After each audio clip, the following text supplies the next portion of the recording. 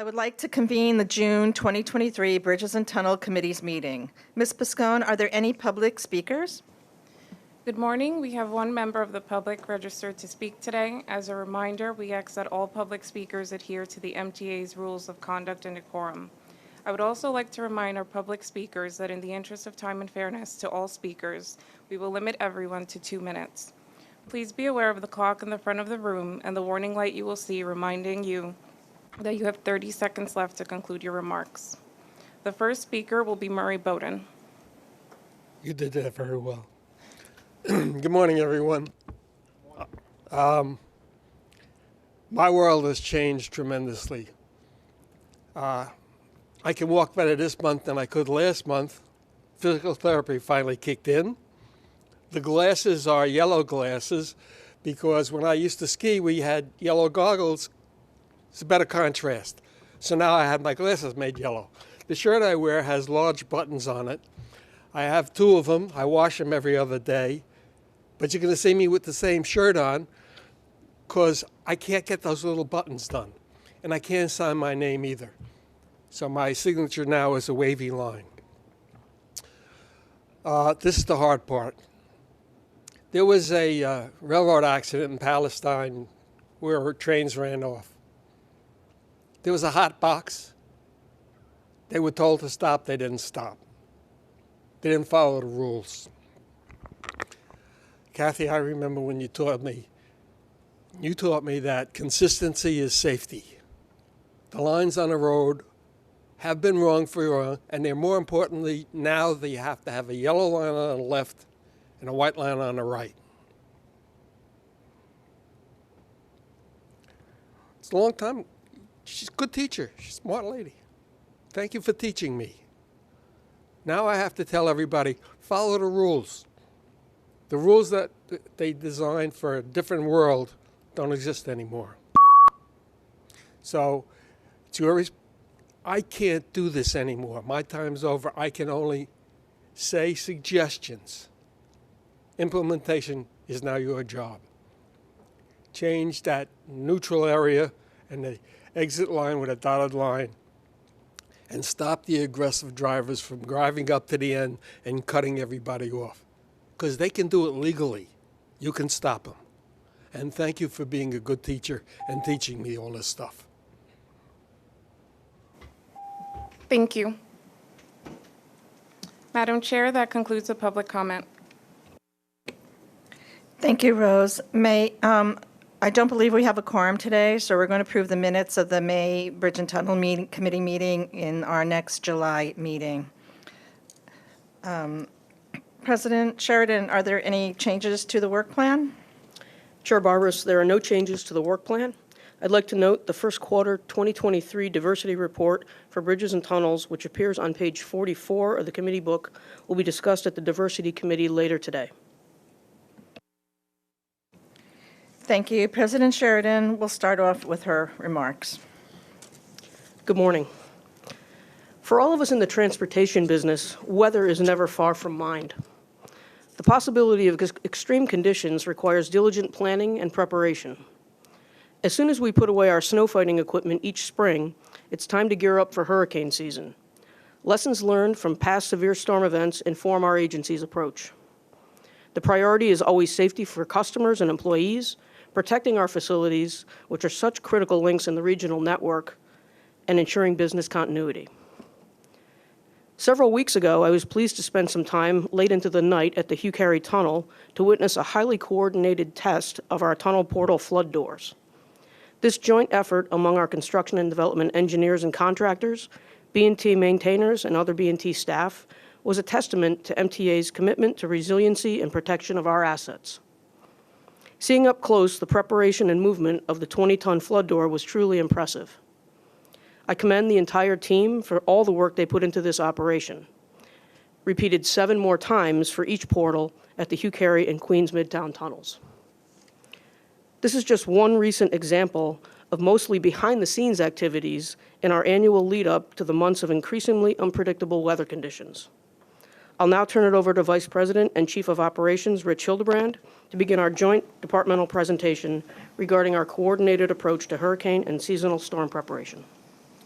Thank you, Kathy, and good morning, everyone. Each year during the seasonal transition from winter to spring and then to summer, B&T undertakes a shift in preparedness as coastal storm season approaches and brings with it the potential for severe tropical weather or hurricanes to bring impact to our service area. First, we look at all related policies and procedures to ensure they are up to date and in line with all emerging trends. For example, this year B&T made adjustments to both our wind restriction and coastal and severe storm protocols. The adjustments were based on structural changes at the Verrazano Narrows Bridge, allowing trucks carrying cargo to safely traverse the upper level at certain wind speeds. This, along with a modernization of our preparedness, response, and recovery policy for severe storms, enables us to operate more dynamically as a coordinated team during harsh conditions. Every spring, B&T holds an all-hands meeting that includes a recap of last year's storms, reminders about applicable policies and procedures, and a look ahead at the forecasted storm season. All B&T departments are represented, plus our MTA consolidated partners in construction and development, labor relations, IT, procurement, human resources, along with our regional colleagues with the New York State Police, New York National Guard, and Transcom. Following the annual meeting, Bridges and Tunnels Emergency Management and Planning section leads an internal, executive-level tabletop exercise to ensure that everyone understands their role in storm prep, response, mitigation, and recovery.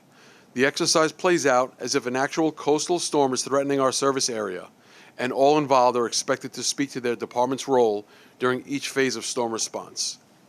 Now, this leads to what we actually do when there is a coastal storm forecasted to head our way. Our command center is constantly monitoring weather conditions and forecast. B&T works closely with our emergency management partners at MTA headquarters, as well as New York City Emergency Management, to ensure the earliest possible activation of preparedness activities. Also coordinate our role that our facilities play within the larger region related to evacuation routes, if necessary. Once a forecast provides a sufficient level of certainty, B&T will begin to convene video conference calls to communicate weather updates, potential impacts, and a general timeline. The discussion covers readiness plans to ensure security of work locations, facilities, and continued delivery of service to the region for as long as possible while maintaining the safety of our customers and our employees. Incident command structure plays a large role in all we do at B&T, and especially in a storm scenario where we operate under the guidelines of the National Incident Management System. We're also taking action out in the field. And to add more about storm prep from the maintenance perspective is Vice President of Maintenance, Charlie Passarella. Thank you, Rich, and good morning, everybody. As Rich stated, now that winter has passed, maintenance shifts its focus to the upcoming coastal storm season. Every spring, our personnel conduct their rapid mitigation exercises to ensure that all levels of our team are familiar with setup and deployment of pre-planned protection measures in the event of a tropical storm or hurricane. As you see on the screen, Central Maintenance crews participated in the annual tunnel portal flood door testing with our construction and development partners. As mentioned earlier, President Sheridan joined the team on site for the overnight testing at the Hugh L. Carey Tunnel.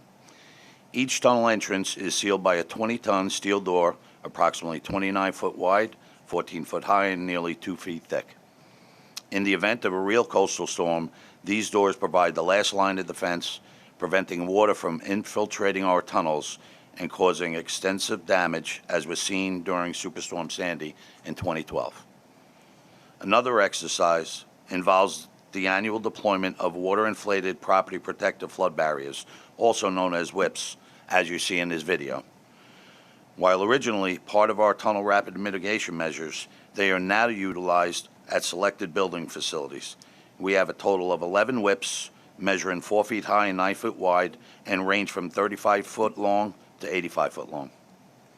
The WIP system provides effective flood protection and can help prevent costly damage to our service buildings and other assets. The WIP barriers are available for deployment at any of our facilities. In actual deployment, the flood barriers are filled with water, but as you saw in the depicted video, maintainers engage in a drill depicting start-to-finish actions of a mock deployment using air instead of water to inflate the barrier. This saves time as well as water and provides the same level of confidence that the barriers are in good condition and performed as designed. Finally, these photos show the permanent deployable measures at the two tunnels designed to a flood elevation 4 foot higher than what occurred during Superstorm Sandy.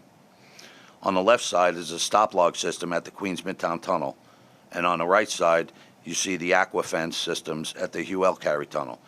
These systems are also tested annually in May by our construction and development partners and contractors. I will now turn it over to Vice President and Chief Safety Officer Eric Osnes. Thank you, Charlie, and good morning, everybody. As we may as we may be more prone to strong winds generated by tropical storms, hurricanes, and other severe weather events due to the effects of climate change, managing our bridges during coastal wind events is crucial for the safety of our customers and the integrity of our infrastructure. During these events, identifying storm characteristics, both from the perspective of forecast models and real-time detection and monitoring equipment, is vital to how the B&T management teams determine the necessary actions to reduce risk of exposure to people and property. Our wind detection and atmospheric monitoring systems play a significant role in our decision-making. These systems consist of an array of sensors, such as those displayed on the screen, strategically placed on and around the bridge to measure wind speed, wind direction, roadway temperatures, traction or grip, and other relative parameters. Accurate and timely data on wind behavior allows our engineers and management team to assess the potential risks in real time.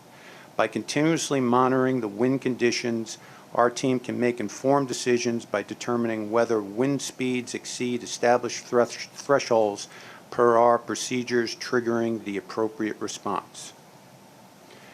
This picture shows wind deflectors that are installed on the upper level of the Verrazano Narrows Bridge adjacent to the towers. These translucent elements are designed to diffuse wind pressure and mitigate impacts to crossing traffic. They also reduce the wind load that may affect vulnerable vehicles such as empty tractor trailers. We are constantly striving for improvements in technology, for active monitoring, engineering solutions to protect our infrastructure and customers. I will now turn the presentation over to Chief Operating Officer Allison DiSereno to discuss our critically important intelligent transportation systems and revenue protection measures. Thank you, Eric, and good morning, everyone. Supporting B&T operations, maintenance, and safety, the Intelligent Transportation Systems and Tolling Department, under the leadership of Nicola Angel, has critical systems related to our operations and revenue collection. In advance of impending storms, the ITS team reviews these systems and performs checks, including but not limited to individual weather stations at all B&T bridge facilities and variable message signs, or VMS. The ITS team provides diagnostic and technical support 24 hours a day for any issues that might arise. ITST is also responsible for B&T's toll collection systems and operations, including roadway technology and infrastructure, and back-office systems and operations. In preparation for any major storm, and similar to other areas around the agency, the department ensures it has coverage from internal staff and contractors. Prior to an anticipated storm, ITST's tolling technology staff inspects the tolling and related equipment at every facility, checking on generator readiness and security of systems and equipment, including the overhead gantries, cameras, toll equipment buildings, and cabinets. ITST's tolling operations staff, involved with back-office operations, ensure the readiness of the EasyPass New York Customer Service Center to continue administering EasyPass and tolls-by-mail customer service and account management functions. If a safety-related decision is made to limit service center business hours due to hazardous conditions, the team works jointly with the vendor and the New York tolling agency partners, the New York State Thruway and the Port Authority of New York and New Jersey, to communicate to our customers through the Tolls New York mobile app, text alerts, email notifications, and updates to the EasyPass New York website. During the storm event, staff closely monitor equipment, systems, and back-office operations to ensure that any issues are dealt with as quickly as possible. Once it is deemed safe to respond, ITST staff coordinate with other B&T departments and contractors as appropriate to assess whether any repairs or cleaning are needed. Post-storm review activity also includes a review of transaction processing to ensure the timely and complete processing of toll transactions during the storm event. For the most severe conditions that result in bridge and tunnel closings and/or evacuation measures, a full review of plaza traffic levels is undertaken to evaluate the impact of the loss of toll revenue on B&T finances. This information is also used for potential business interruption recovery of toll loss. The ITS team stands with all B&T departments to support the mission of our agency through extreme weather events, ensuring safety above all and protecting the critical systems that support our business operations. Thank you, and please let us know if you have any questions. Are there any questions? Commissioner Halbert? This is a question that was raised by virtually everybody who's spoken, how important it is to know the current weather conditions and what's going to be coming. Do you have, or does anyone at B&T have, a direct contact with someone at the National Weather Service so that you can get the absolute latest info? Yes, we maintain contact through our emergency management partners and are continually in conversations with them with the latest forecast. We actually monitor the NOAA website as well. We receive all of the emergency alerts from NOAA as they come in. So we're locked into that incident management, emergency management system. Great, thank you. Any other questions? Okay. Thank you to all of the staff for this informative presentation and their hard work making sure we're prepared. Finally, there are no procurements this month, and if there are no further questions, this concludes B&T's committee report. President, I understand there are 2 more people for public comment, so Rose, please. We have 2 additional members of the public registered to speak today. The first speaker will be Jason Anthony, joining us remotely, followed by Alita Dupree, also remote.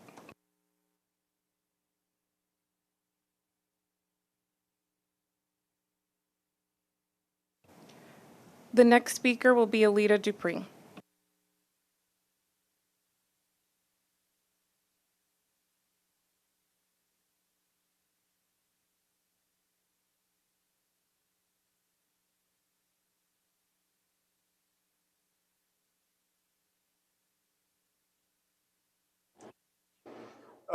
Thank you. Good morning to the chair. Alita Dupree, for the record, she and her. This is new, but thank you for the opportunity to speak and good report. Congestion pricing is important. I'm trying to get up to speed with that. I'm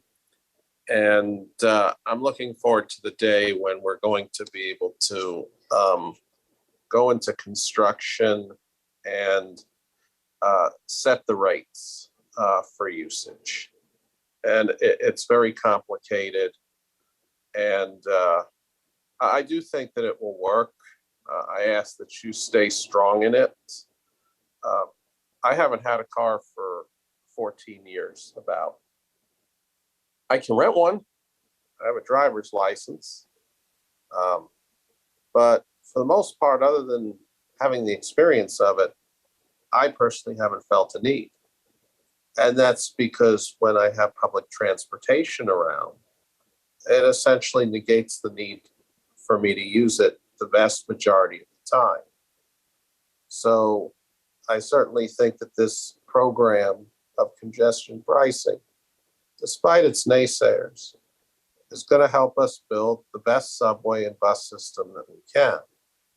Because I depend on that daily, wherever I am, as a person with disabilities. I'm looking forward to hearing more about our progress about the Atlantic Beach Bridge deployment to get that up and running, which you passed a recent meeting. And also in looking at the reports, it looks like we're doing very well with our Easy Pass. And we should continue to find innovative methods to recover our toll money to keep our bridges safe. Thank you. Thank you, Madam Chair. That concludes the public comment. Thank you, Rose. May I have a motion to adjourn?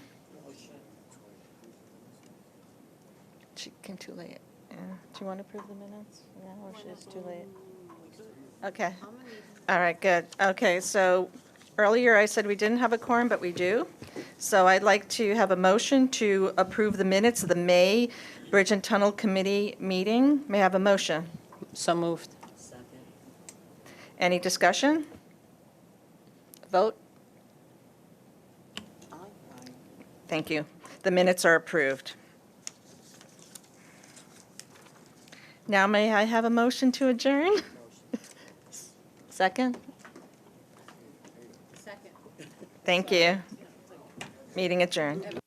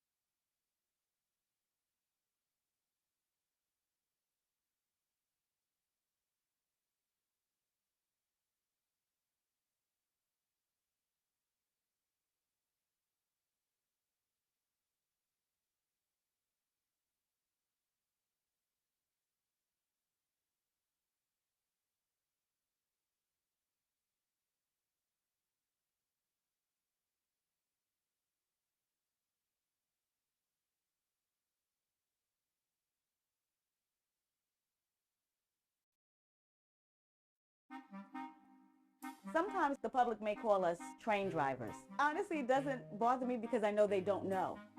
My name is Keisha Cole. I'm a train operator, and I've been with MTA for 6 years. I work on the 7 line. It's approximately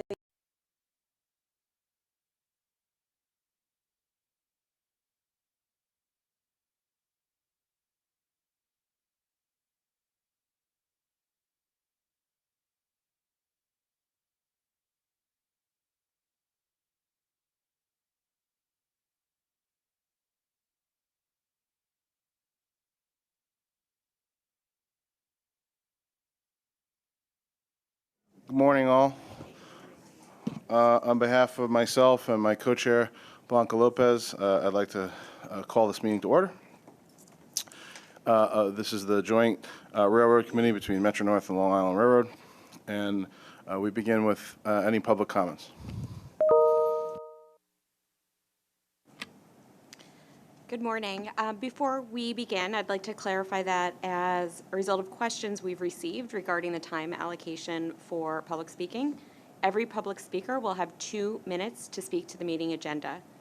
In the interest of time and fairness to all speakers, each individual registered may provide 2 minutes of comment per public comment session, whether it is at a combined or single meeting. We ask all public speakers to adhere to the time allotment. I will turn it over to Megan. Thank you. Thank you, Haley. Good morning, everyone.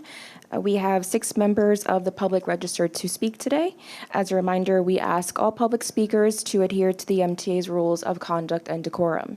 Please note that there are visual and audible cues to remind speakers when there are 30 seconds remaining to conclude their remarks. Our first speaker will be Murray Bowden, followed by Jason Anthony.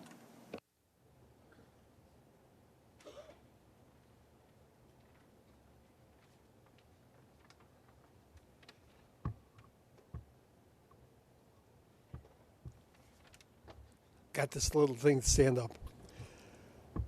Morning, I'm Murray Bowden.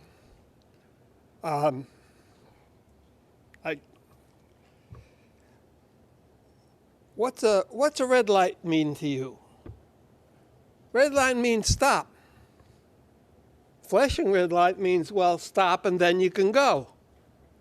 So all these years that your traffic light, I can't see you, this gentleman's head's in the way. Kathy, all these years, I've been after you about the railroad crossings, and I missed something. You got flashing red lights up there. Flashing lights means stop, then go.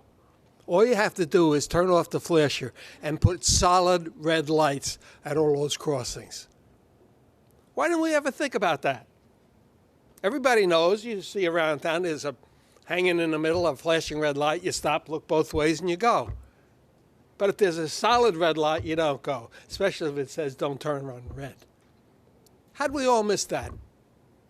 So the simplest thing you can do is go up there, and you can do it by an engineer legally because you have to document it. And I would get 3 traffic engineers to write it up. And if you need the rules, I've been through it with the law department of the city of New York, how to make an adjustment to the manual, and you can do it. That's the simplest, because we're in Berkshire's this weekend, and I get two choices. So, and I realized that. I'm 90 years old, and I didn't get it. All of a sudden, it jumped out at me, all these traffic lights. The other one is where there are dual lights, both the red flashing lights and traffic lights. You can stop it.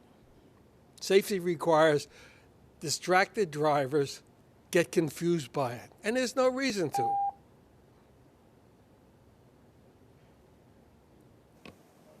That annoys my hearing aids. Please conclude your remarks. I got 2 minutes more. Here you all want me to obey the rules and to follow the command. No matter how many times I explain it, the message doesn't go out. By the way, Mr. Bowden, there are a number of I'm talking. Mr. Bowden, we've had I will say one, I didn't wear a tie today just because of you. And I would say we did have a clarification of the rules, and For this committee, although we've become accustomed to having two 2-minute periods, we are now be limited to 1 2-minute period. No, I disagree with you. Well, Until you combine it as you did bus and transit are one committee. It is not officially one committee. You follow the rules, I follow the rules. When you Mr. Bowden, respectfully, your time is up. When you combine, no. Mr. Bowden, I'm The going to ask you published to wrap up. rules are this is 2 committees. You have not joined this committee to one yet. Mr. Bowden, thank you for your remarks. Good idea.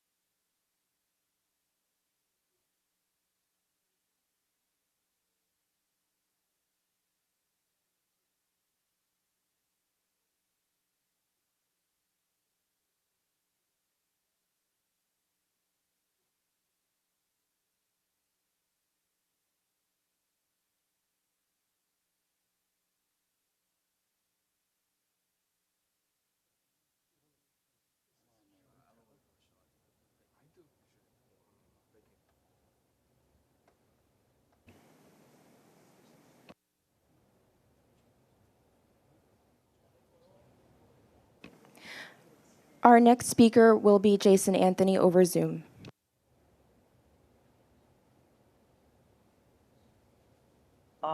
Good morning, everyone. On the Monday after my 37th birthday, my comments will be the following. I'm happy that the bathrooms at Penn Station are open.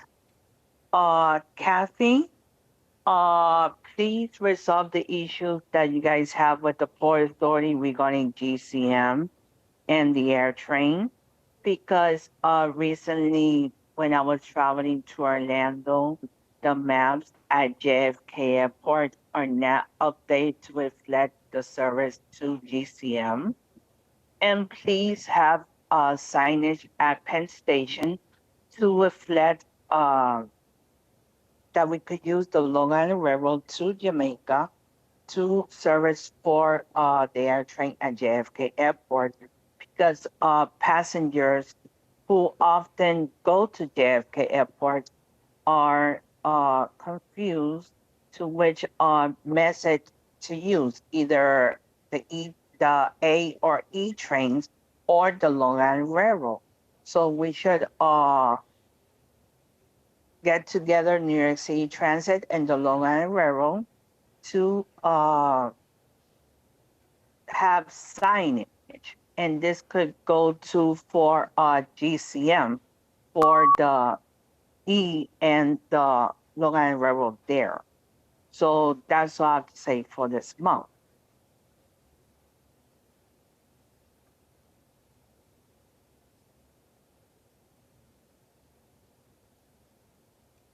Thank you for your remarks. Our next speaker is Christopher Greif, followed by Alita Dupree. Good morning. Good morning. I'm Christopher D. Greif. I hope everyone's doing well. I'd like to remind a couple of things. As we celebrate next month, the Disability Pride Month, ADA 33, it is extremely important that we celebrate a lot of things that we accomplish. For starters, getting additional ramps, elevators, signages, larger signages. A lot of that has been going to be celebrating a lot of accomplishment, what we've been doing for all these years for both railroads, as well as getting more safety on our trains. I'd like to thank the MTA Police. Chief, I do want to thank you because at Atlantic Avenue, you have been there making sure the homeless and the ones who have been damaging those glass signages along the area of the platforms, even on the subway, we want to thank you very much, and helping a lot of seniors and people with disabilities. So your commitment, thank you, and the transit officers, which I'll talk to them later. But at the same time, I'd like to remind that since this is the railroad, we need to remind that the weekly Atlantic ticket must stay where it is, because for seniors, people with disabilities, and low income need it. It is extremely important because my fellow advocates who do work at Bernard Fine Center or who go to help families with disabilities use that weekly so they can switch from Queens Village or any of the stations that have the Atlantic branch stations. If we extend that to all the way to Penn Station and maybe the Metro North line as well, this will give an opportunity for people to get somewhere a little faster and a little quicker. So let's try to remind that the weekly and maybe a monthly for the city can be optional for seniors and people with disabilities and all customers. Thank you. Our next speaker is Alita Dupree, followed by Kara Girl. Thanks again to the chair, Alita Dupree. For the record, she and her. Looking forward to what y'all have to say today. First of all, ADA is very, very important.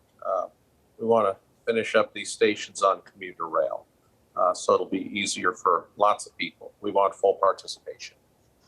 And last meeting, I shared to you about some things I learned about Capitol Corridor, which is a 170-mile commuter rail line in California, in the Bay Area, and about their tap-to-pay program.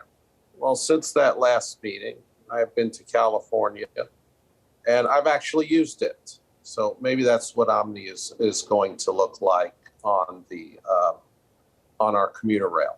Tap on the trains with your card, and works very well.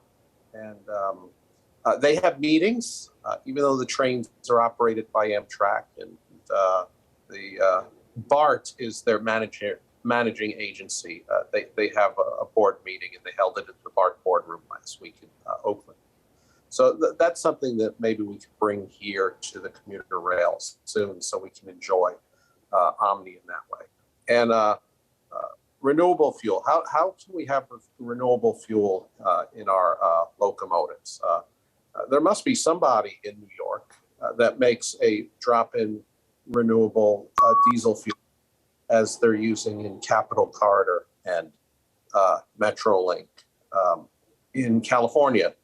And I did notice that the renewable fuel does not smell as strong as straight diesel. So there's progress to be made.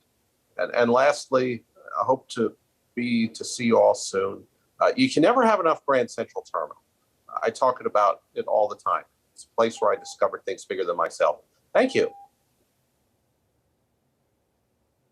Our next speaker is Kara Girl. Good morning. I'm Kara Girl, Planning and Advocacy Manager at the Permanent Citizens Advisory Committee to the MTA PCAC. With the Long Island Railroad and Metro North now under one roof, we've long advocated for more integration between the two railroads. Rethinking and expanding fare options can be a major step in the right direction, as we've seen with the new combo ticket. It's great that riders can now transfer between the two at one station, in one ticket, and in one app. Clearly, more riders are starting to take advantage of the option, with 21,000 combo tickets sold so far. We've mentioned before that combo ticket does not always make the most financial sense for riders traveling shorter distances on both railroads. For an off-peak rider within the city going from Fordham to Jamaica, it would currently be more affordable to purchase two separate $5 city tickets instead of the combo ticket's off-peak $7.25 Metro North fare plus $8 for the second leg. Combo ticket should offer a competitive price for riders regardless of their distance traveled on one ticket. Riders should automatically be offered the best price available to them when buying a ticket on train time or on a ticket machine, which would take a lot of the guesswork out of taking transit. Speaking of train time, it's great that 88% of combo ticket sales so far have been through the Train Time app. It goes to show the power of having the ticket available on the app, a luxury that has not been afforded to Atlantic Ticket. We're willing to bet that Atlantic Ticket weekly sales would be exponentially higher if this critical option that includes the option to transfer to subways and buses had been made available on the app. Communicating these fare deals is key to ensuring that riders can take advantage of them. Rolling Atlantic Ticket into City Ticket with its expansion to peak travel makes sense, and we appreciate that our Freedom Ticket vision is closer to reality. But the weekly option that includes transfers to New York City Transit must remain, and hopefully get expanded to all of City Ticket. At a minimum, we hope you will continue to give Southeast Queens and Brooklyn riders the freedom to take any mode they desire with the weekly ticket option. Thank you. That concludes our public comment session for today's meeting. Thank you. Thank you to all our public speakers this morning. The minutes of the May joint committee meeting have been distributed to all members. I Are there any corrections, suggested corrections or omissions? Having heard none, I'd make a motion to move the minutes. Do I have a second? We don't have. We do have. Welcome. It appears we have one more public speaker. Oh. I apologize for that.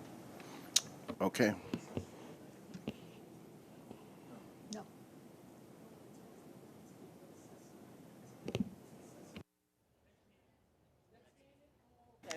Okay, I apologize. Thank you.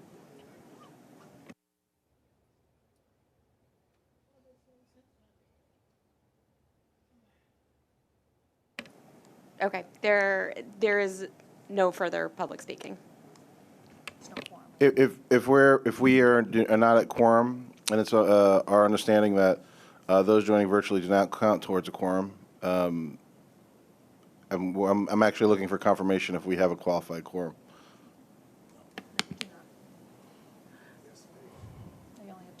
Okay.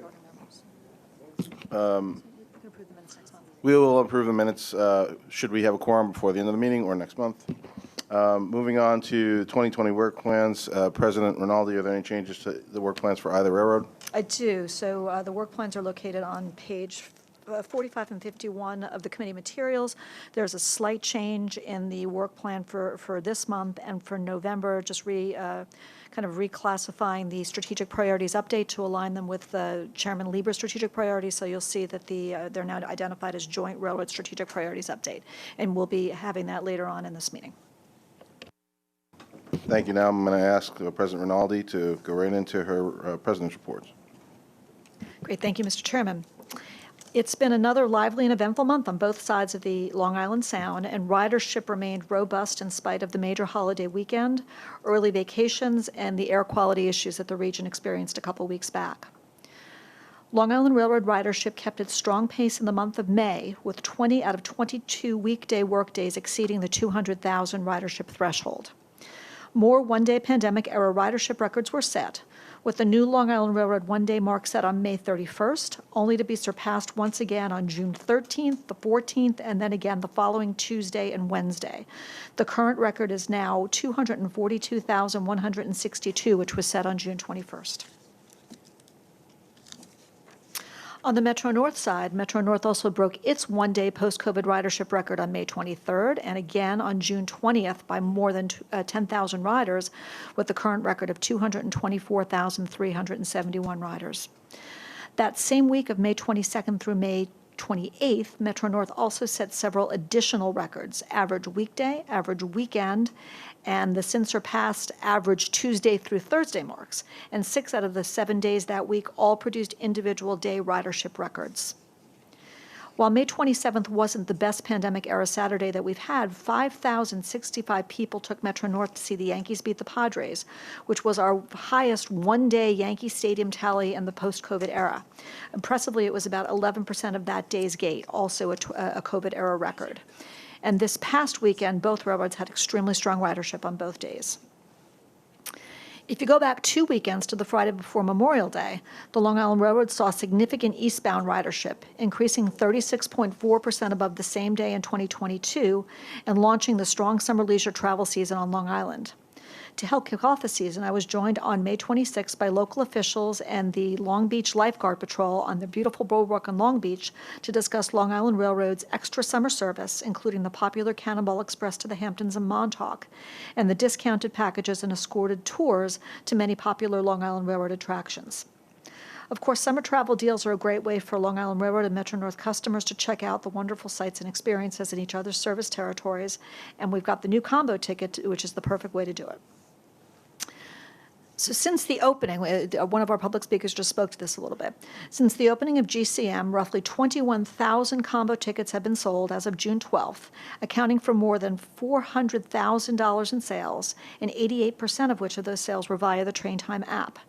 And we're also extremely encouraged by the 22% increase in combo tickets sold in May over the month of April.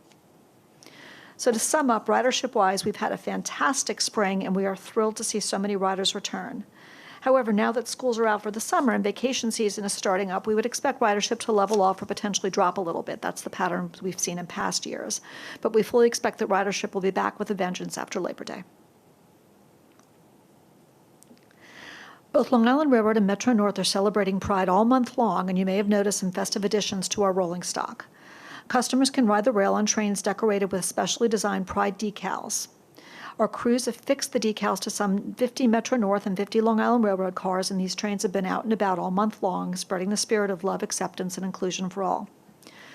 Posters and digital messaging celebrating LGBTQ+ Pride Month are on display at select Metro North and Long Island Railroad platforms throughout the month, and a 2023 Pride graphic is also lighting up digital display screens at Moynihan Train Hall through a partnership with Amtrak. It's an annual tradition that the Long Island Railroad holds dear, and it's continued uninterrupted since the 1942 founding of the Long Island Veterans Association. On Friday, May 26th, the MTA PD Bagpipes and Drums and Ceremonial Unit joined the Armed Forces Color Guard, clergy, and members of the railroad family, past and present, at the Long Island Railroad Hillside Support Facility to raise the colors, say a prayer, and lay a wreath for all of our dearly departed and valiant brothers and sisters. The event honors vets, employees, and Gold Star employees and is well attended by the Long Island Railroad workforce every year. This event is always held on the last Friday before Memorial Day. Even at the height of COVID, when the service was not open to all employees, our veterans made sure that a small service was held on its own and that the Veterans Monument at Hillside was decorated properly. The Long Island Railroad currently and proudly employs approximately 473 veterans from the armed forces. On Saturday, June 10th, 48,000 spectators watched Dark Angelo capture the 155th running of the Belmont Stakes, and the Long Island Railroad once again helped thousands of racing fans make the scene. On a day when the sports world celebrated the 50th anniversary of Secretariat's record-setting run to immortality in 1973, the Long Island Railroad carried some 22,900 fans to and from the event, 10,671 to Belmont Park, and 12,231 fans on westbound trains after the stakes wrapped up, which was about a quarter of the total race attendance. Our Belmont Park station introduced new high-level platforms back in 2015, and this marked the first year that we've offered trains from Grand Central to Belmont Park, allowing fans from the Hudson Valley and Connecticut to connect with trains for Belmont Park under one roof. Congratulations and many, many thanks to all the hard-working men and women involved with the month-long planning and execution of the special Belmont program. Of course, the Belmont is one of a large number of high-attendance events in the tri-state area over the summer. It's just part of the culture here in the nature's biggest market, when Long Island Railroad and Metro North are among the go-to modes of transportation. And our customer service ambassadors and agents are always up to the task. Oftentimes, we have multiple large events in the same weekend, but rarely do we see weekends like we had June 9th through the 11th, when not only did our employees assist customers and maintain order at the Belmont, they were also at hand at stations to assist crowds attending the Dave Matthews Band concert at Forest Hills on Friday, the 3-day Governor's Ball Music Festival at Flushing Meadows Park, Sunday's Puerto Rican Day Parade, and a 3-game series between the Yankees and the Red Sox up in the Bronx. Between ambassadors, agents, cleaning, and other support personnel, as well as beefed-up staffing at Jamaica and the Belmont-related busing locations, the Long Island Railroad alone added 142 employee shifts on top of normal weekend staffing. I want to again thank our responding employees for their all-hands-on-deck mindset and their dedication and their customer-centric focus. They made our employees feel cared for and well-informed, and they made us all very proud, as they do time and time again. There wasn't much time to rest on our laurels, as the first installment of the Mets-Yankees Subway Series took place at Citi Field on Tuesday and Wednesday, the 13th and the 14th, followed by more Forest Hill concerts the following Friday, Saturday, and Sunday. But true to forms, our crews rose to the occasion and shone then too. With all these events, there's a lot of excitement out on the island and up in the Hudson Valley during the summer, but for the railroads, we think of track work all summer long. Traditionally, both railroads have staged significant portions of their yearly track work programs during the summer, when many people take vacations and weather conditions are generally pretty favorable. This summer, the major track work of the Long Island Railroad focuses on the Port Jefferson branch, with an upcoming 6-weekend project spanning July and August to install new running rail, third rail, switches, and 12,000 new concrete ties between Huntington and Port Jeff. And it's important to point out that we are bundling all this work on the Port Jeff, the concrete ties, switch replacement, and various maintenance work projects under the same outages to minimize customer inconvenience and the need for additional outages in the future. There will also be a number of system-wide summer grade crossing renewals, and they kicked off when crews replaced the Hillside Avenue grade crossing adjacent to East Williston Station on 2 consecutive weekends beginning June 10th and 11th. Metro North introduced new service on June 11th to accommodate its summer construction projects. The work that is most affecting the new timetables is the ongoing project to renew the edges of selected high-level 1980s-era platforms along the Hudson Line. The work has progressed to New Hamburg in an 11-mile single-track block between Beacon and Poughkeepsie, and this phase of the refurbishment work will be completed by September, just in time to restore our popular autumn leaf peeper trains.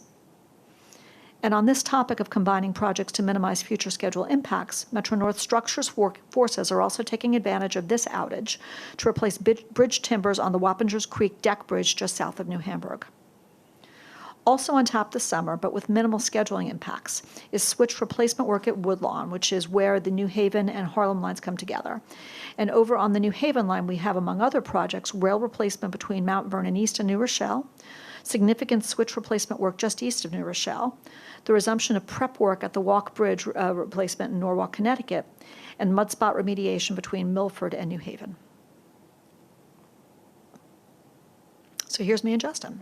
On June 13th at the APTA Rail Conference in Pittsburgh, Justin and I proudly accepted a pair of their prestigious annual Gold Awards, one in the category of rail safety for the first ever 60-mile-per-hour laser train, and the other for emergency management for our dual-level high water alarm system. Each year, APTA recognizes public transit providers for their innovative and proactive safety programs. Since 2016, Metro North Railroad has been recognized by APTA 5 times for excellence in safety, which is a testament to all the brain power we have at our disposal. These awards belong to everyone involved in both projects, and I hope they make those employees as proud as they make us. And I would want to call out the Long Island Railroad, which pioneered the laser train a few years back, and the Metro North work built upon the great work done at the Long Island Railroad in that project. Last month, you heard from Lori about the results of the Long Island Railroad Safety Contest. This month, Shelley Prettyman from Metro North will discuss the results of the Metro North Annual Rail Safety Poster Contest, which is part of Metro North's Track Safety Outreach and Education Program. And you can see the fabulous artistry of the winning entrants right up there on your screens. Another highlight of the safety events calendar at both railroads took place on June 15th in observance of ILCAD, International Level Crossing Awareness Day. With over 40 participating countries, ILCAD is a worldwide initiative to improve grade crossing safety awareness. Each year, both railroads hold ILCAD outreach events at crossings across their territories in collaboration with the PD and other partners, and you'll hear more about these events during the safety presentations at this meeting. This concludes my report, and I'm happy to take any questions. Any questions? Congratulations on the APTA awards and our laser trains. I just said that because it's really fun to say laser trains. Now I'm going to ask Rob for a report on Long Island Railroad operations. Good morning. Total on-time performance for the month of May was 94.6%, and year-to-date as of May was 94.8%, both above goal of 94%. 7 of our branches operated at or above goal. For major events, which result in 10 or more late trains, there were 12 incidents for the month of May, the most significant of which occurred on May 16th, a bridge strike near Forest Hill Station, impacting on-time performance by 0.4% and delaying over 100 trains. For our fleet performance, our MDBF for the month of April was 161,755 miles, and year-to-date as of April was 169,817 miles, both just below goal of 170,000 miles. For service delivery, we completed 99.7% of our trips for the month and year-to-date. Upcoming work, which will impact service on July 8th and 9th, there'll be rail replacement and other maintenance activities taking place on the Port Washington branch. Between Great Neck and Port Washington, bus service will replace trains, and as Kathy had mentioned previously, on the Port Jefferson branch, beginning July 15th and 16th, continuing until August 19th and 20th, the track will be out of service between Huntington and Port Washington for concrete ties and other stated good repair work. Again, buses will replace trains. Please check the website and a train time app for updated schedule information, and that concludes my report, and I'll take any questions you may have. Board Member Olivia?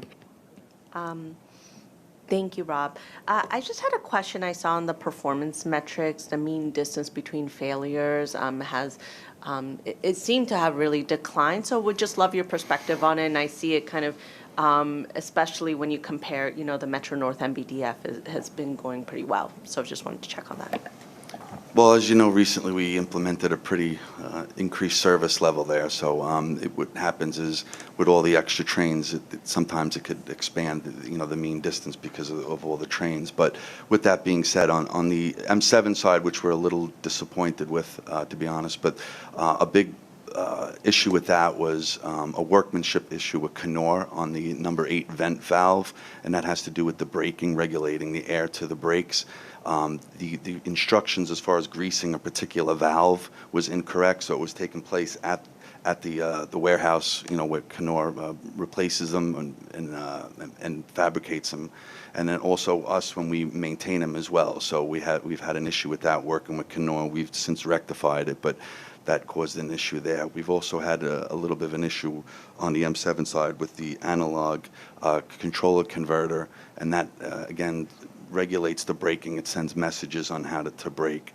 For the diesel side, we definitely have seen an impact onto the MDBF, and part of that is the propulsion. What we've seen some coolant leaking issues, and that has to do with where you have a static component where another component that moves. We've seen some leakage in there, so we're trying to address that as well. And on the LVPS, which has to do again with controls through the units, controlling power, we've had an issue on the coach side, which is impacting the diesel as well. So our mechanical group is hard at work looking at it and trying to maximize, I think I'd mentioned it once before, sending out high-tech electricians, specialty groups, trying to identify it and get it under control. I have a follow-up if I may, but I'll let other folks weigh in first. Board Member Brown? Yeah, regarding, and of course I can't find the chart now, but regarding the OTP numbers all along, how do you factor in the shuttle service from Jamaica to Atlantic Ave in terms of OTP? There's no real schedule. My understanding is there's no real schedule between the two, that your trains are leaving every 12 minutes or so was the last thing I heard. But how does that go regarding the OTP? How do you blend in the shuttle numbers with the overall statistics on OTP? It's calculated the same way, Norman. There actually is a schedule. It's just the frequency in which, during the rush hour, it's actually below that. We got it down in the heart of the rush hour down to about 7.5 minutes. In the off-peak, it's about every 20 minutes. But we can't calculate it as a true shuttle because we still continue to have through trains in there. Right. So, but we do calculate it the same as OTP as far as the rest of the system. Yeah, well, it's gone from, over the years, from the lowest level of OTP now to the highest level of OTP, and it just seems to me that the shuttle service is, a different type of service than the regular service. It clearly is, and you've eliminated a lot of problems in that sense. That I guess people know their train's on time, though their commute may take 20 minutes longer. Their train's on time. It seems there's two different types of service there.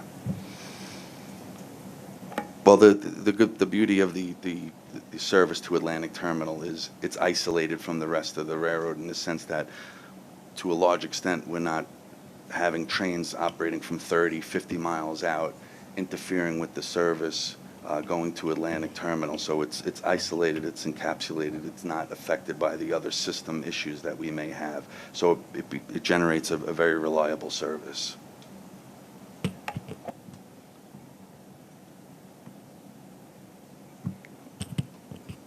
Thank you. Hi.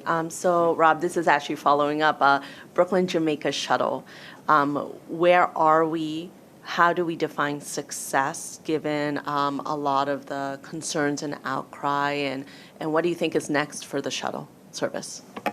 Well, I think a big success is, as Norman just pointed out, the extreme high on-time performance in there and the reliability of the service and the frequency of the service. You don't have to wait long to actually catch a train. There's always a train there waiting for you with the doors open. So that's a true measure of success right there. And we're always looking at the schedules, as we've always done in the past, and we will continue to do, looking for opportunities to make it more beneficial to the customers. So we're in the fall hoping that we can come out with something that maybe would be a little more appealing to our customers, with the caution that we have to remember the Atlantic shuttle was put in place so we could operate more trains throughout the system. So, but we are looking at ways to fine tune it and make it better. Any more questions for Rob?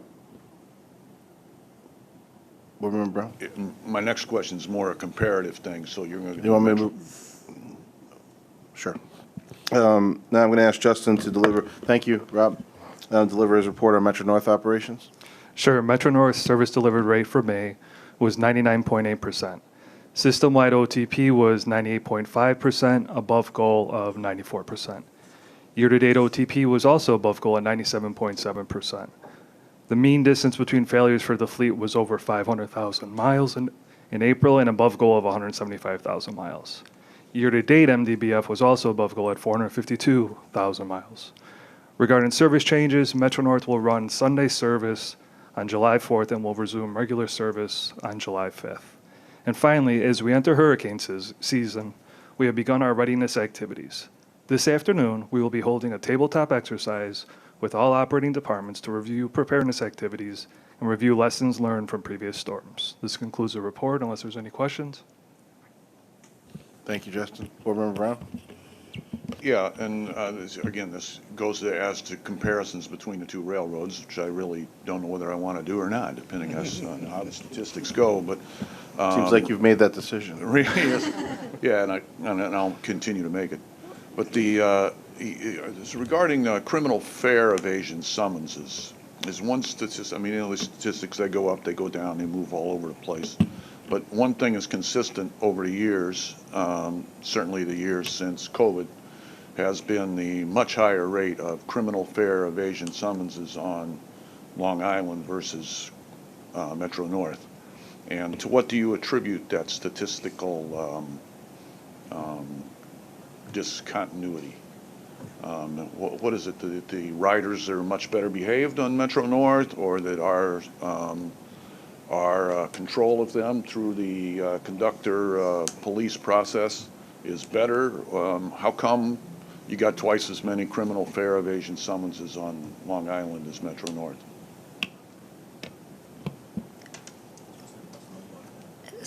Do you want to answer that? Sean, do you want me to take that, or? Okay. Yep, sorry about that. Most of those on the Long Island Railroad have been attributed to a central focal point, mostly from Penn Station or city bound towards Jamaica. A lot of fare disputes coming eastbound, coming out of the city, are easily resolved with criminal summonses being issued at Jamaica Station. As far as Metro North, it's a lot more spread out, a lot wider. So in some cases, trying to get to the conductor fast enough to actually handle the fare dispute winds up that the individual winds up departing prior to police arrival, and thus the inability to issue a criminal summons to that person. Thank you very much. It's a simple explanation that the capturing all the traffic in Jamaica, in this case, allows you to catch more people. And so you're saying a lot of people are escaping on Metro North, or just people learn that they're going to get caught and stop violating? No, I won't say that they're escaping. What I'm saying is that in some cases that is the reason for not getting to that particular event, but it also could be that there is potentially a lower percentage of folks actually doing fare evasion on Metro North. So the one thing I would add to that, Norman, is, I mean, this particular issue was addressed in the recent task force on fare evasion, and both railroads are working, are looking at the recommendations of that report and figuring out the best way to implement them to be able to address this issue of sort of persistent fare evasion and ensuring that there's an appropriate law enforcement response that discourages the behavior, but that also, encourages people to ride the rail. So it's an ongoing effort to identify the best way to be able to address the recommendations that were contained in that very important report. Board Member Brinkman? Yes, Chief Montgomery, just to clarify, you said criminal summonses. What would that be, like a misdemeanor or? No, criminal summonses are violation summonses. The fines are usually up to $250, but that's predetermined by a judge. Okay. Mr. Tessitore? If I could just chime in, just more of a comment than anything else. I think a lot of what Norman was asking about and what we're clarifying has to do with the response of the MTA police to the increase in assaults on our property, maybe which has been greater than on Metro North Rail property. So as a response to the continued assaults that we're dealing with even to this day, Chief Mueller and his team have put a lot more people out there, and our procedures are a little different, which I think we're going to eventually get to a similar place of how we deal with these fare disputes and some of the policies that we have in place which don't match up, which there may be more ability for Metro North trains to move quicker in regard to policy than on our property. But if there's any good news about it, I would say the response is welcomed because the assaults are continuing. So without those response to fare evasion issues that elevate to assaults, if there is an interaction, we got problems. Thank you for that. Any more questions for Justin? Thank you, Justin. With that, I'm going to ask Lori to deliver our Long Island Railroad Safety Report. Good morning. So our safety report can be found on page 18 of your book, and we're reporting on our performance through the period ending April 2023. So our customer reportable injury rate decreased from 2.84 to 2.08 per million customers. And during the same period, our employee lost time injury rate increased from 4.03 to 4.36 per 200,000 working hours. Three things I'd like to bring to folks' attention for this month. As alluded to by Kathy's presentation, we did have the benefit of working with our partners at MTA Police and the Federal Railroad Administration at 5 of our crossing locations on June 15th. We reached over 1,000 customers during International Level Crossing Awareness Day. We also held our quarterly Employee Safety Focus Day on June 13th, where we emphasized the importance of personal protective equipment and talked about a lot of our FRA mandated programs. And finally, I'd like to invite everybody to join us today. We are going to be at Penn Station with our partners at Amtrak, New York City Transit, and New Jersey Transit for our twice a year we host a Customer Safety Awareness Day. So that will be today from 3 to 6 at Penn Station, and welcome everybody's participation. Happy to answer any questions anybody may have. Any questions for Lori? Thank you, Lori. I'm going to ask Shelley to deliver our Metro North Safety Report. Okay, good morning. So Metro North Safety Report can be found on page 28 of the committee book. And first, to summarize where Metro North stands with customer and employee injury rates. Again, this compares the rates for the current 12-month reporting period ending April 2023 to the rates for the prior 12 months ending April 2022. So the reportable customer injury rate increased from 2.01 to 2.03 per 1 million customers. For the recent trend, the 12-month rolling rate has continued to drop each month over the past 6 months. The reportable employee lost time injury rate increased from 2.07 to 2.18 per 200,000 working hours. For the recent trend, the 12-month rolling rate dropped this month after holding steady last month. So, as President Rinaldi noted in her remarks, Metro North's annual rail safety poster contest concluded with over 85 entries submitted from students of all ages. Participants were asked to submit a new costume design for our Metroman rail safety mascot, and as you saw earlier in the presentation, a winner was selected from each age group. So design concepts from all winners will be incorporated into the new costume or other outreach materials, and once the costume is developed, the new Metroman will make an appearance at the winner's school. And the contest is part of Metro North's Tracks, Together Railroads and Communities Keeping Safe, Safety Outreach and Education Program. So as Lori mentioned, and also President Rinaldi, June 15th was International Level Crossing Awareness Day, or ILCAD. So our thanks go out to the MTA Police, Connecticut Department of Transportation, and Federal Railroad Administration, who partnered with Metro North to provide safety information to drivers and pedestrians at 5 crossings, making 663 contacts. So Metro North Station ambassadors also performed outreach at 3 stations near crossings, making 850 contacts. So Metro North's participation in ILCAD goes back to 2016, also as part of the TRACS program. So that concludes my report, and I would be happy to answer any questions. Thank you, Shelley. Any questions? Thank you, Shelley. I am going to now make a motion to, now that we have a quorum, to approve the minutes. Do I have a second? Second by Midori. All in favor? Aye. Opposed? So moved. Now I'm going to ask Kathy to report on the joint. Oh, I'm sorry. I'm sorry. No offense. I didn't mean to skip you. I'm going to ask Chief Montgomery to deliver the MTA police report. I'm not offended. Anyhow, for the month of May, we had 26 major felony crimes for the month of May, which is down 1 from last month. 38% or 10 of those larcenies are 10 of those were attributed to larcenies, of which 5 were due to inattentiveness towards property. 3 of them were property that was taken of a value of either $1,000 or above, or a major credit card involved. The other 2 consist of railroad property. The other percentage, 30%, was 8 felony assaults. Of those felony assaults, half of them were on law enforcement officers, or 4. 2 of them against MTA employees, or Long Island Railroad or Metro North employees. It's 1 apiece per railroad, and the other 2 on customers. We had 2 robberies, 2 auto larcenies, and 1 sex offense, which netted an arrest, the sex offense on the 16th, and the individual was apprehended on May 17th.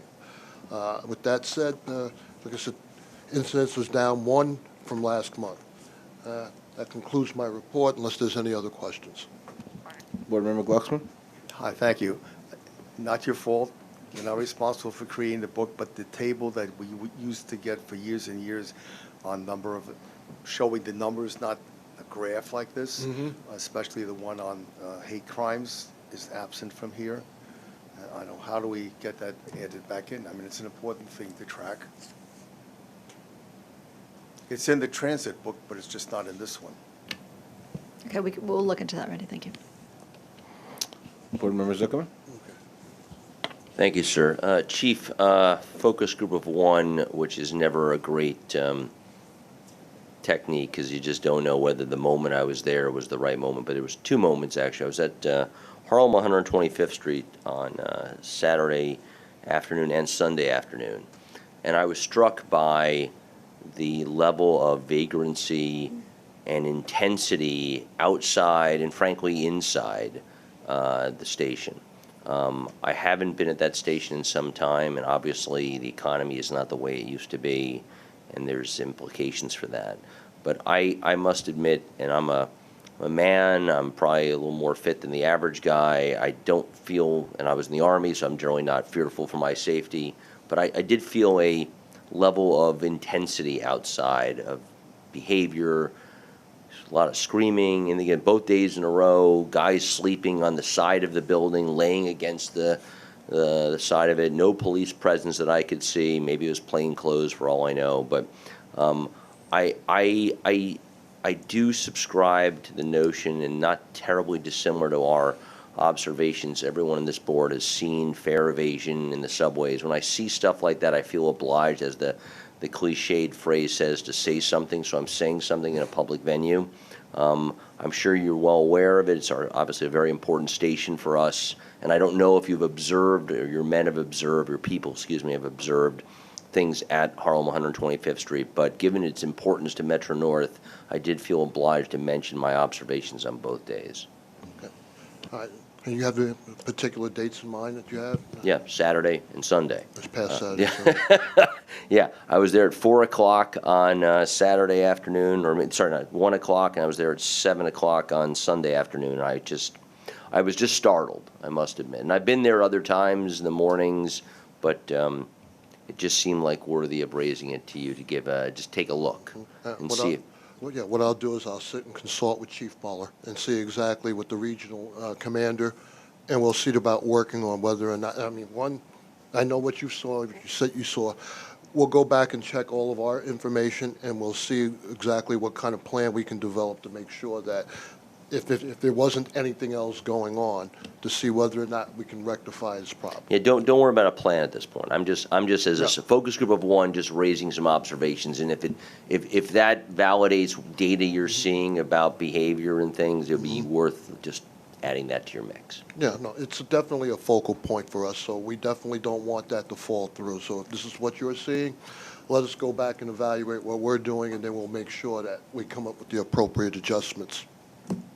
Yeah, no, it's been a challenging location for many years, as you know. I remember, Board Member Saul used to ask about it on a regular basis. So it is certainly a challenging location. And I also just want to call out the great work that our station ambassadors do at that station. I mean, and our cleaners as well. They go above and beyond with respect to cleaning the street outside the station, even though it's not technically ours. I mean, they really do an amazing job out there, but it does remain a challenging location. Any other questions for Chief? Oh. No, I was just going to say that concludes it if there's no other questions. Any other questions for Chief Montgomery? Thank you, Chief Montgomery. Thank you. Now, Kathy, report on the joint railroad strategic priorities. Thank you. There's a little bit of overlap between this and my remarks earlier, so I'll try to keep it relatively fast pace.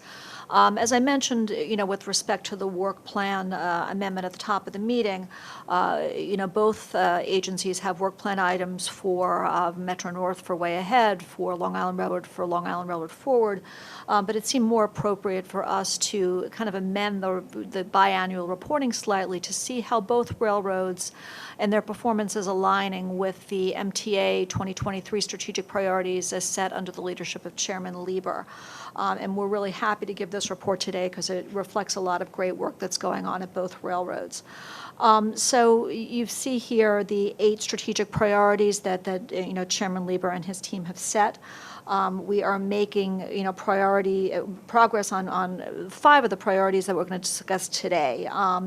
We'll be talking about financial stability and viability in the context of the July financial plan and our progress towards the the fiscal baseline reset process. So that will be a report that you'll receive in June. Not going to focus on strengthening and expanding the 21st century bus systems for obvious reasons. The strengthening and expanding of the system will be covered at future meetings on capital program investments, and then the stronger administrative support, which is the final item there, really speaks more to the support that we're getting from the tower. But today we're going to talk about the other 5. Slide 4, we're going to talk about bringing our customers back to mass transit and ridership recovery. Obviously, this has been a huge topic at the monthly committee meeting, so I just want to kind of step back a little bit and talk about some of the higher level statistics that we've been seeing. I mean, it's really been a great year in terms of ridership. As I noted at the top of the meeting, we set one-day post-COVID Long Island Railroad highs last week. On the 20th, it was more than 235,000 riders. The very next day, set a new record with 242,000 riders and change, the highest ridership ever on 2 consecutive days post-COVID. Ridership has increased 21.7% from January of 2023 to May of 2023, so we've gone up from 4.6 million to 5.6 million. On the Metro North side, again, a one-day post-COVID record last week of more than 224,000 riders, and ridership has increased 17.8% from January of this year to May of this year, from 4.5 million to 5.3 million riders. On June 20th, we carried a combined 460,000 customers. So we are thrilled to see the ridership increases that we've seen over the course of the last several months. Just comparing briefly 2022 versus 2023 for Metro North first. As of May in 2022, we carried 4.1 million. In May of 2023, 5.3 million. Year to date, 23.4 million. If you look on the Long Island Railroad side, comparing May of '22 to '23, it was 4.5 million in '22. May 2023, 5.6 million. 2023 year-to-date, 24.8 million, give or take. So these are really great statistics. Really, really happy to see how many people are coming back. We're seeing people come back on Mondays. We're seeing people come back on Fridays. We're seeing very strong weekend ridership. So this is a really great area for us. It shows that more and more people are using our system to get around to where they need to go.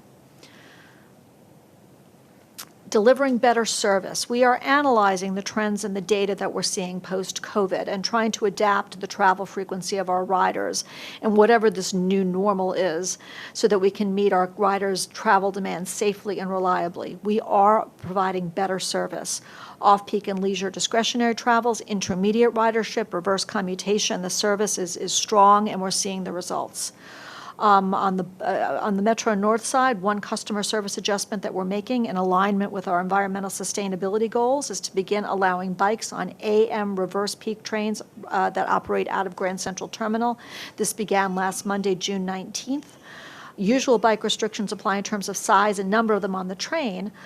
With growing peak period ridership, bikes continue to be restricted on AM peak trains towards GCT and PM peak trains departing GCT. But we're happy to continue to encourage bike ridership where we see the capacity and the ability to do so. As Justin and Rob have both outlined, we're consistently exceeding our targets for OTP. On the Long Island side, 94.9% OTP year-to-date. On the Metro North side, 97.7% OTP year-to-date. This compares to 95.8% for Long Island Railroad for calendar year 2022 and 97.1% for calendar year 2022 on Metro North. As we know, it's been a very historic year for Long Island Railroad with the opening of Grand Central Madison back in February. Providing a 41% increase in overall Long Island Railroad service. The two railroads are continuing to work together to deliver excellent customer service to all of our customers. We don't have anything quite as exciting on the Metro North side with respect to a service increase, but I do want to call out the Super Express trains that began in 2022 and that have continued into 2023. These trains stop only at New Haven, Bridgeport, Stamford, and Grand Central. They cut 12 to 20 minutes off of the scheduled running time of the other trains between GCT and New Haven. We talked a little bit about the laser train and the APTA award in the President's report. It's a great example of innovation and how the railroads have shared knowledge. So Long Island Railroad kicked off this initiative a couple of years back. Metro North, I still remember the conversation I had with Justin shortly after he became VP of Ops to have us look into that at Metro North to see what opportunities existed on the Metro North side. Metro North built on the great Long Island work to increase the speeds and the coverage of the laser trains. It's really, revolutionized the way that slippery rail season is being handled at both railroads. So if you look a little bit at the statistics, dig down into that a little bit. On the Long Island side, Long Island saw a 42% reduction in slip slide events in 2023 versus 2022 because of the laser train. Because of the higher use of the newly received M9 rail cars, the use of the kind of old school water trains to power wash the pectin from the rails, better monitoring of real-time conditions as slip-slide events occur, better operator training for dealing with low adhesion conditions, and better vegetation management to reduce the source of the problem. On the Long Island side, 2023 versus 2022, Metro North saw a 40% reduction in slip-slide events due to the laser train pilot. Metro North safely cleaned more than 12,000 miles of tracks with the new laser train, which achieved this reduction in events and the lowest wheel-true cost season on record. The next priority is the Chairman's priority of safety and respect.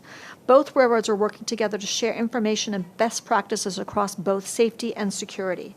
Both railroads have a right-of-way task force. They're organized a bit differently at the railroads, so I'm just going to give you a high-level description of how it works at both railroads. So on the Metro North side, it's a collaborative daily effort between the Metro North Security Group, the Metro North Safety Group, the PD, and M&W structures to actively seek out security and safety-related issues affecting Metro North along the right-of-way. This includes the identification of trespassing hotspots through daily visual inspections, requests to repair and install fencing, additions of signage to deter trespassing, and identifying real estate and encroachment issues. Comparably, on the Long Island side, the Right-of-Way Task Force is a partnership between the Corporate Safety Department and the PD, designed to improve safety and security conditions. Each year, the Right-of-Way Task Force on Long Island performs biannual inspections of all 12 Long Island Railroad branches as required by the high security fencing policy.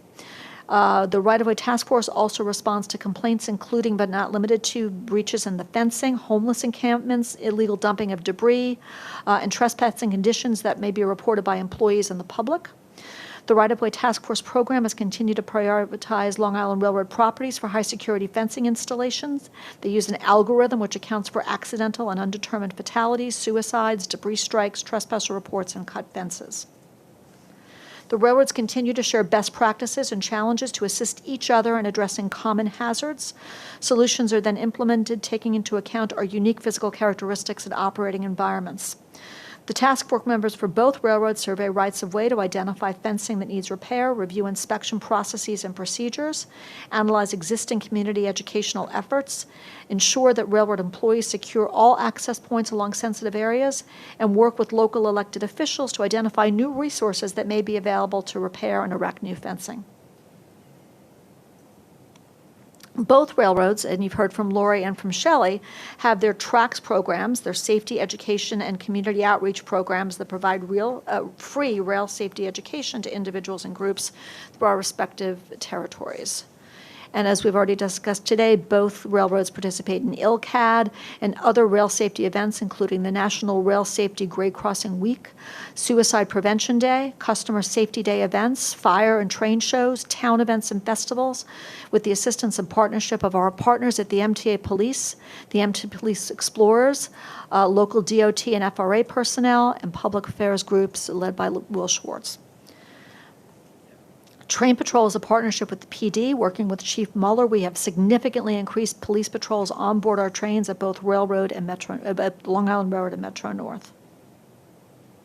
Customer injuries have decreased across both railroads.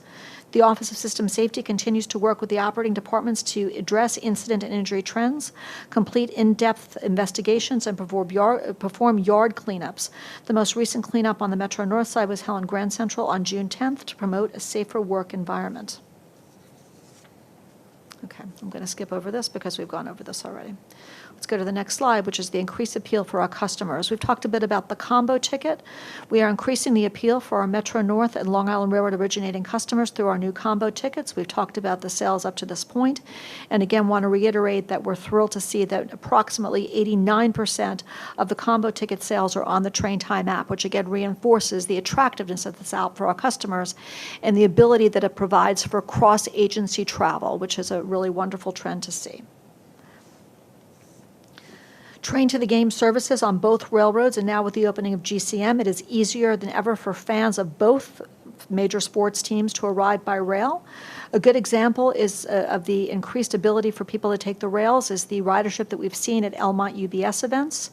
More and more event goers are discovering the Long Island Railroad service to Elmont UBS. Ridership to UBS Arena increased significantly when westbound service for the events was introduced at UBS Elmont Station, which later became a full-time station with the opening of GCM.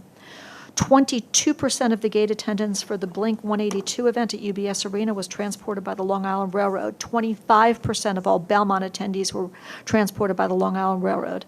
And we're thrilled to be continuing to offer great getaway packages through MTA Way. Let's talk a little bit about revived talent and culture, because our people are a priority at both railroads, and continuing to be able to attract more people to work on the railroads is an incredibly important priority for both railroads. In partnership with the People Tower, our number one goal is to ensure revived talent and culture, to attract, hire, promote, retain, to ensure all of our critical positions are filled at both of our railroads. For Long Island Railroad, as of June 1st, a total of 267 employees have been onboarded this year. On the Metro North side, as of June 1st, a total of 188 hires have been onboarded, and we continue to promote diversity in all of our hiring efforts. We had a great year for this in 2022. 53% of new hires at Long Island Railroad were minorities last year. 54% of new hires at Metro North were minorities. We're continuing to see this positive trend in 2023 through March 31st of this year. 64% of new hires at Long Island Railroad were minorities and 55% of new hires at Metro North. We're continuing to focus on hiring more women. We're still working on the data. We still have a long way to go just because of the nature of the work that we do here and the fact that post-consolidation, the work that remains at the railroads is largely, the craft and operational works. Our hiring and retention efforts are enabled through the following initiatives. We have day in the life videos. We have the posters that you've seen here that appear throughout our network. We have open houses to attract more employees. The most recent was the Metro North open house that took place last Saturday, June 17th at Croton Harmon. We've connected with schools throughout the region, blue-collar trade schools, associate trade programs. We have an internship partnership with CUNY, with the newest MTA-wide cohort beginning on July 10th. We have an engineer trainee program. The newest Metro North 28-person cohort began on June 21st. Half of the new cohort are minorities and 5 of them are women. And there are other incentives across both railroads, a paid incentive training for locomotive engineers and hiring outreach sent by seat drops and the use of electronic boards on our rolling stock. As we discussed, the financial stability and viability will be discussed more at the July board meeting in connection with the update on the July financial plan. So we'll defer that until the July meeting.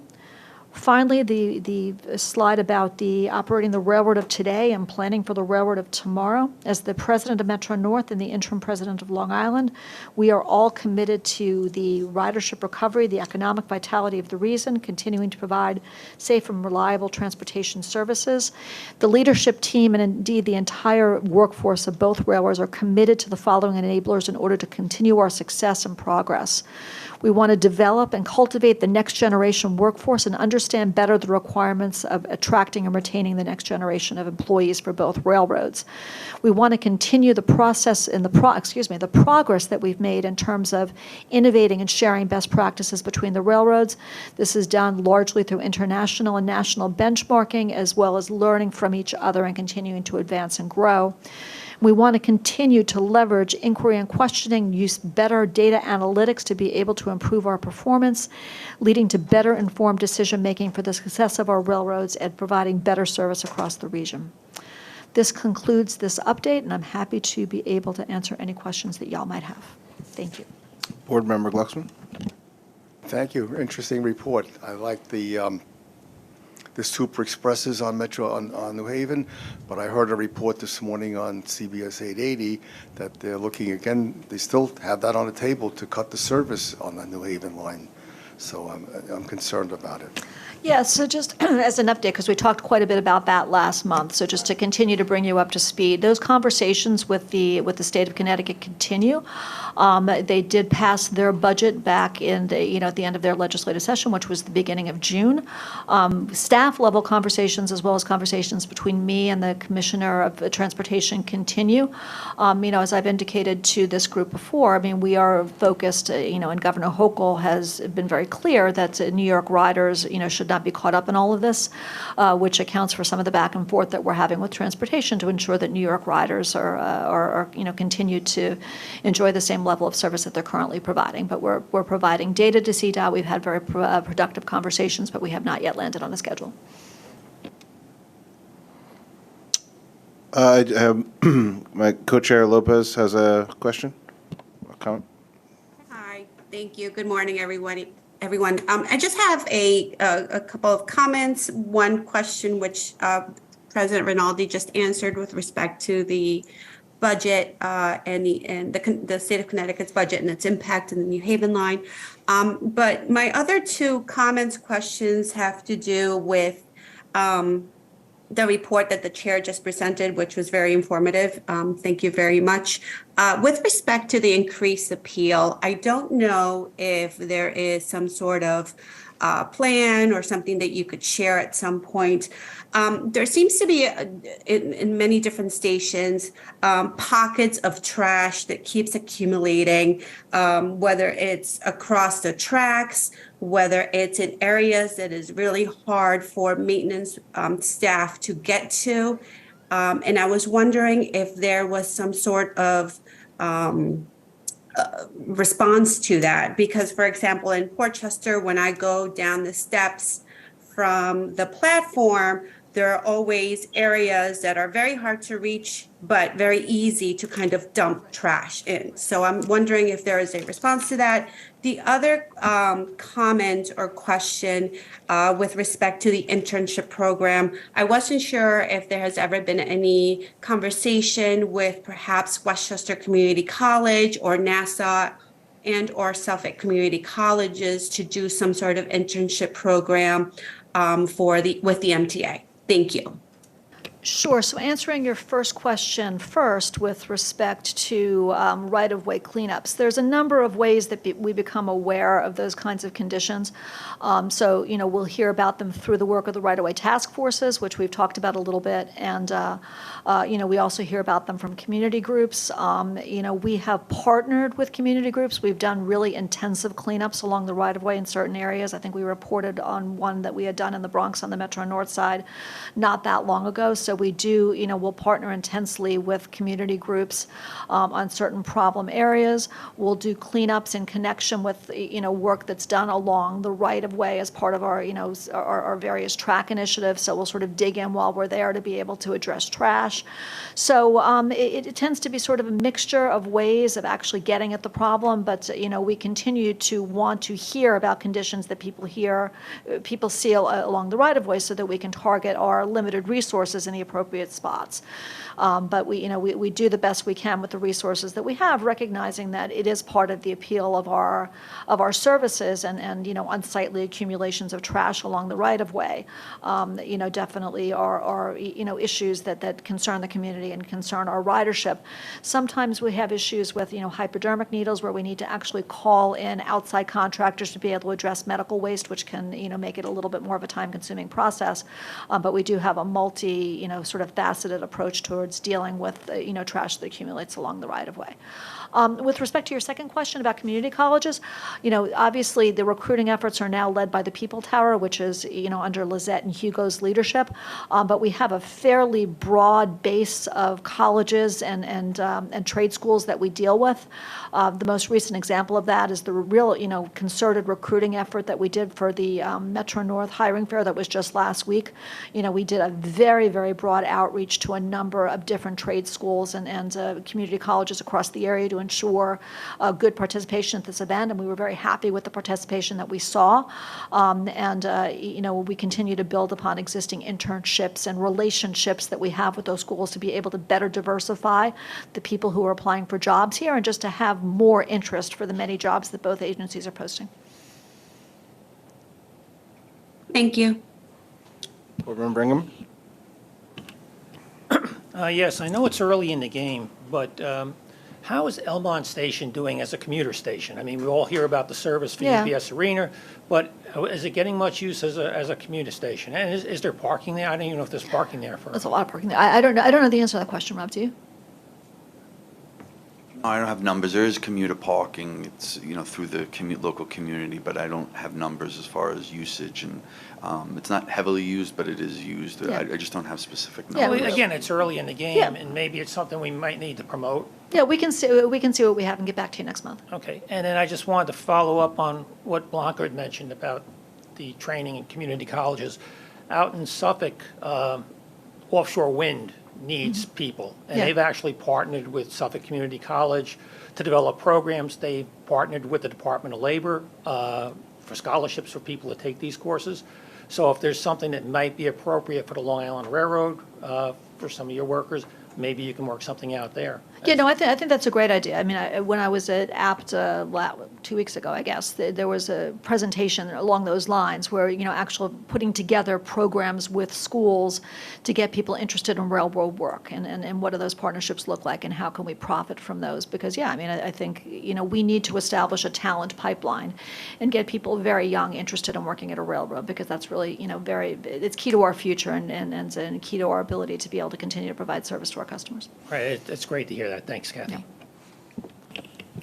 And to your, Board Member Brown? Yeah, I'd like to note that my grandson wants to work on a railroad, so. And I have a question regarding the,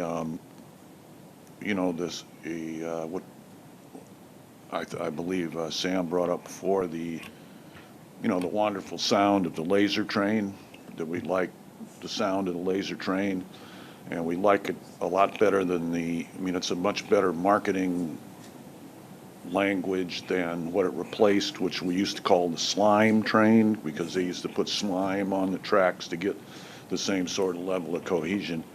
But as with the previous situation with the slime train, much of that slip slide, as you guys well know, is a function of sort of the weather roulette.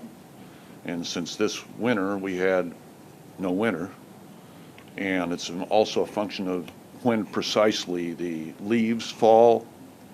How do you distinguish, or have you distinguished, do the statistics there represent a success? How much of it represents a success of the laser train replacing the slime train, and how much of it was just the crapshoot of the weather? Do you have do you try to separate out those sort of? I think not really. I mean, I think that, regardless of whether it's early November or early December, the leaves kind of fall over the course of, a number of weeks, during the fall. Yeah, I mean, if you have a super heavy rainstorm where lots of leaves fall, you'll have a bad couple days. But no, I don't think we have data that sort of isolates, this is because the power washer was better this year. This was because, we didn't have as many heavy storms. I don't think we have that kind of granular data with respect to the contribution of the various factors towards the reduction of the low adhesion events. The one thing that I would say, though, Norman, is that, this was the first year Metro North used it, right? And we did see a significant decrease, and we saw, the best wheel true season that we've ever had. So, we really do attribute it to the fact that we were able to get the laser train out over the entire territory every single day. The power washer was great. We, affectionately call it water world, but the power washer, you can't run it when it gets too cold, and it has its limitations in terms of ground that you can cover. So, we're really thrilled with the increased coverage with the new technology. Can it ever get to the point where you hook up a laser on every train and just becomes part of the system like brakes? I'm looking at Justin, he's like nodding no. I mean, I think not. No, right now, the way it's set up, it's a whole special car, right? So we'd have to have a car for every train, so it's... I know the way it's set up, but what direction are you moving? So as of right now, no, the idea is just to keep the laser train as is. Yeah, I mean, just my sense is that would be really prohibitively expensive to be able to outfit every train with a laser, and you've got hundreds of pieces of rolling stock. So, but Rob wants to say something too. No, and I think, the laser train is a huge addition, but I think that makes up part of the overall strategy, right? You also have vegetation management, which plays a huge, tremendous role in what we do. So that helps as well. And, every season is different, but I think a good marker for that is, the customer experience, how many short trains we have through the course of a leaf season. So I think those are, identifiers that help us, but as you said, every year is different, but there are specific components that we can gauge, and that it's definitely made a tremendous effort, in addition to our arsenal.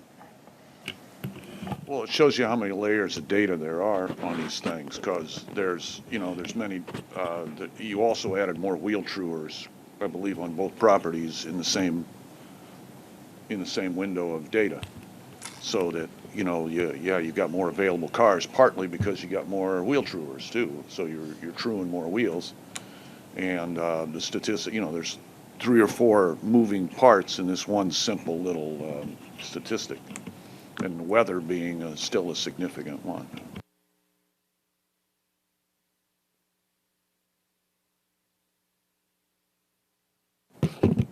Any more on this? You good? Moving on, I had a couple comments. One, I think we can't celebrate enough that we continue to break records of ridership on the railroads. That's terrific. I myself have been also anecdotally regularly commuting into Grand Central, Madison as a point, and I could tell even from the beginning to now, I took a 7:54 train at Lindenhurst, probably one train later, which cost everyone associated with this meeting about 5 minutes. But it's that train, which was pretty sparse when I first began to take it, was pretty well attended. I do have a question on the reverse, using bicycles, allowing bicycles on the reverse commute out of Grand Central. I'm wondering if there's anything that's being mindfully done. I know we have there's still a lot of white finders, a lot of personnel in the station, but to prevent, bicyclists from trying to use the escalators, because on any escalator it would be dangerous, but particularly on those steep escalators, I can imagine it being something we should be particularly mindful for safety. Why don't I actually defer answering that question, because I know that Chairman Lieber had stopped by just to make some remarks. Thank you. Sure. I'm sorry to interrupt. I just needed, I have to run away to an event with the governor, but I just didn't want to have much more time in an MTA board day pass without acknowledging the passing of former Chairman Richard Ravitch, who, as I say, has passed away today, apparently. Dick Ravitch, for everybody in the transportation business, was a giant. He was the chairman of the MTA at the moment, maybe the lowest moment in the history of at least the subway system, and certainly the mass transit system in New York. And in the late 70s and early 80s, he led the beginnings of the turnaround of our great mass transit system. Many of us had a chance to, I knew him from those days, coincidentally. When I was still a kid in high school, he was one of the reasons that I got excited about transit. It was the area that was, most representative of New York's incredible revival, starting in the late 1970s.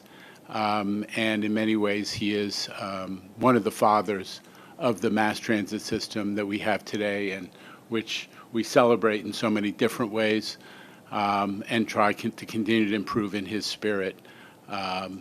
So I just needed to say to all of us who are passionate about this issue, and some of us who knew Dick, he was just a huge impact to everything that this group works on, and and part of his legacy is that he stepped up to the plate yet again in this last episode for helping the MTA under the governor's leadership to get its budget deficit addressed. Dick wrote a couple of op-eds which had impact in Albany, one in the Times-Union, one in the New York papers, and he was right there with us talking to me and to Kevin Willens about how we needed to make sure the MTA's budget was balanced, because he was passionate about maintaining service for the public. So, we all say together, God rest his soul, and thank you for what you did for New York and for the MTA.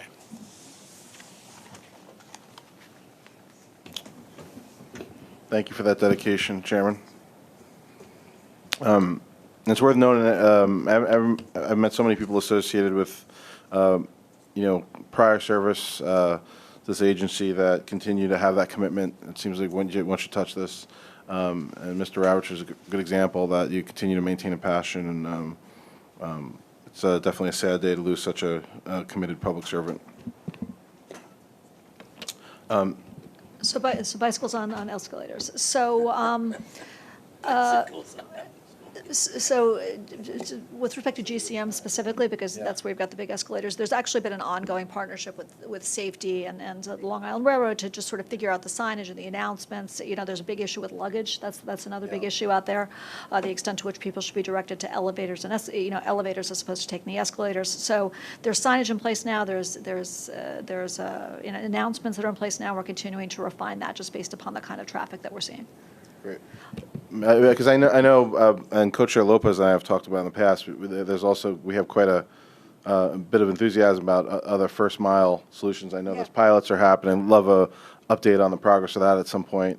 But even if there is, if there's many different reasons someone would have a bicycle on Grant, they could be using the bicycle after they get off the train or to get to the train. So even having storage points, coordination with, as we'll see how these last mile components go, better coordination with perhaps using bike share services both on the city side and on the side of the counties would be great. Yeah, no, there's a lot of good work going on that topic, so we'd be happy to update you at a future meeting.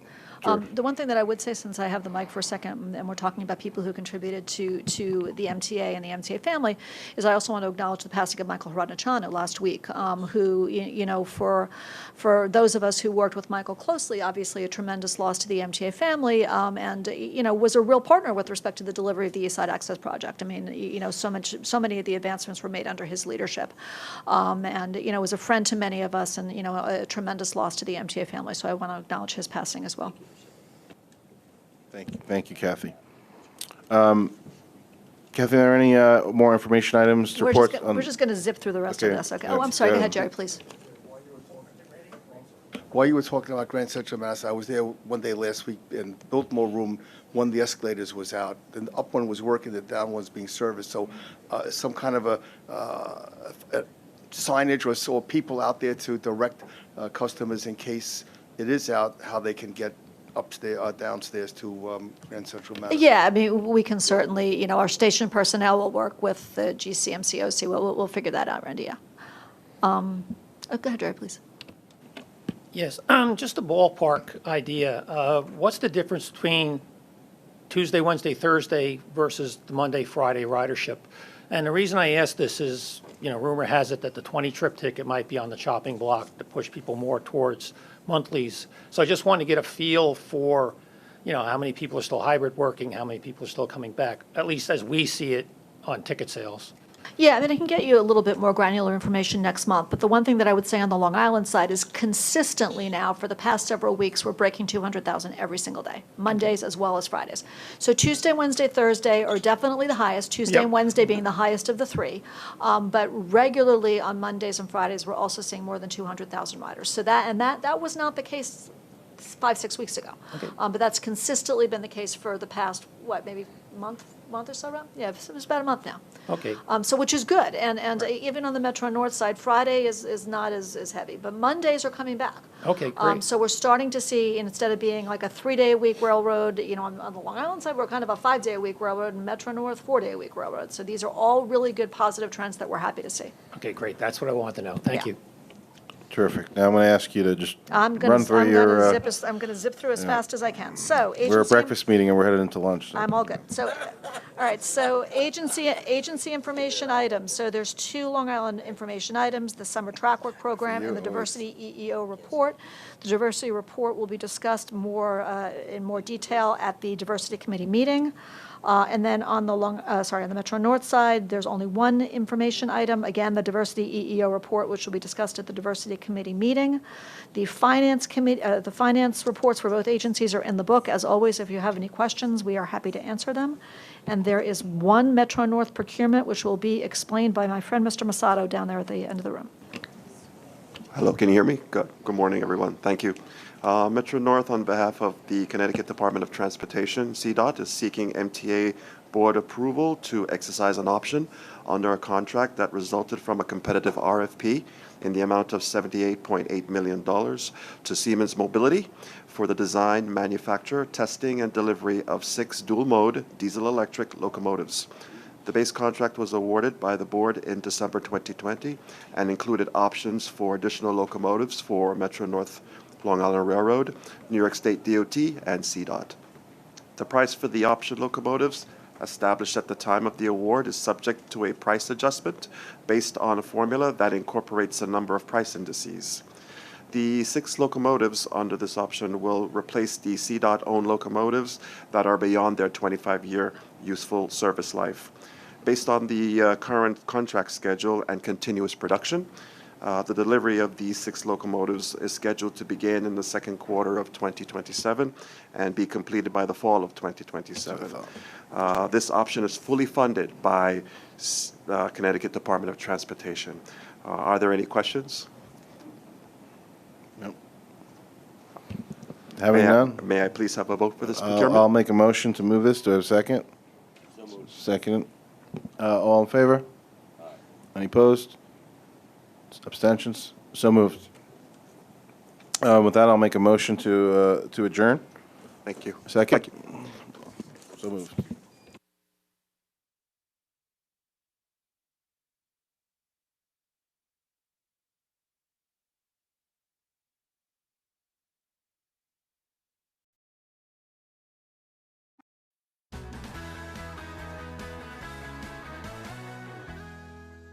What does a depot bus dispatcher do?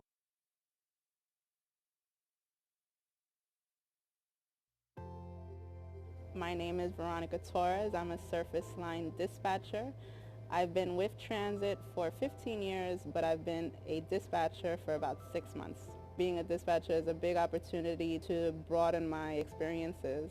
I like working with people, so that also gives me an opportunity to interact with the bus operators and other people as well. From the time that the bus operators come to report, we have to make sure that they're in full uniform, that they're fit for duty. Then we also have to give them the buses to go out into service, make sure that the service is done on time, that the buses are safe and fully functional. Dispatchers that are outside on post are watching the buses, make sure that they run on time, making sure that the customers are okay, answering questions on the road, making sure safety and compliance is at 100. We have the yard dispatchers, we have the crew dispatchers, and we have the general dispatchers. And these are all various functions. In addition to all these 3 functions, we also have the road dispatchers who goes out on the road to take care of the day-to-day activities on the road. Patience and empathy make for a great dispatcher. Because I've been a bus operator for so long, I understand what it is that they do and what it entails, and I'm very empathetic to what their needs are. What we do is so important as a whole. Without the dispatchers' cohesiveness and working together, the bus operators also in unison with us, because we can't do our job without the bus operators also doing their job. So with everyone working together, it just makes for a smooth process.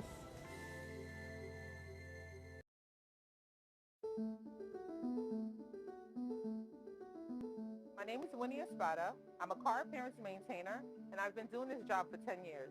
I work out of Shea Yard.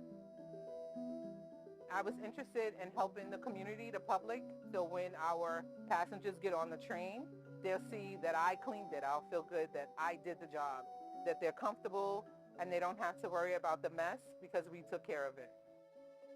Well, I always had a background in cleaning with janitorial work and also car detailing. So I came to the railroad and used my skills that I learned from there to help clean the trains. I like working on the train, working with the equipment. I always enjoy cleaning, so that's really it.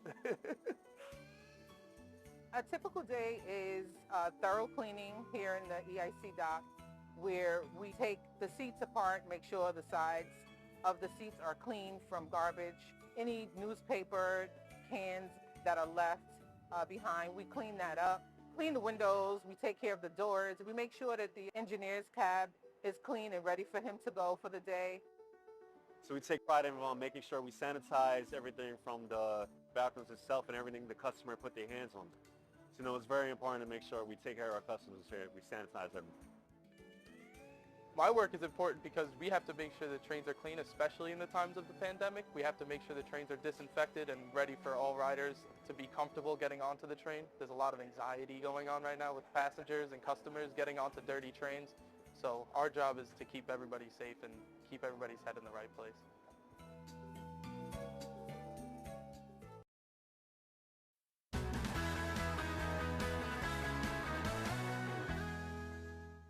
What does a record do?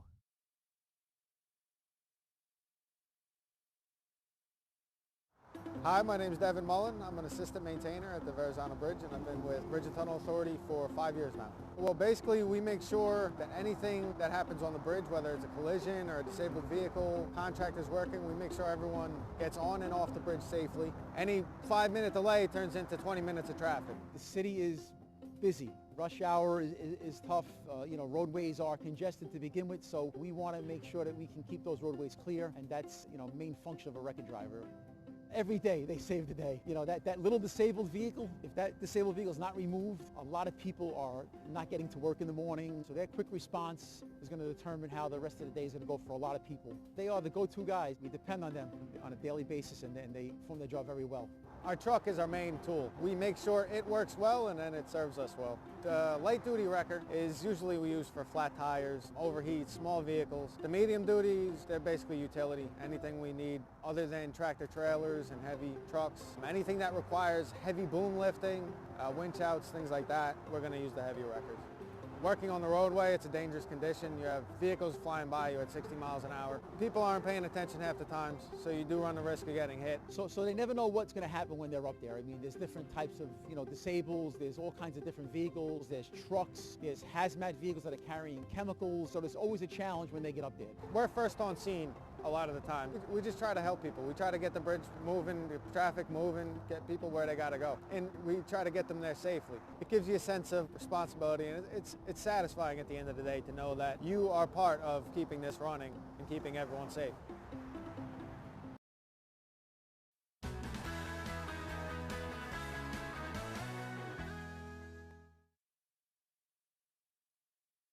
Hi, my name is Ryan Motley. I'm a stock worker here at East New York Depot. I've been with MTA Bus for 1 year, 4 months. As a stock worker, typical day in the job is issue parts to the maintenance facility. I process transactions. I do express issues, inter-unit transfers. I also help. We stock parts, we receive parts from different manufacturers, give them their respective locations. We do cycle counts to find any discrepancies within our inventory also. Here at the East New York Depot, which is the central maintenance facility, we actually process a lot of parts for various depots. Here in this stock room, it's a CMF, Central Maintenance Facility. Buses come in for major work, so we store bigger items, high dollar value items, engines, radiators, transmissions, generators, motors. Because when the buses come here, they're here for an extended period of time to get a complete overhaul. So whatever buses that are active in our fleet right now, we have the parts for it. We also store cleaning products for our cleaners that are located in the depot to help them get their job done. We help the maintainers get the correct parts needed for the buses to make service. We have our regular chores of making sure that the stockroom is clean, no tripping hazards on the floor. That's one of our daily chores as stock workers to ensure the safety of the operation in the stockroom itself. In order to be a good stock worker, one of the best qualities you need to have, the top ones are good retention, safety, responsibility. You want to have that kind of characteristic in you to try to do your best in everything you do and deliver the best. It makes me smile. It makes me feel good knowing that I work for a company where has a lot to offer.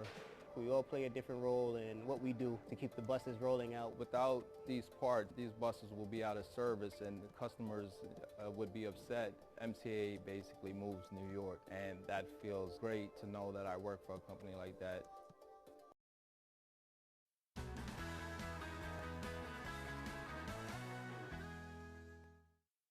What does a bus maintainer do?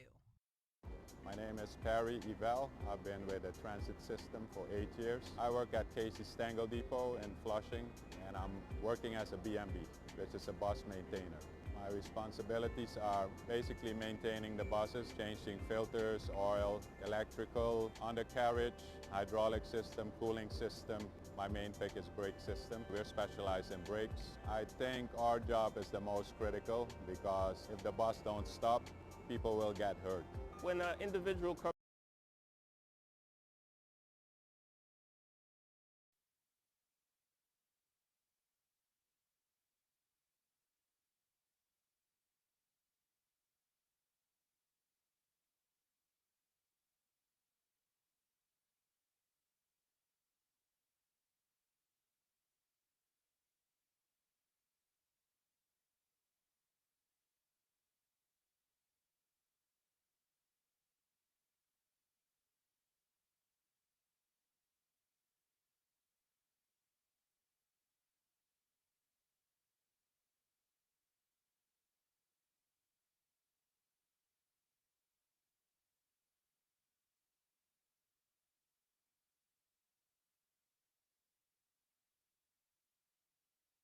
Everyone, I'd like to call to order the New York City Transit Committee meeting. Let's get started with the safety announcements. Your safety is of the foremost importance to the MTA. Therefore, we ask that you listen and adhere to the following instructions. If you witness an emergency, notify emergency personnel in the room and call 911 immediately. Please follow any audible instructions provided through the public address system or visually on screens in the event of an emergency. If an alarm sounds, wait for a public address announcement and follow instructions. If told to go to another floor or to evacuate the building, leave all unessential items behind and use stairwell A just across the main hallway or stairwell B down the hallway past the elevators. If you have a mobility disability or cannot self-evacuate, please proceed to stairwell D or E for assistance by MTA staff or emergency personnel. An automated external defibrillator, AED, for use by trained personnel is in the main hallway just past the elevators. If you need assistance during an evacuation, please tell an MTA staff member or emergency personnel. Thank you and have a safe day. Thank you. Thank you. Let's move on to our public speakers, please. Good morning. We have 28 members of the public registered to speak today. As a reminder, we ask that all public speakers adhere to the MTA's rules of conduct and decorum. I would also like to remind our speakers that in the interest of time and fairness to all, we limit everyone to 2 minutes. Please be aware that there will be a warning beep to remind you that you have 30 seconds to conclude your remarks. The first speaker will be Diane Latner, followed by Murray Bowden.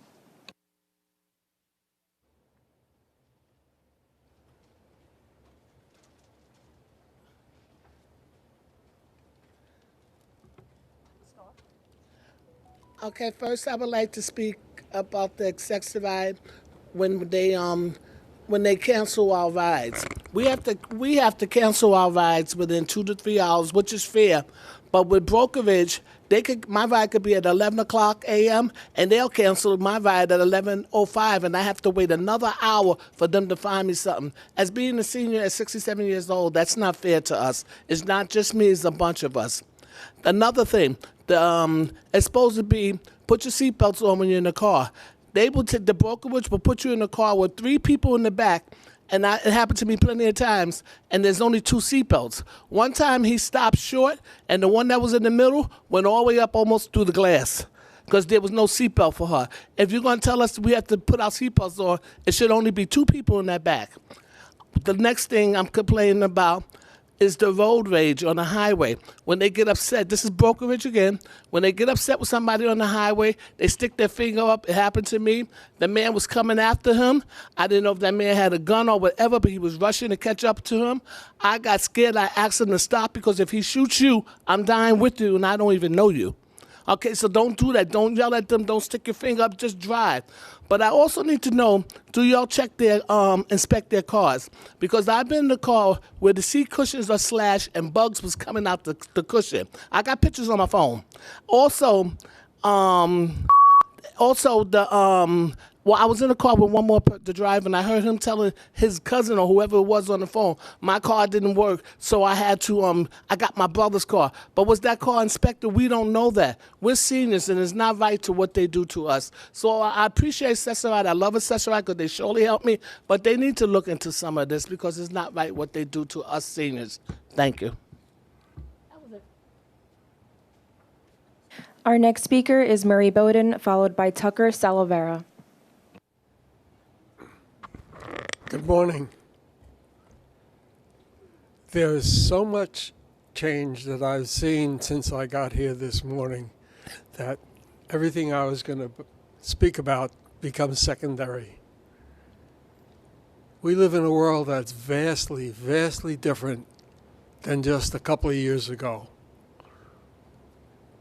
And what I saw here in previous meetings indicates that people are aware that the world has changed and the MTA is changing with it. I've come up here a lot of times and said this is wrong and that's wrong and the other thing is wrong. But those issues are being addressed right now. I saw it this morning. I saw a realization that the thinking behind the MTA in New York City has changed, and the governor. The respect for people and their needs is there. And so I take this time today to ignore all the notes that I had to suggest and to compliment you on moving forward in ways that, to me, were incomparable. I can't find the words. Incomprehensible just a year ago. And so I want you all to know that you're paying attention to us. We appreciate it, and we know change takes time, and it's here. It's being implemented. You heard from the previous meeting, Monday's traffic is on the Metro North is up. I can't find the words, but I want to thank all the people who taught me over the years to be able to come here and make you aware of the progress that's happening. Thank you very much for all the help you've given me. Our next speaker is Tucker Salavera, followed by Shaniqua Freeman.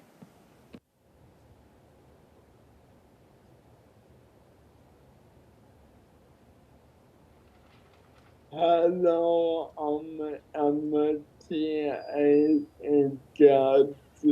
I'm speaking on behalf of the MTA AAR committee on the main program. 3 years ago, I came here before the COVID-19 forced you got to pause the expansion of the committee, and I feel like it's a deja vu. I just want to say that I want you to all to reconsider with making the wise more expensive, because people like me who live in the city have different options, but if someone who lives in Queens will have to be forced back on accessible. Thank you. Our next speaker is Shaniqua Freeman, followed by William Samuels. Hi. So for me, I just wanna, I personally need help as far as with the trains go. Cause there's a lot of trains that I would like to take and like to learn, but none of them are wheelchair accessible. The train station by me, I would have to go 20 blocks down just to get an accessible train, which I really feel that is really, really unfair, because it's a big inconvenience from where I live. My next thing is with Accessoride. Accessoride, they okay, but they need to do much better, because numerous of times I got left places. They can never find me a van, and if they do find a van, I have to wait so many hours to even get home. That's all I have to say. They just need to get better. Our next speaker is William Samuels, followed by Lisa Daglian.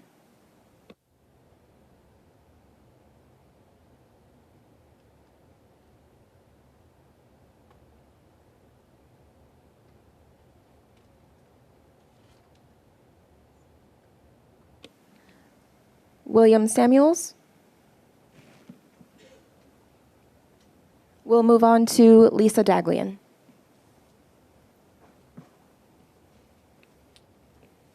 Hi, good morning. I'm Lisa Daglian, the Executive Director of the Permanent Citizens Advisory Committee to the MTA PCAC. At last week's hearing, we heard a lot from riders about the need to improve service as we face the September fare increase, lessened thanks to the governor and legislature. We're looking forward to additional service on the G, J, and M starting next weekend, and faster speeds on the Q and 7. Reliable and frequent service are key to getting riders back on board, and the work that plagues riders on weekends and overnights now will benefit us tremendously in the long run, as will congestion pricing that helps pay for the improvements. Buses are also getting attention. We heard several riders speak about the need for more speed on slow routes, and we're glad it's been on your radar. Buses should go faster than a chicken. Improvements to the lowest performing bus routes are starting to pay off, but what will really help is increased implementation of ABLE and the extra oomph that was added this year, allowing ticketing of infractions outside bus lanes at slow buses. Enforcement is key to keeping bus lanes clear. Working with the city and other partners is key to helping riders get around the boroughs. We're sorely disappointed the city is taking a step back on Fordham Road and hope that DOT will reconsider its position. Transit's the best way to get around the Bronx, whether you're headed to the zoo, Botanical Garden, or many of the small businesses. The majority of Bronxites depend on buses, and dedicated busways would help them move faster. A Fordham Road busway would be transformative for riders on the Bronx's busiest bus route. An increase to 200% of the federal poverty level for fair fares eligibility would be transformative for more New Yorkers than can currently apply. Mayor Adams could make that happen with the stroke of his pen. We're happy to lend him ours. Fair fares should be fairer for more people. More service, improve frequency and reliability, and increase access to more affordable fares will help riders across the city. Thank you. Our next speaker will be Robert Whitaker, followed by Michael Ring.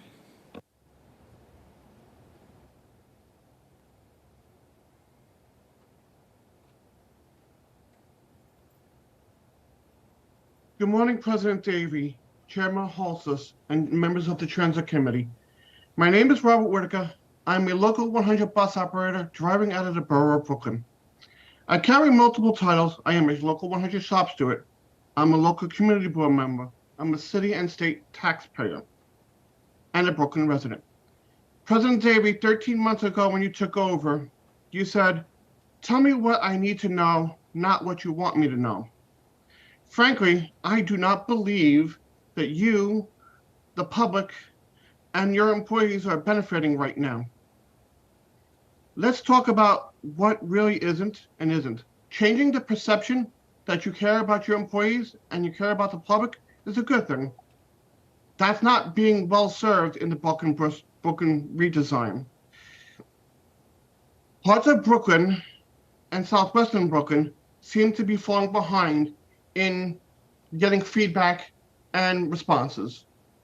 When my local district manager asked the Brooklyn redesign about how is this going to work, well, being told that we don't know how this is going to work doesn't exactly show confidence in what you're doing.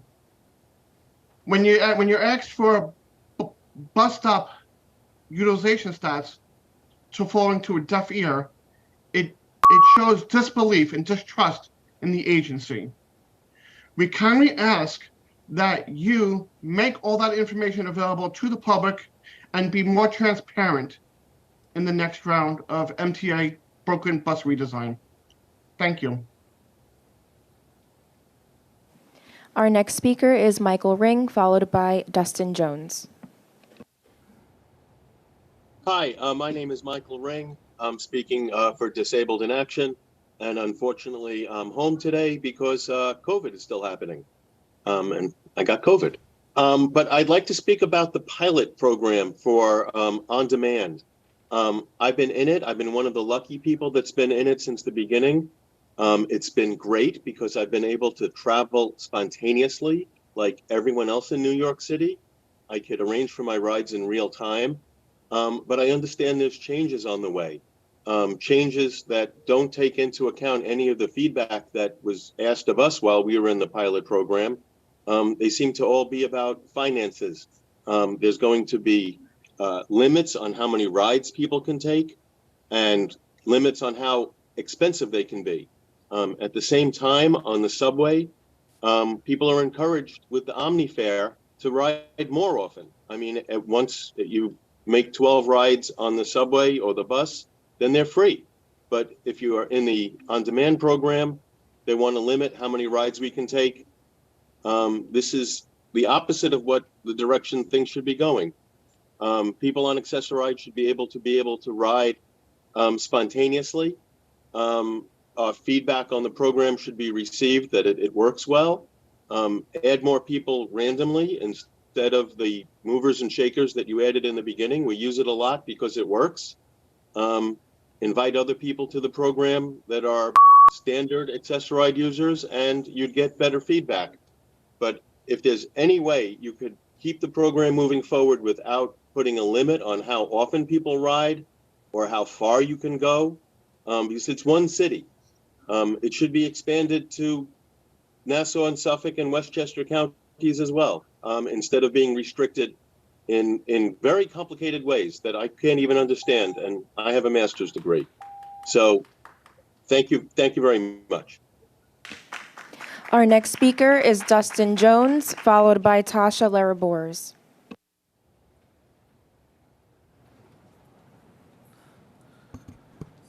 Good morning.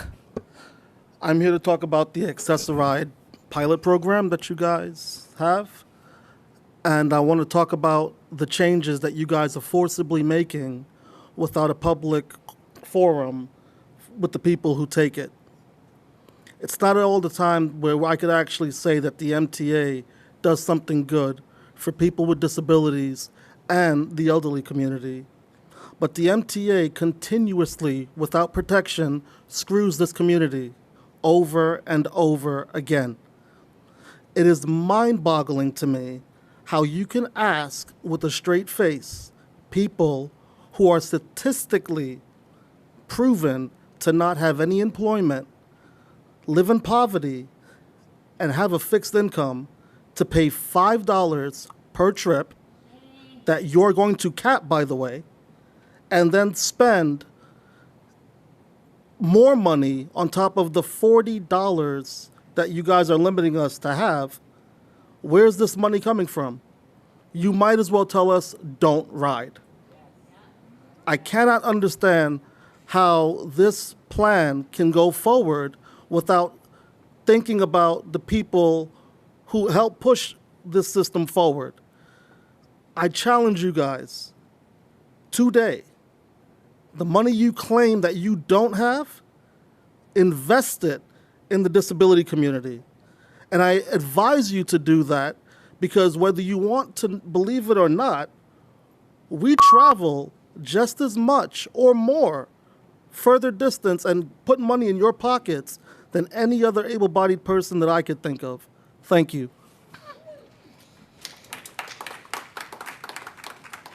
Our next speaker is Tasha Larabors, followed by Jason Anthony.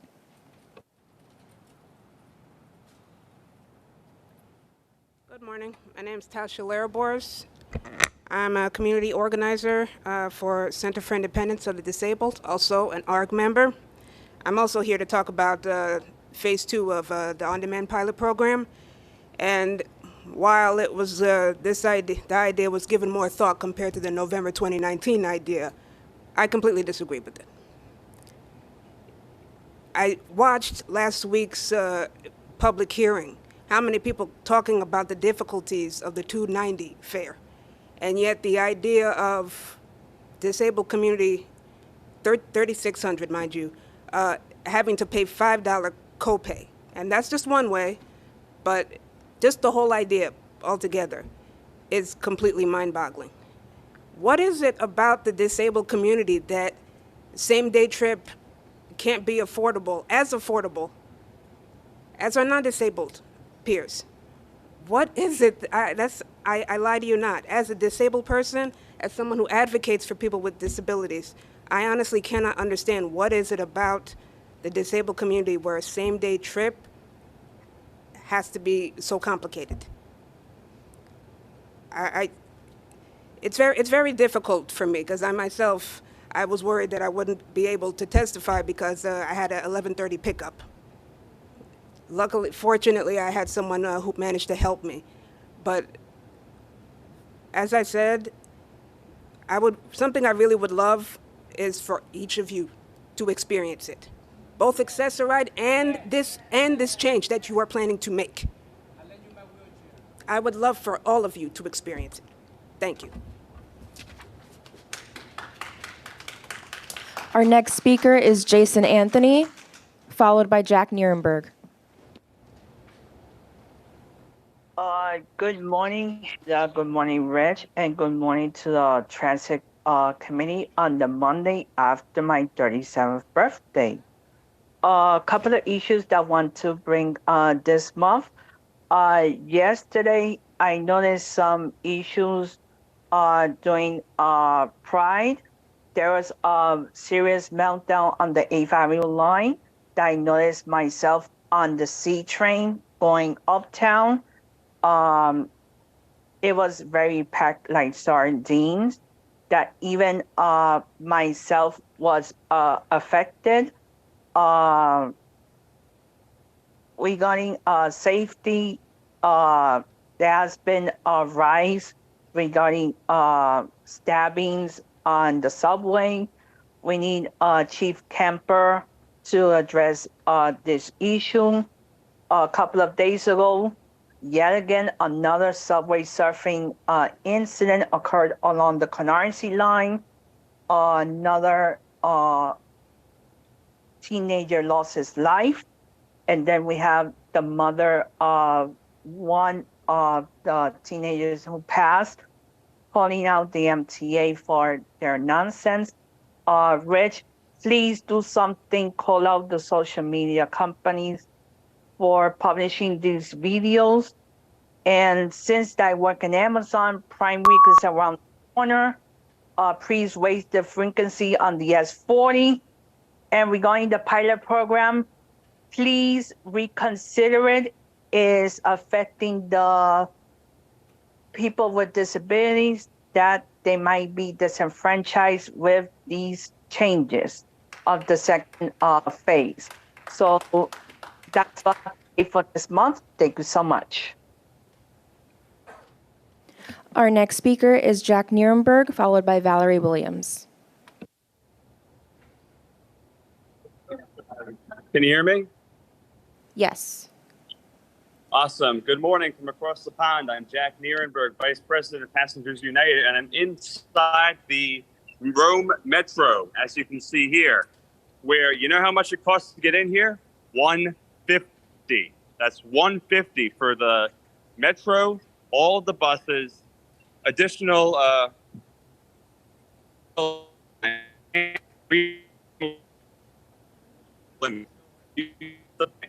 so sorry I missed the big here, but how do you think that this is going to help people who rely on math? It's not going Jack, your connection's cutting off.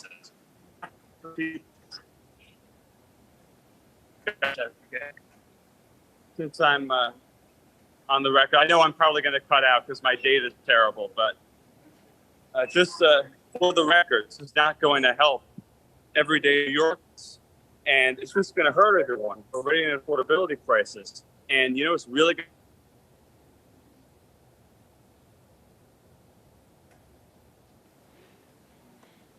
Our next speaker will be Valerie Williams, followed by Kara Leibowitz.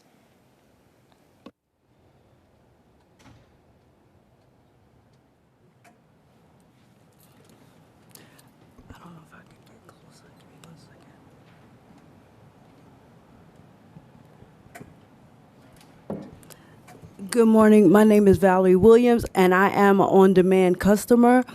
And I would like to say that it has really helped me. It has really been a godsend. But to do the proposed plan that you plan is not a good thing. You, as able-bodied community, you're not kept.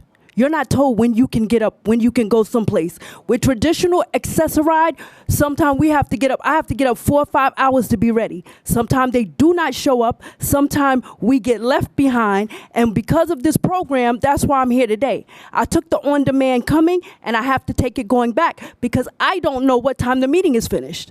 We don't always know when we're going to finish. We don't all just go to medical appointments. We live life. We're human beings. And as a human being, I have a right, like any other human being that sits there in these chairs and the young man that's on the board with the wheelchair, have a right to be able to go wherever I want to go as long as I have my fare. You do not tell able-bodied people that they cannot travel. You do not tell them that. But you want to cap us? Would you like to live one day in my body and be capped? To know what it is to be a disabled human being and to take something that you have put in place to help us, and you want to take it away from us, and you want to charge us, and you want to treat us as if because that's like treating us like we're not human beings. But I am a human being. I'm 58 years old. God has allowed me to be on this planet. I'm a mother, I'm a grandmother, a great-grandmother, and I have a right, if my family needs me, to be able to be there when I can. Thank you.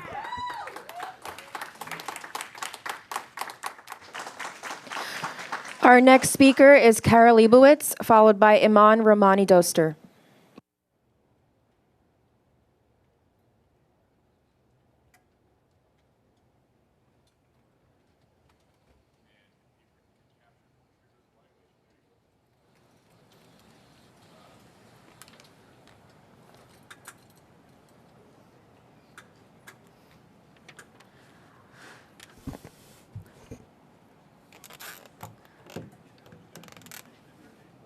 Good morning. My name is Kara Leibowitz. I am the Advocacy Coordinator for the Brooklyn Center for Independence of the Disabled, BCID, which is a founding member of the Access-a-Ride Reform Group, or ARG. The MTA's new proposal for Phase 2 for the Access-a-Ride on-demand program is certainly ARG-inducing. I should know. I'm an Access-a-Ride customer myself, although sadly I am not in the pilot on-demand program. The MTA is proposing to raise the on-demand copay, the fare that a customer pays before Access-a-Ride picks up the tab, for on-demand to $5 from the base fare of $2.75. They are also proposing caps on the number of trips a customer can take a month and the price of each trip before the customer is responsible for the rest of the cost. The MTA's absurd argument for the fare hike is that on-demand is a premium service. People who don't use Access-a-Ride have options for spontaneous service that Access-a-Ride users simply don't have. To qualify for Access-a-Ride, you must prove that your disability prevents you from using the fixed route transit at least some of the time.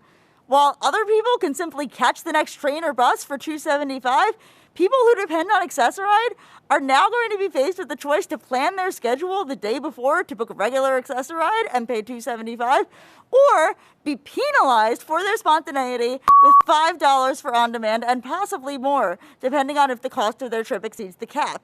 It's an impossible choice designed to deter people from using on-demand. The ability to go where we want, when we want, is not a premium luxury. It is a basic right. People with disabilities disproportionately live in poverty. Asking us to pay more just to have the same ability to travel that everyone else does makes no sense. Thank you. Our next speaker is Iman Romani Doster, followed by Charlton D'Souza.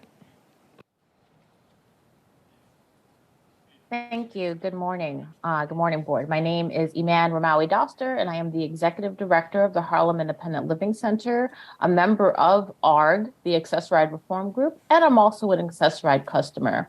I'm very concerned with the new proposal that's being talked about today, which will both ration rides and increase the cost of Access-a-Ride on demand. When I think about these fare increases, my mind automatically goes back to about 8 to 10 years ago when I was also on a through SSDI, receiving $757 a month to live. I'm sure a few people in the audience have also been on Social Security and know how hard it is to function when every portion of the cost of living is going up while your pay is not, or your benefits are not. I understand that the MTA is having financial issues, but guess what? Disabled folks are also having worse economic issues, and many of us aren't making the cushy salaries that some of you are making at the MTA. I'm not trying to be difficult. I'm not trying to make your lives harder. I'm simply trying to go from point A to point B and not go broke while I'm doing it. It very much feels like I'm being punished for using paratransit. Like, shame on me for being a double amputee who uses a walker and has lupus. And shame on me for not living near an accessible train station where sometimes the elevator may break down. And shame on me for not having more disposable income to use other forms of transportation. And also shame on me for not living near a bus when I can take that to my destination. Shame on me. Wait, whoops. Actually, shame on the MTA for trying to kill the on-demand program by making it unaffordable for most of the people who are currently using it. And shame on the MTA for trying to put financial issues on the people who can't afford to help. If money weren't an issue, I would just take an Uber. I've heard the board talk about how they're excited about more people with disabilities getting employment, but how can we get to our jobs if we can't get there with a ride that works? Thank you so much. Our next speaker is Charlton D'Souza, followed by Sean Horn. Good morning, everyone. My name is Charlton D'Souza. I'm the president of Passengers United. And I just want to say how proud I am of all the people speaking today about the situation with the Access-a-Ride, the on-demand service, and just everything going on with the accessibility community. And we're with you with Passengers United, and we definitely are doing the best we can as well to help you guys.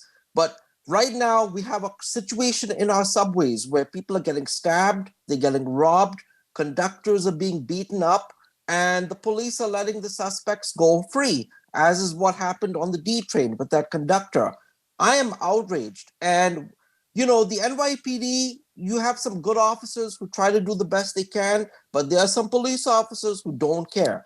That is just a fact, guys. And I experienced that Saturday night when I tried to get assistance on a Q train.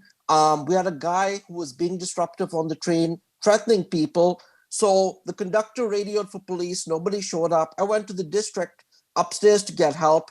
The cops came down and gave me an attitude, but then they got the guy off the train. But again, this goes to our elected officials, okay? All of them, they need to be voted out of office because you see how many people are getting murdered on the subway. Every day, you see people getting slashed. There was a shooting last night in front of a transit police district. That tells you everything you need to know. If somebody can pull out a gun and do this in outside a transit police district at Rockaway Park, 116th Street, the subways are in a state of emergency. And at this point, you need to bring in the National Guard. You need to bring in state troopers. There should be, every subway station now needs a police officer. And, you know, you need strong ones down there, not the weak ones, okay? Because some of these people down there are so violent.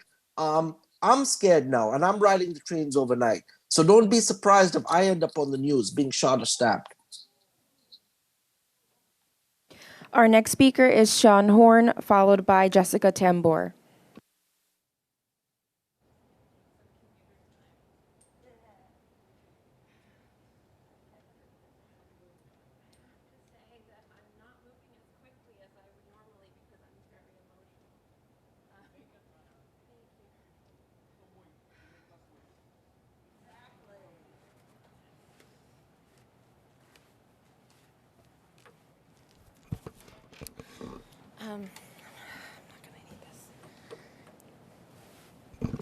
Distinguished board, Q.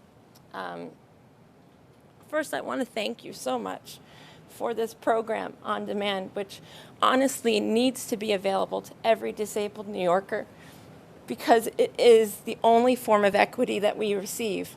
Imagine rationing subway riders for 25 rides a month. Let's talk about the numbers, okay? That translates to 3.5 rides, 3.5 round trips that were allowed to be spontaneous a week. Imagine putting those kinds of limitations on anyone else. Let's talk about some of the numbers from last week. You say that it costs $16 million for the 1,200 of us, okay? But you also say 6% of those 1,200 cost $8 million of those $16 million. So what you're saying is that 72 people cost $8 million. I want transparency to explain to me what those numbers are. And if there is such tremendous fraud, I want to know how we can. You need to cut down on the fraud and not make the 94% of us who are doing this honestly and enjoying freedoms that I never had. I was on Access-a-Ride for 22 years before I was on the pilot program, and I would spend 2 to 3 hours a day waiting on Access-a-Ride. Sometimes they wouldn't even show up. And what you're saying to us with these caps is we can never leave our own boroughs again. This is not right. And I'm never, anyone who knows me knows I'm a professional speaker. I'm so upset that I have to be here for this. I'm so heartbroken because this is the best thing the MTA has ever done. And you're going to take the one thing that you get good press for and decimate it? What you're really saying to us is that we're second-class citizens. And Q, you're doing great work, but you could just imagine if you could only be spontaneous in doing what you do 3.25 times a week, what that would look like. Please conclude your remarks. I'd just like to say they limited Judy Heumann, tried to tell her that it was too expensive to sign 504. When it's a civil rights issue, there's no amount of money that makes humans and equity, there's no price on that. So I want to ask you, what side of history do you want to be on?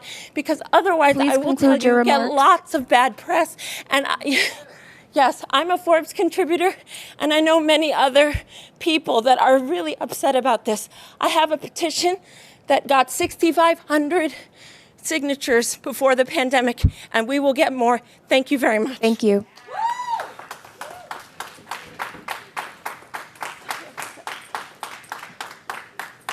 Our next speaker is Jessica Tambor, followed by Alita Dupree.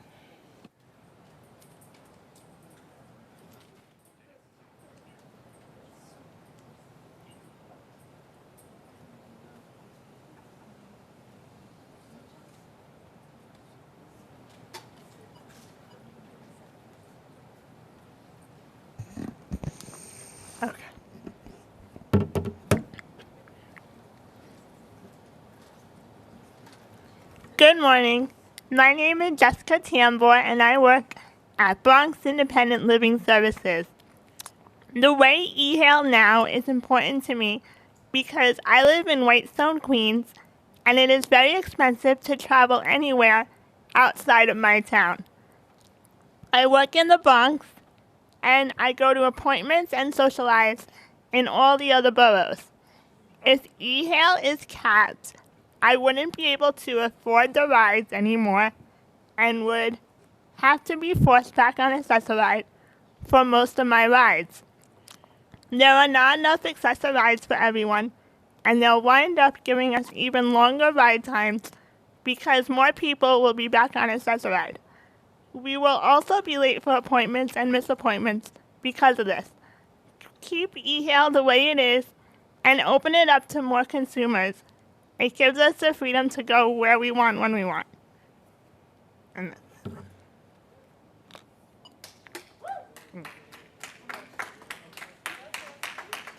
Our next speaker is Alita Dupree, followed by Daisy Vargas.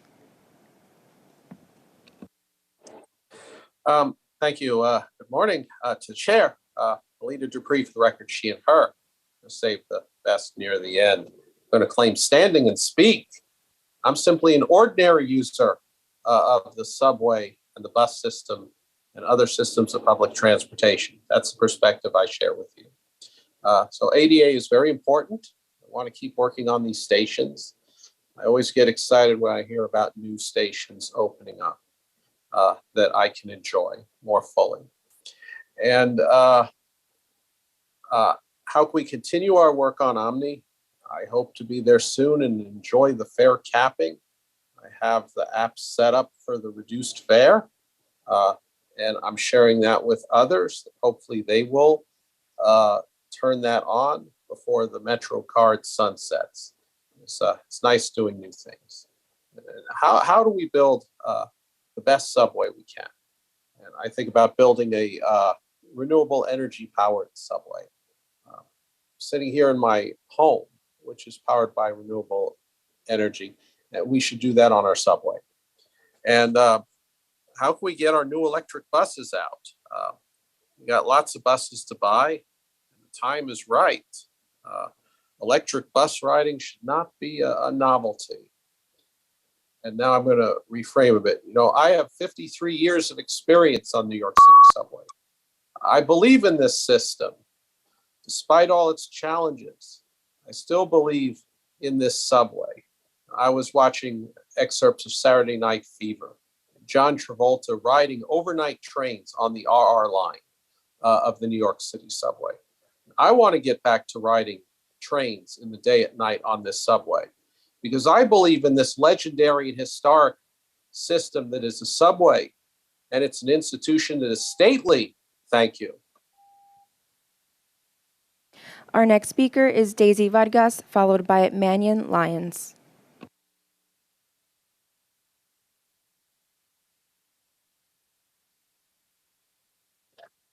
Hello. I I have some issues with accessory as well. They never come on time.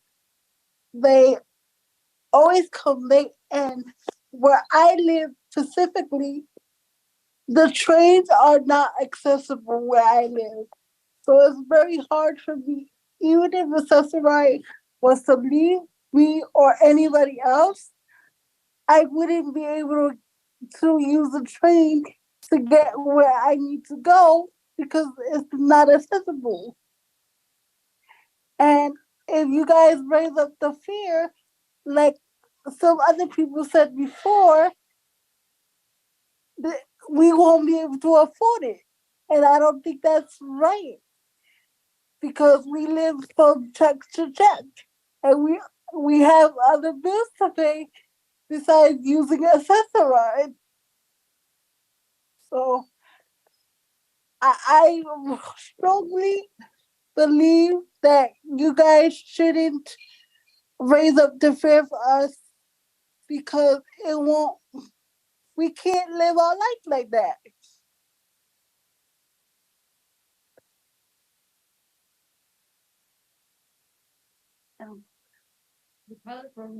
Oh, and you should open up the pilot program again for people like us.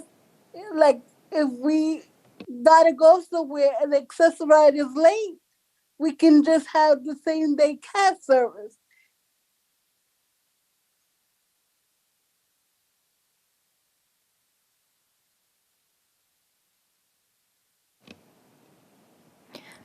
Thank you for your remarks. Our next speaker will be Mannion Lyons, followed by Jean Ryan.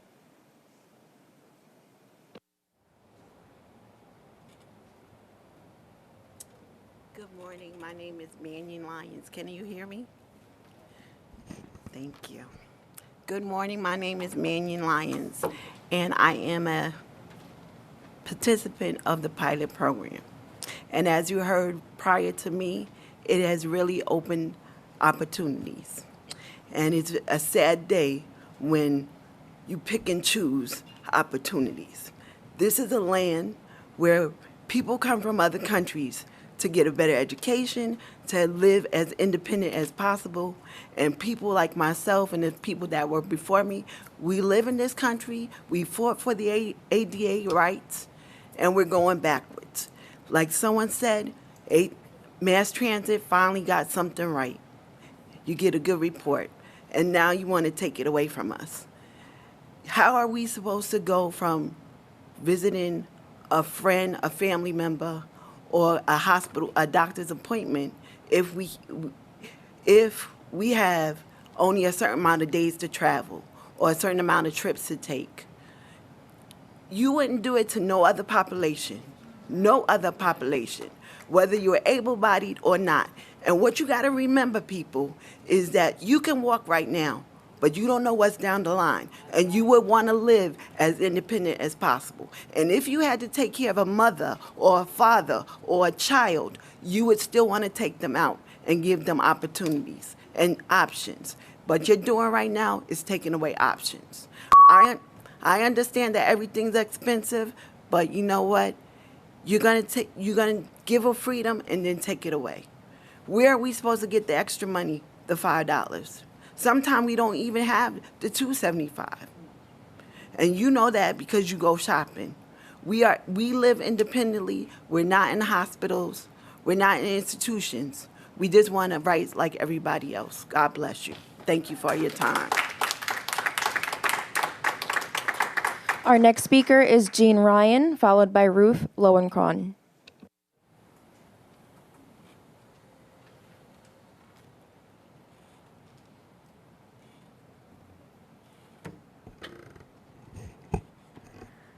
Good morning. I'm Jean Ryan, President of Disabled in Action of Metropolitan New York, DIA for short. I want to ask you, when was the last time you had to call ahead to arrange all your rides for tomorrow and do it before 5 p.m. today and stick to it? When will your meeting get over? What if it gets canceled? What if you must stay late at work? You're not going to do it if you take Access Ride.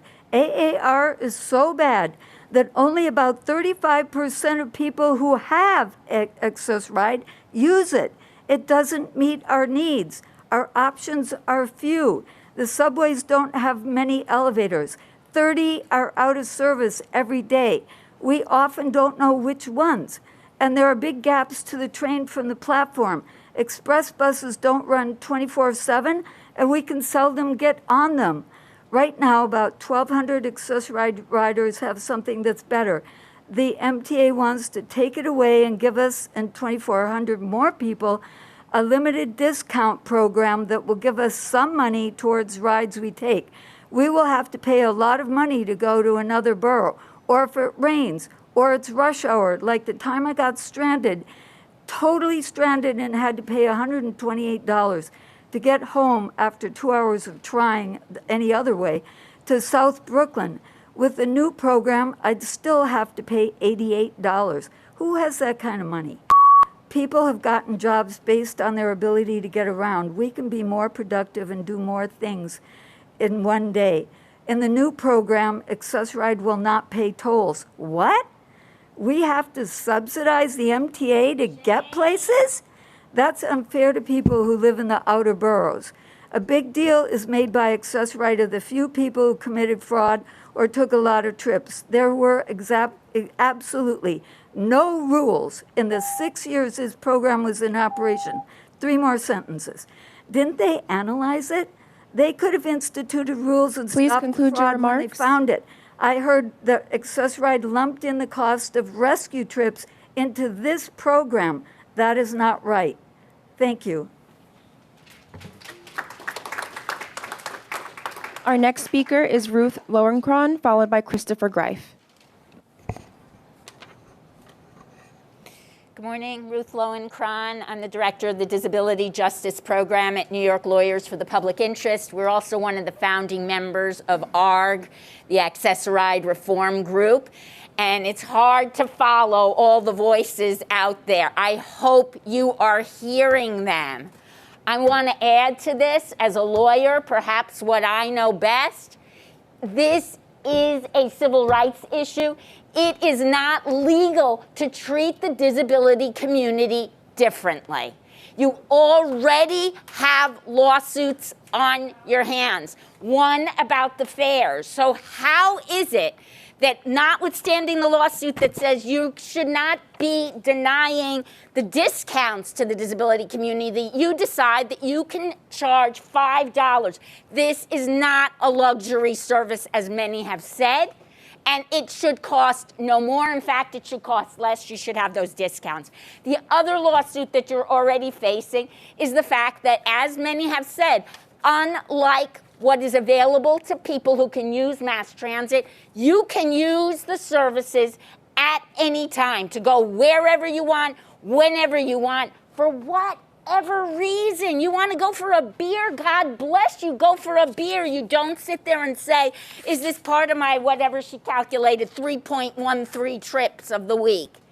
It is an outrage, and more than an outrage, it is illegal. Please, You too have lives that you want to live where you want to, in fact, enjoy things to the hilt. It's wonderful, and we really do appreciate it. And I was thinking I should have started with this, but I'm not looking at my notes. We are definitely appreciative that this program has been in place. As many have said, it gets you a lot of good press too. We are definitely appreciative that you're expanding it, not by a small amount, by a large amount. Tripling a pilot, that's hugely impressive. But at the same time, you cannot be pulling back on it and making it worse and deciding, in essence, to pay the same amount for the program of $1,200 that you're going to do for $3,600. That's not really Please logical conclude your remarks. or very fair. So thank you very much for reconsidering what we think is an illegal program. Thank you very much. Our next speaker is Christopher Greif, followed by Joe Rappaport. Good morning. Good morning. I'm Christopher D. Greif. I think you already heard everyone about Access-a-Ride and concern about the fare. As a remind you that I mentioned this at the public hearing. The fare for reduced fare is very important because the one issue everyone has is the fair fare. As every disability is sitting behind me or listening at the YouTube channel, we need to remind that the reduced fare program, which we're all getting a lot of people signed up, are trying to budget their money. The reason I mentioned this at the public hearing, this is the one thing I'm going to remind. The public hearing, as I said, should also list it of when you're going up or down, need to know how much is a reduced fare price. The late person, Edith Prentice, has mentioned this in the past. We ask this to be always in the books and also have papers.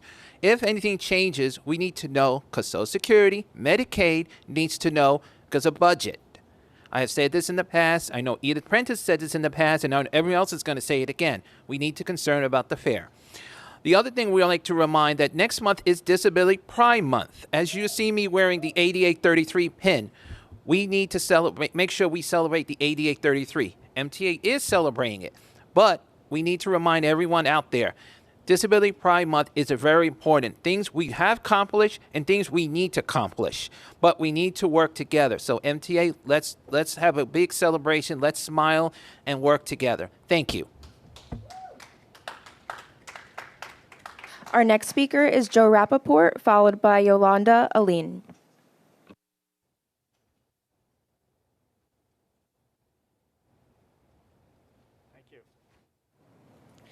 Good morning. Over here, I guess. Good morning. My name is Joe Rappaport from the Brooklyn Center for Independence of the Disabled. Today, the Guardian newspaper has an article about a state in India that's given women free transit because it wants to encourage their employment. Meanwhile, here in New York State, the MTA is doing the exact opposite for its disabled riders on Access-a-Ride. Among other proposed changes to its on-demand program, the MTA wants to increase the fare, as you've heard, for the next phase of its on-demand program by 82%, from $2.75 to $5. In what world does this make sense? Beyond that, the proposal to raise the fare by 82% violates a memorandum of understanding the MTA signed with the city 3 decades ago. The MOU clearly pegs the price of Access-a-Ride to the base fare on the subways and buses, which is now $2.75. Now, it's also clear in the MOU that the only way to charge more than the base fare is to get the city's approval. Now, it's possible you've done that. I hope not. It's also possible your lawyers have convinced you that you can raise the fare 82% in spite of the MOU. Look, we agree it makes sense to offer on-demand Access-a-Ride service. You've proven over the last 5.5, 6 years that you can do it and that people find it life-changing, as you've heard. But this new proposal is fatally flawed. Make it better by actually expanding it, not imposing unfair limits on the cost or the number of rides that you never force on anyone else. And really, don't make it out of reach for the vast majority of your riders by raising the fare by how much? 82%. Thank you. Our final speaker is Yolanda Aline.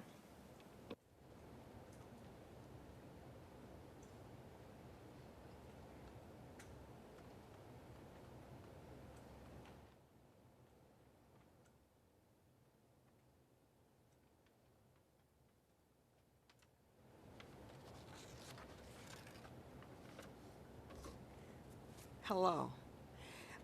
It seems like MTA, New York City Transit, have no respect or care for anyone that use stressor ride. Because some people use, I know I used to use it when I was on dialysis 3 times a week. Plus, when you have cancer, you have to go to, if you go to Sloan and you live in Brooklyn, it takes you, and sometimes you have to take cancer treatment twice a week. So that's 5 days. And if you want to go to church, that's 6 days. So one day you might be home. How do you expect people to spend $5 when they don't have that $5 in the first place? Cancer treatment is not cheap. Being on dialysis is not cheap. And everything is going up. You go buy a dozen eggs, it's $5. Where do you expect people to get money from? Out of the air? There's no plane dropping money in New York City. And New York City Transit, all you able people on the board, all of y'all are on the board. All y'all can take the transit and jump on the train anytime or jump on the bus when you feel like. We don't have that option. We don't have that option. So who cares about us? Don't we have any value? We don't care. Nobody cares. A 90-year-old woman trying to get physical therapy, and stressor ride left her. The guy don't show up with the broker service. What should she do? $100. Jean said $128 to get back home. Where do we get that kind of money?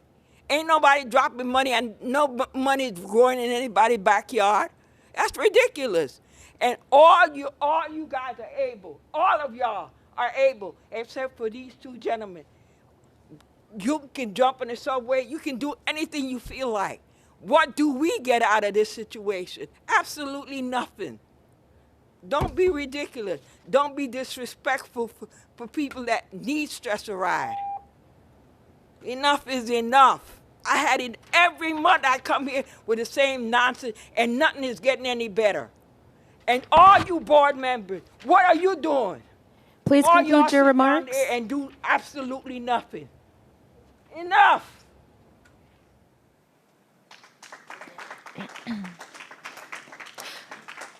That concludes our public comment session for today's meeting. Thank you to all our speakers. Can I now have a motion to approve the minutes from the May 2023 meeting? Second? Second, Sharif. All those in favor? Against? Motion carried. Okay, Rich, do we have any changes to the work plan? No changes this month. Okay, you want to start us off with the President's report, please? Yes, I'll be brief here. So June is the beginning of the summer, obviously, and the celebration of freedom such as Pride and Juneteenth. As the co-executive sponsor of the Pride Express Employee Relations Group, I am proud to be part of an organization that celebrates our LGBTQIA+ customers and employees, not just during Pride Month, but every day of the year. I am equally proud that all agencies under the MTA flag pulled out all the stops to celebrate Pride. Our trains and buses had special decals and stickers. Our stations were adorned with Pride posters and digital displays, and we introduced a commemorative Metro card at several stations. And yesterday, we joined the Pride March with a big contingent of transit workers and New York City Transit employees. A huge thanks to our partners at TW Local 100 for making this march possible. I'm also grateful to continue to work with a team of employees who do great work every day. They are the backbone of our faster, cleaner, safer plan. This month, we celebrated 67 incredible transit employees at the President's biannual award ceremony, recognizing the employees for achievements in safety, customer service, leadership, teamwork, and diversity and inclusion. And we were also proud to see 10 bus operators highlighted on the Today Show with Al Roker 2 weeks ago for a ride in one of our newest electric buses. Turns out Al's dad was a 29-year New York City Transit bus operator from Queens, and he knows firsthand the remarkable work that our operators do every day. Roker's piece highlighted 42-year veteran bus operator Tony LaDuca and first-year bus operator Victoria Lugo with her dad, who's also a bus operator, and 7 others, Lewis, David, Cleveland, you've met before, Bernadine, Michael, Kermit, Edward, and Tyrone. Thank you all for your work. Turning to Subway, customer satisfaction remained stable last month. Overall satisfaction in May 2023 was 61%, 1% lower than April, but still higher than back in December. Incidents like a fire at 96th Street, signal issues at Smith and 9th, and a third rail incident at 75th and Elders Lane were reasons why we saw a slight dip in our customer satisfaction. However, despite the operating challenges, the subways team was able to deliver 84.3% customer journey time, which is higher than our goal. And customers are also noticing our staff's ways to improve subway experience on onboard cleanliness and staff helpfulness, which were both up from the previous month. And as we close out June, the subways team is performing at over 84% on-time performance. So again, pushing real hard. You'll also recall that our station renovation program is one of our major initiatives in our Faster, Cleaner, Safer plan. Cleanliness is one of the top 5 attributes customers cite in surveys that would improve their satisfaction and encourage them to travel more. We are pleased to say that we have completed on schedule the first 2 quarters of our renovation program, and we'll begin work on our next 14 stations. We'll be announcing what those 14 stations are later this week. I assure you, though, they will be across all 5 boroughs, including the Bronx. We are on tap and on goal to complete 50 stations by the end of 2023. We also continue to open bathrooms. Right now, 34 stations and 68 bathrooms. Rather than announcing it, we're just quietly doing it now. And we'll be having 36 bathrooms and an additional 18 subway stations opening to the public starting July 3rd on a rolling basis. So with these planned openings, the vast majority of bathrooms within the subway system will be open to the public by Labor Day. We continue to be laser focused on weekend experience for our customers as they return in strong numbers. As we do essential work on weekends to make the system better and more reliable, we're also doing more to inform our customers about the best ways to get around and the enhancements in our systems that they can look forward to. Shortly, we will hear a presentation from Demetrius Critchlow, Jose LaSalle, and Tim Mulligan on how we are working together with C&D to get the critical work done, but also to deliver for our customers. Why is this important? Because weekend service continues to rebound. I am pleased to announce this past weekend, we had the highest weekend ridership since the pandemic. We moved over 4.7 million customers around our system. Overall satisfaction with safety and security on trains and stations dipped 3 percentage points. However, overall subway safety satisfaction remains up from 45% last year. So our customers are noticing the COPS Cameras and Care initiative. The chief will speak momentarily about the incredible work he and his team are doing at NYPD Transit to continue to keep our customers and our employees safe. Moving to bus. During May 2023, bus customer satisfaction also remained stable. Overall satisfaction was 65%, 4 points below April, but still a point higher than last December. Most indicators were flat, but our customer satisfaction in the Bronx for both express and local customers continues to be up, which we attribute to the great work that the bus team and OP did last year to rewrite and to redesign our bus network in the Bronx. The Department of Buses continues to remain dedicated to optimize the system with greater numbers for our customers. They continue to work closely with NYPD and the City DOT to make service better. We also, Frank and team have been working very closely with NYPD and traffic to ensure that while we're rolling out ABLE across the system, we are also enforcing traffic laws in those quarters where we don't have ABLE. I think you've written, Frank, over 5,000 tickets personally, right? Is that right, Frank? 5,932 to who's be counting? exact. Which continues in buses, but frankly has also turned into I think about 3 dozen arrests for various both motor vehicular infractions to serious crimes. So again, if you're not in a bus and you're in a bus lane, get out of the way. For paratransit, we obviously heard a lot this morning about paratransit. Let me spend a few minutes there. Paratransit customer satisfaction was 68% in April. In May, 10 points lower than in March, but still higher than we were 6 months ago. The demand for Access-a-Ride is continuing to increase with about 25,000 weekday trips and 15,000 weekend trips that were in April. Obviously, on-time performance was also very high at 98%. But we are digging into where and why we can improve, and so we're taking steps to increase and improve service. Chris and team will be adding an incentive payment for completed trips and drivers later this year in the fall. and we're expanding eHail. Now, let me spend a moment on eHail. We heard a lot of feedback today from our customers. First, Chris will be giving a deep dive at the board tomorrow on what eHail and what we tend to bring. I think what you heard was a real concern, tension, and a real concern and tension that we've had about trying to expand the service beyond 1,200 of our customers. To keep that in context, we have 175,000 customers who are able to use Access-a-Ride. So only 1% of our customers currently qualified for eHail. What we're doing is tripling that amount to 3,600, but as mentioned, asking our customers to increase their copay and to think about how they use their trips. We're looking at both volume and distance. Chris will get into more of that detail. No system is perfect. I will tell you that the system that we are suggesting that the board take a look at tomorrow is one that is within line with our other peer transit systems across the United States. And as a service, ultimately, that's not required to be provided under AAR, right? eHail is not. That being said, we want to put out the best product we possibly can, and we're committed to continuing to work with advocates and our customers to get it right going forward. I think with that, Madam Chair, I will end. I know we have a presentation and a few other things we want to get through quickly, so I think I'll turn it over back to you. Thank you, Rich. Any questions for Rich? If not, we're going to move on to Demetrius.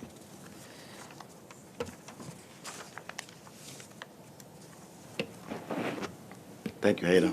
Rich, by means of this presentation, we aim to give the committee more insight into the internal mechanism that keeps this machine running. As we do essential work on weekends to make the system better and more reliable, we're doing more to inform our customers of the best ways to get around. We're also doing more to describe the enhancements of our system and to give customers something that they can look forward to. We're joined today by the Department of Subways Weekend Czar, Jose LaSalle, and C&D's Senior Vice President of Operations Support, Tim Mulligan. At the core of this partnership, increasing customer satisfaction 10% by June 2024 has been at the forefront of our weekly planning meetings. What does this mean? To do work which has the potential to be disruptive to our customers, it can seem like an oxymoron that customers would be more satisfied. But the key element is delivering. Delivering on faster, cleaner, safer service. And the only way we're going to do that is working together between the Department of Subways, Operations Planning, and C&D.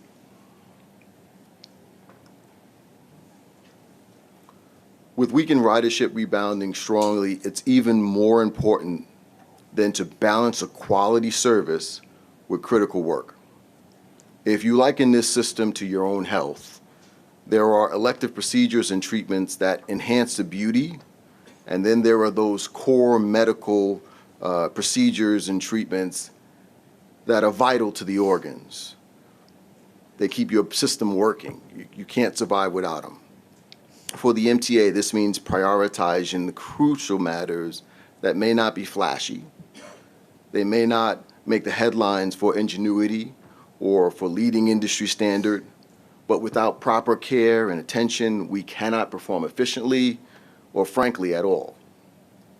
We're talking about our shops, our signals, switches, infrastructure, tunnels, tracks, and more. Now, why weekends? It's the nature of work that creates the demand and our ultimate goal of impacting less customers with the disruptions. The capital plan has substantially grown from previous plans, bigger projects, bigger return for our customers, but it requires more time. 2- and 3-day weekend outages are far more productive than just selecting a 5-hour overnight closure, given the time it takes to remove a track from service, remove power, get resources like material, work trains, crews to a work area, followed by doing it in reverse in order to restore a track to service before a morning rush. With a weekend or a 3-day outage, that is all productive time. The track remains out for the duration, and our customers benefit. With that said, I want to pass it over to Tim Mulligan, who will go into a little more detail. So we just wanted to talk about some of the projects that go through the process and coordination that Demetrius referred to. First of all, signaling. One of the most significant types of work that's happening right now in the subway system is signal modernization. We're currently in the midst of a historic expansion of CBTC in the system, and we have work well underway at Queens Boulevard, 8th Avenue, the Culver Line, and we're beginning the Crosstown Line as well. The signal modernization will bring more reliable, frequent service, as well as give us the opportunity to replace interlockings and old block fixed signaling systems that are approaching 100 years old in some locations. These projects are, by their nature, very right-of-way intensive, and they have to be carefully coordinated with each other and with other projects that are going on in the system. And they're expected to make significant progress over this summer and throughout the rest of the year. You'll hear more about the capital program at the Capital Program Committee today about our CBTC projects and the steps we're taking to dramatically focus our approach to resignaling to reduce the amount of right-of-way components, which not only reduces the construction impacts in the future, but also reduces the frequency of required right-of-way maintenance of that equipment. Next, stations. Another major but very visible to the customer investment area is our work on stations, particularly our accessibility work, and it is progressing at a similar unparalleled pace as the CBTC work. We'll complete 12 new ADA stations this year. We have an unprecedented 34 ADA stations that are currently under construction. And while much of this activity can occur behind barricades, on platforms and mezzanine areas, we sometimes need access to the platform for certain construction activities associated with the scope of these projects.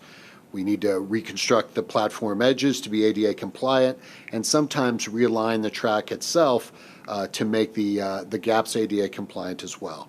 One of the most significant projects working this summer is Lorimer Metropolitan Avenue, as well as the 14th Street complex and the work at Queensboro Plaza, which I'll go into more detail. Queensboro Plaza ADA is a particularly good example of how we plan and coordinate our projects.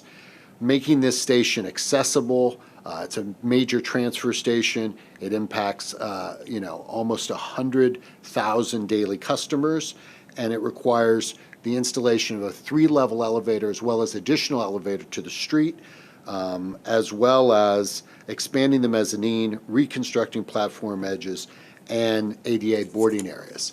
But while we're doing the outages required for Queensboro Plaza, we're leveraging that track access to get other needed work done across the system, including circulation improvements in Grand Central, the replacement of 6 escalators, and the addition of a new set of stairs for the Flushing line.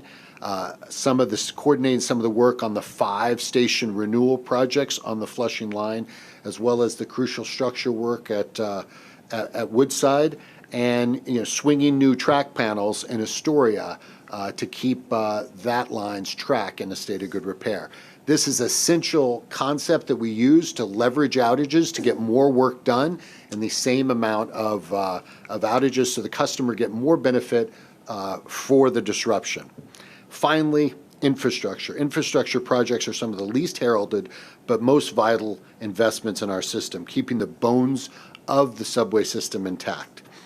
As noted here, we have more infrastructure taking place in this program than we have in the 2 previous capital programs combined. In fact, the 20 to 24 capital plan represents a 270% increase in the investment in infrastructure from the prior capital plan. And this work is highlighted by several crucial projects that are ongoing, the Concourse Line in the Bronx, and we'll be beginning a very impactful but very crucial project to replace the direct fixation track in the 63rd Street line, which will begin later this summer and will involve 24/7 significant outages.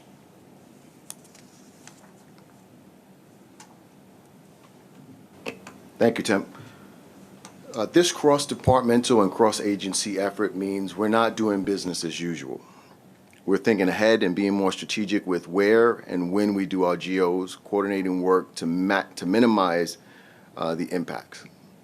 Continuing to ask the questions from the view of a customer. How do we service our customers? Can we reroute via local or express tracks? Is there a parallel line available? In the instances where we still operate service, can we install barriers to separate workers from adjacent tracks to safely operate at a higher speed? And in some cases, asking the really tough questions. Is it better for our customers to have a full 24/7 shutdown versus multiple weeks or months of repeated outages? All this work is done years in advance, with our ops planning team taking the lead on scheduling the GOs and coordinating with the Department of Subways, Department of Buses, to see how work will impact service and being mindful of the external events which may be occurring in the communities we serve. This is one project line. Overlay this with many projects, varying corridors, each requiring different levels of support. In short, this isn't easy. It takes a thoughtful and forward-thinking approach to get it done, and for that we're grateful to the Chief Officer, Judy McLean, and her team who continue to work extremely difficultly to be able to provide our best service for our customers. Better weekend service and enhanced customer communications are at our core commitments. That's why we're glad to have our Subways Deputy Chief for Weekend Service and Diversions, Jose LaSalle, also known as the Weekend Czar. He'll tell you more about the work he's doing for the Department of Subways, which also cuts across departments such as buses, ops planning, and others. Thank you, Demetrius. Well, the planning stages, as you mentioned, do start years in advance. But when we start digging down, we're looking 6 to 8 weeks out. And we sit down with Judy's team at OP, Service Delivery Field Operations, the folks at the Operations Control Center, stations, and various other departments to get it done right. We analyze the service plans that are put out, and we look for items that might come up and say, hey, we need to look a little closer at this and pay attention to this. My team, along with our partners, identify diversions that could be most impactful to our customers, and we make certain that we look at that during the weekend process. We focus on limiting adjacent track flagging, where there's going to be buses, where our customers are going to get double hit, so to say, and have to get off a train and get on a bus. Where it's possible, we like to minimize the impact that adjacent track flagging will have. We had that this weekend, and I'll get into that a little bit later. During that, the day of, we'll go out, we'll look at high-need stations or high-need areas where there is adjacent track flagging, visit those locations to identify impacts to customer service and make necessary changes. So you saw a slide before where we had a panel up in the air, a panel being track with rails. We'll look at that and make sure that our customers aren't stuck outside stations and having to wait a long time, because we definitely want to minimize customer journey time. We'll address merge points where we have several lines meeting together so that they don't slow down our customers getting from point A to point B. And during the day, we'll reach out to our partners at the Operations Control Center, talk to the folks at the Digital Communications Unit, and see what our customers are saying. If we get one complaint from a customer, we kind of equate that to like 100 or maybe even 1,000 customers complaining about it. So we look at that. Then afterwards, we sit back and discuss it with all our partners to see what we did well, what worked, where we can, probably improve on our weekend service, and make sure that those ideas are put together. Next slide, please. Weekend on-time performance has steadily increased, and I believe it's increased 5% since July of 2002. And as Rich had mentioned before, our ridership continues to increase. And we like to see that because as the customers come back on a Saturday and a Sunday, that just means that's going to equate to heavier ridership on the weekdays. And we're looking for the days of 5 million and 6 million people a day. We also are looking to improve service on the weekends on particular lines, the G, J, and M lines. We hope to have more service, as when we look at the Pulse surveys, our customers are talking about, we want more service, so we're going to try to leverage that, the work that we're doing, getting it on the G, J, and M lines. Next slide, please. So, as Richard mentioned earlier before, our ridership hit 4.681 million yesterday, and that's a post-pandemic record. We look forward to seeing that continue to increase this summer, and hopefully by the end of the year, we'll be at the numbers pre-pandemic.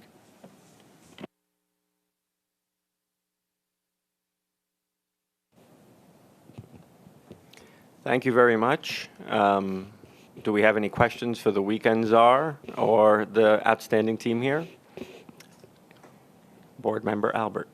Thanks. It's not a question, but thank you for everything you've been doing. I believe service has gotten better on weekends, and the new electronic billboards that are on the stations are showing strip maps in real time, showing what transfers are actually available. And I'm hoping that we can, not too distant future, move to having a real-time full system map so that folks can look at it and not see Monday to Friday, and when everything's right, but if it's in the middle of the night or if it's weekends, the service that's actually being offered at that given time. But thank you, Jose. Great. Thank you. The presentation, we still have a couple more slides. Oh, we're still going. Yeah, no Okay. worries. Unless you want it to be done. No, Chair Mahalsis will scold me later for this. I am not a worthy. Okay, let's go to the next slide. Yeah. So one of the things that Rich has really been promoting and talked a lot about have been station renovations. It has been a new way of not only in advance looking at what work is coming down the pike to do for outages, to make the best of those outages, but also to provide for customers an opportunity for when they come back after having an impactful weekend to say, what did I gain from it? It started with the B&D lines and 9 stations, doing not only the customer-facing aspects, but also the facilities within our customers' realm, within our employees' realm. We've seen big impacts in our customer satisfaction numbers as a result of it. Greater than 10% of our subway customers have cited that they see cleanliness as improving in those locations where we have the renovations. That is not just the maintenance, painting of the locations, but also changing the lighting. The lighting can make a huge difference in how customers see the environment in which we work. Taking advantage of the 55-hour outages, we talked about it a little more, this a little bit earlier, but you can get so much work done from having a work train in there, having full access to the tracks, and we're looking forward to what we can do. 33 renovations completed already this year, with the goal of having 50 done for 2023.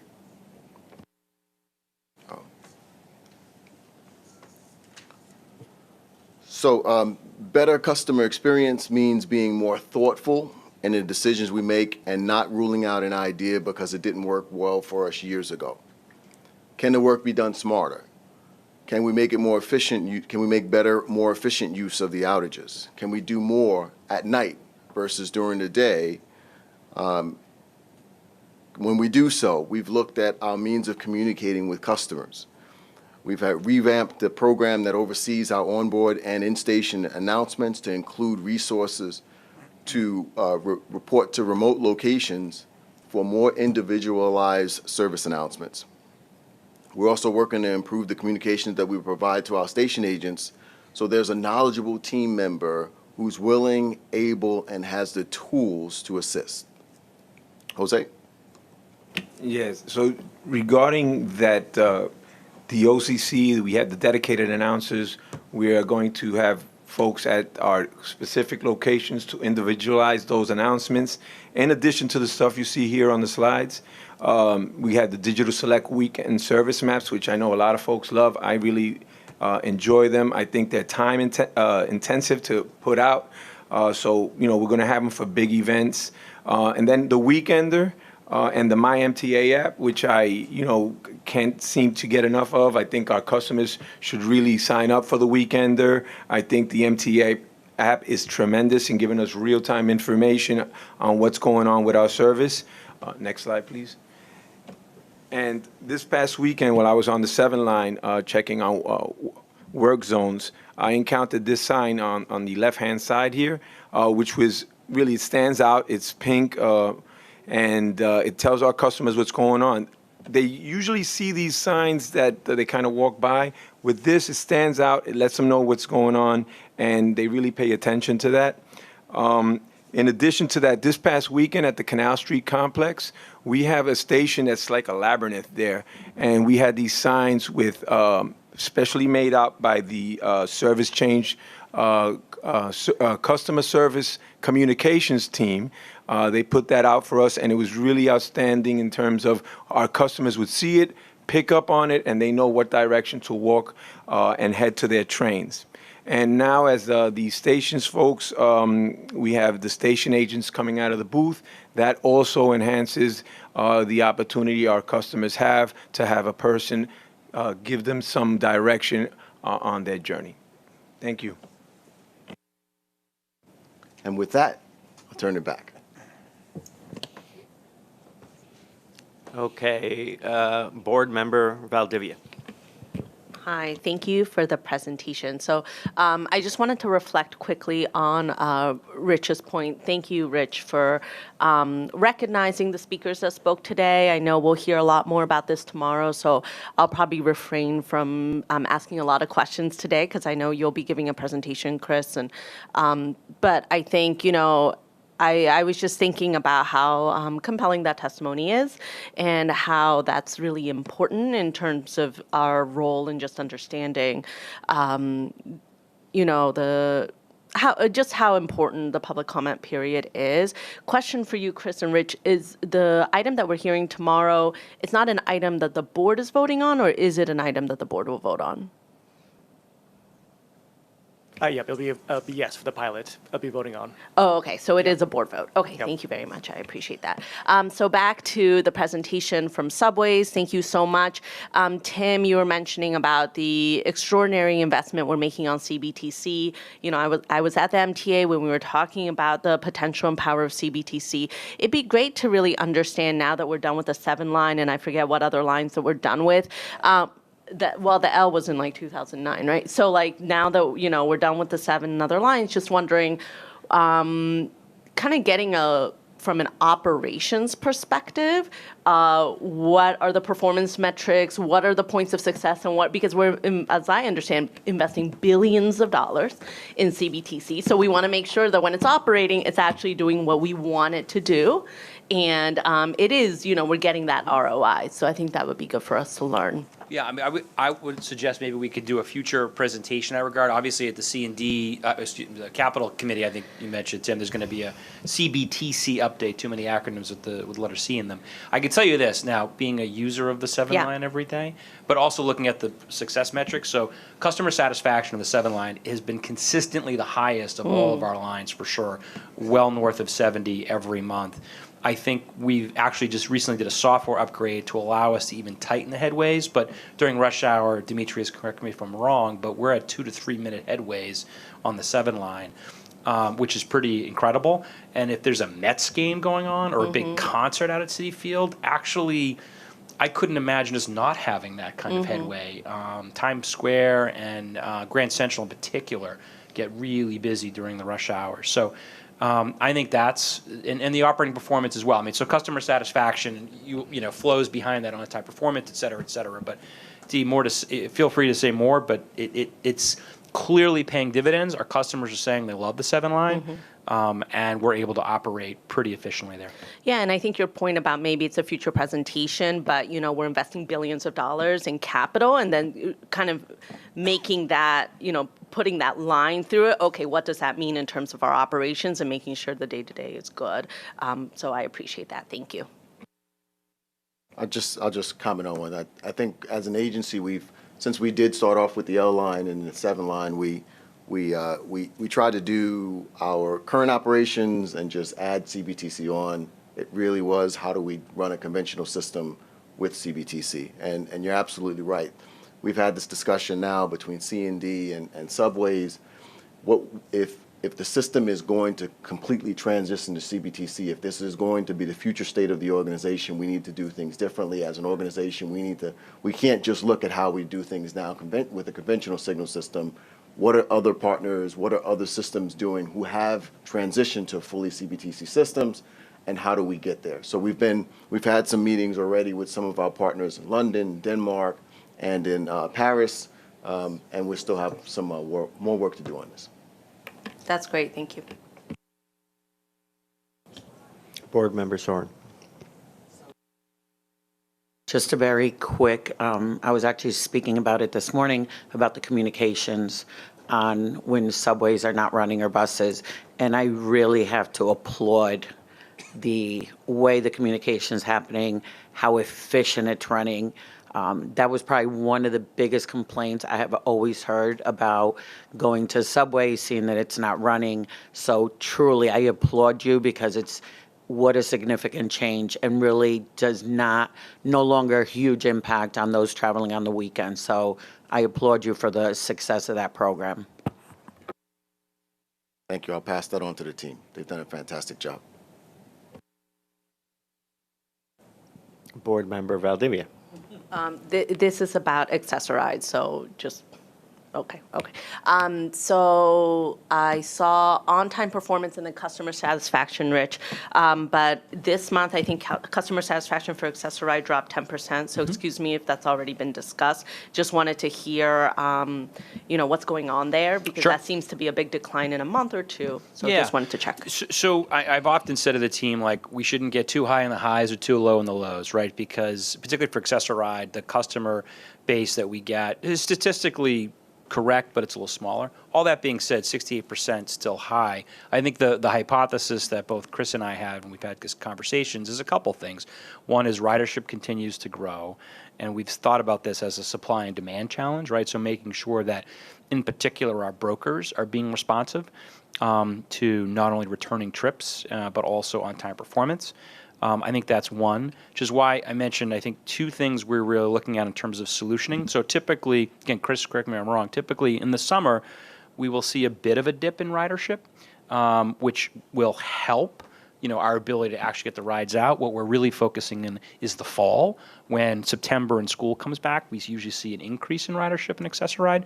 And so we're planning on offering an incentive payment to drivers who are on time in both, on time, I suppose, right?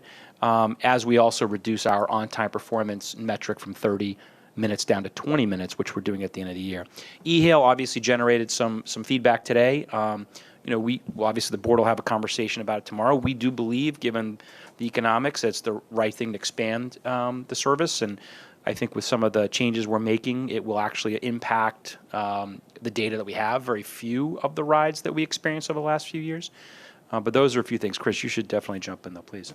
Sure. Yeah. Thanks, Midori, for the question. In May, we did experience in the first couple of weeks a bit of a hiccup with our broker service.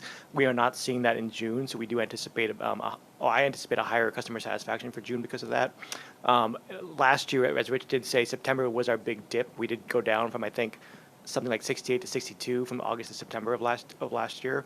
We do not want to have that happen again this year, which is why we're doing the incentives to anticipate the post-Labor Day increase in ridership.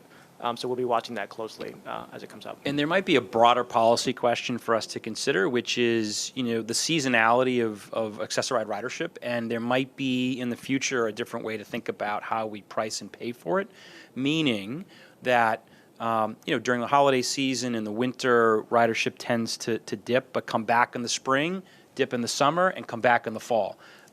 So I think it's something else that we should all watch. not dissimilar to subway and bus, right? When school gets out, we see, more summer vacations. Obviously, students aren't using our services, parents and caretakers aren't either.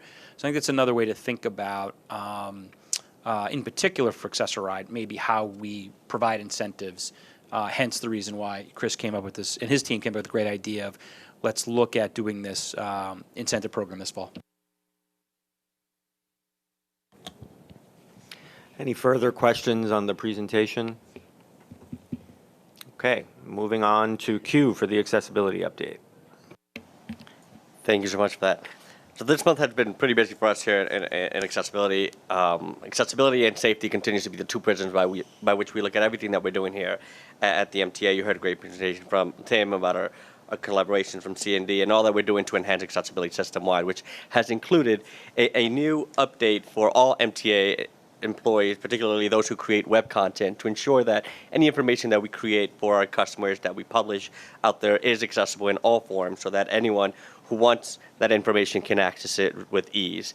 Aside from that, I want to give a shout out to Frank and the bus team, who continues to be great partners retrofitting those 1,000 buses for the stroller program on those 57 routes. So I think we're about to be completed, and we're getting great feedback from customers on that, Frank. Thank you.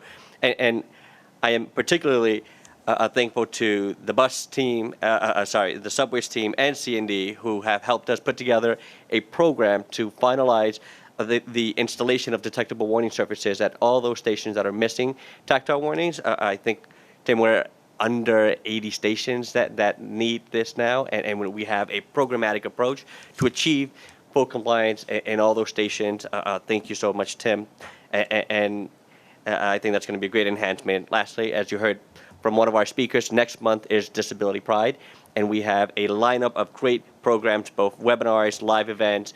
We will be featuring some board members and, of course, Demetrius Crenshaw and all his great work that he's doing with subways to talk about the current state of accessibility, but also where we are planning to go and what makes us all excited of all the different ways in which we are enhancing accessibility for all our riders. Thank you. Thank you, Q. Any questions for Q? Okay, let's move on to the crime report. Chief Kemper.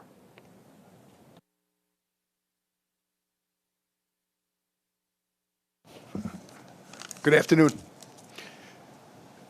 Good afternoon, Chair Muhaltas, President Davey, and all members of the board. Thank you for having me here today. As I mentioned prior, it's an honor and privilege to represent the men and women of the NYPD Transit Bureau and to work alongside the MTA and their thousands of dedicated employees.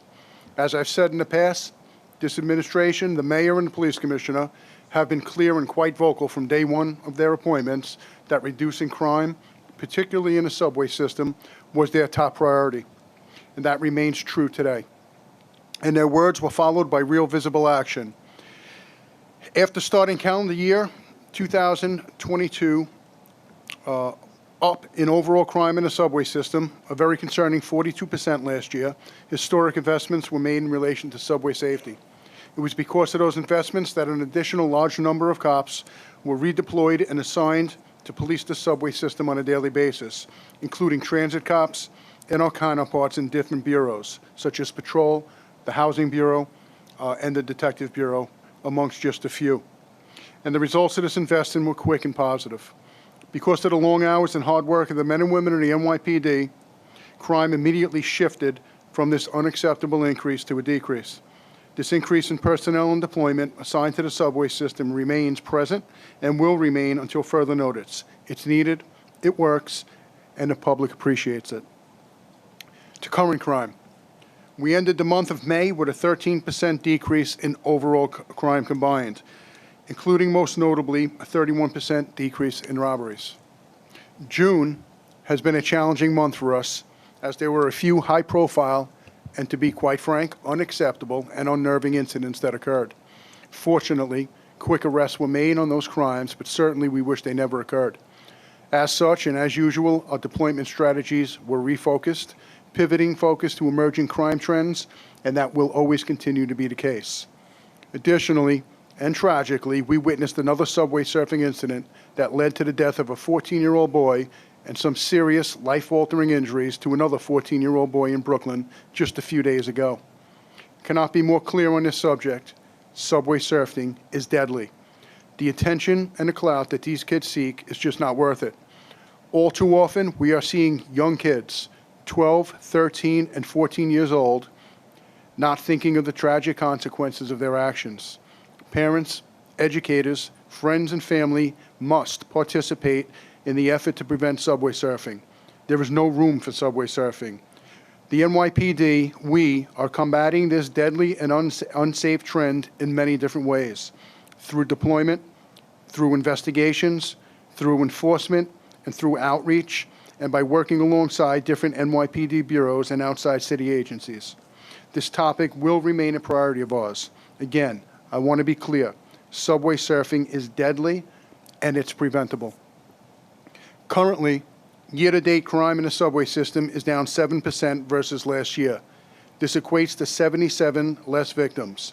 This includes a 16+% reduction in robberies year-to-date.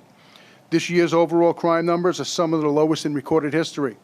Taking out pandemic years 2020 and 2021, only 2 years in recorded history have lower overall crime numbers versus this year. And please, to anyone listening, don't misinterpret what I'm saying. We clearly recognize the challenges we face and the work that needs to continue. And we are well aware that perception and fear are real to so many of our riders. We are deeply committed to ensuring public safety in the transit system, and we share the mindset that people deserve to travel from point A to point B in the subway system safely and free of fear. The men and women of the NYPD have been working long hours and very hard. Our enforcement year-to-date has increased substantially versus prior years. Overall arrests are up 53% this year, including a 25.5% increase in felonies and a 68.5% increase in misdemeanor arrests. And we find ourselves arresting many of the same people over and over and over and over, and for time I'll stop with that, over again. Tab summonses are up 58%. Arrests for weapons are up, and I'm talking year-to-date. Arrests for weapons are up, including gun possession in the subway system, 26.7% higher this year. Knife cutting instrument possessions is up 67% this year versus last year. And additionally, we remain focused on quality of life violations and fare evasion. In closing, I want to again thank you for inviting me here today, and I want to also take this opportunity to recognize and thank the men and women of the NYPD, specifically our cops, who do amazing work each and every day in our subway system and allow me to tell their story. Thank you. Thank you, Chief. Any questions or comments? Board Member Soren. So, considering that operations and Subway has done such an amazing job in communication, what are the chances that we can put out a similar type campaign for subway surfing? I mean, to the point of graphic, right? We do it for everything else, like the smoking commercials. I think that visually these kids need to start seeing like real life consequences. I agree with you, and I was very public on this, very publicly on at least 3 occasions in the last few days. Enforcement is very important. That's just one part of the strategy. And when I say enforcement, I'm talking about arresting, investigating and arresting. But prevention is important also because it's my opinion, once we make the arrest, it means they did it. We're trying to prevent them from doing it in the first place. We're in the process in the NYPD. It should be completed by the end of the week of a PSA that we're going to be releasing on our social media platforms.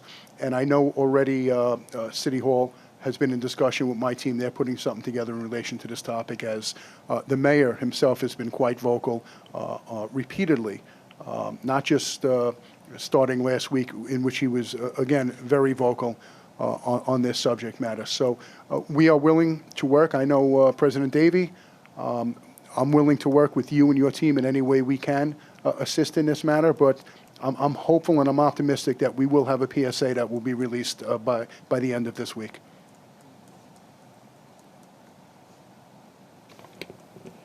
Any other questions, comments? Okay, we have no procurements in committee for this week, so can I have a motion to adjourn? Second? Thank you. All in favor? We are adjourned. Thank you.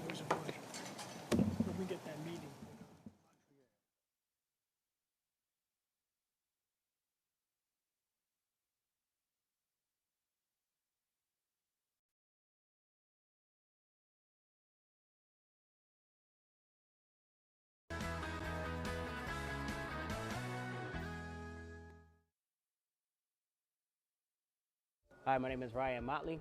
I'm a stock worker here at East New York Depot. I've been with MTA Bus for 1 year, 4 months. As a stock worker, typical day in the job is issue parts to the maintenance facility. I process transactions. I do express issues, inter-unit transfers. I also help restock parts or receive parts from different manufacturers, give them their respective locations. We do cycle counts to find any discrepancies within our inventory also. Here at the East New York Depot, which is the central maintenance facility, we actually process a lot of parts for various depots. Here in this stock room, it's a CMF, Central Maintenance Facility. Buses come in for major work, so we store bigger items, high dollar value items, engines, radiators, transmissions, generators, motors. Because when the buses come here, they're here for an extended period of time to get a complete overhaul. So whatever buses that are active in our fleet right now, we have the parts for it. We also store cleaning products for our cleaners that are located in the depot to help them get their job done. We help the maintainers get the correct parts needed for the buses to make service. You know, we have our regular chores of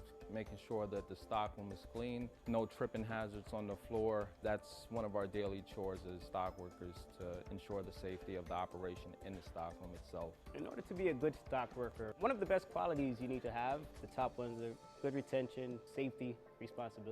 You know, you want to have that kind of characteristic in you to try to do your best in everything you do and deliver the best. You know, it makes me smile. It makes me feel good knowing that I work for a company where has a lot to offer.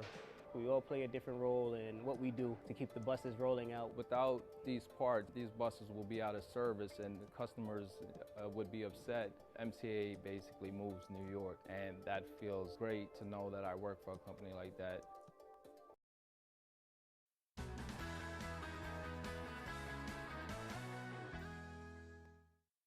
What does a bus maintainer do?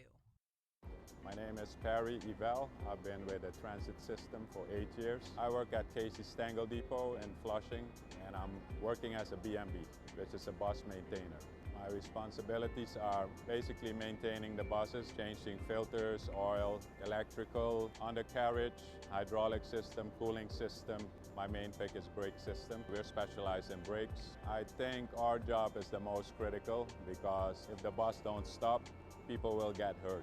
When an individual comes to New York City Transit as a maintainer, there's different training that they receive. So they'll get training on the bus from the front to the rear, electrical, diagnostics, body work, depending on what their title is.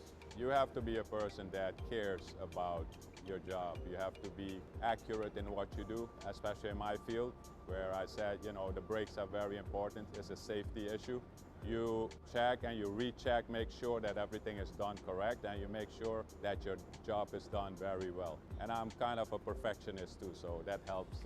I see our buses on the streets, picking up passengers, taking them where they need to go. Makes me feel proud knowing that they're in a safe bus. Since I was young, I love mechanics. I never knew that this would have been my job. It's a great thing to work for the greatest city in the world and servicing millions of New Yorkers and people all over the world.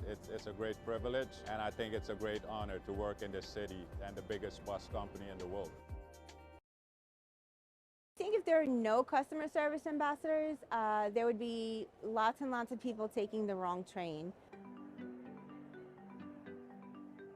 A customer service ambassador is a frontline contact providing fast-changing, accurate information, especially during service disruptions. We're here to direct you, assist you, and be patient as well. The qualities that make a good customer service ambassador are patience, communication, following instructions, and just pretty much being a people person. Getting lost in New York it's really easy. That's what we're here for, to help them. So every day I show people how to use the phone. We have this app called Train Time, and it tells you the time everything comes, schedule changes, tells you advanced scheduling as well in case you need to come in a week. My most memorable day at work, we had an elderly woman come off of the airport. We assisted her to getting to her family, which was in another town. She had never been to New York before. She was completely lost. She thanked us several times, and I was able to help this woman get to her family. That's the motivation. Just helping people in general is seeing their face. I like to help people a lot. You know, seeing people happy and getting to their place. It makes me feel really happy, especially that I know they're getting to their destination safely. We serve with pride.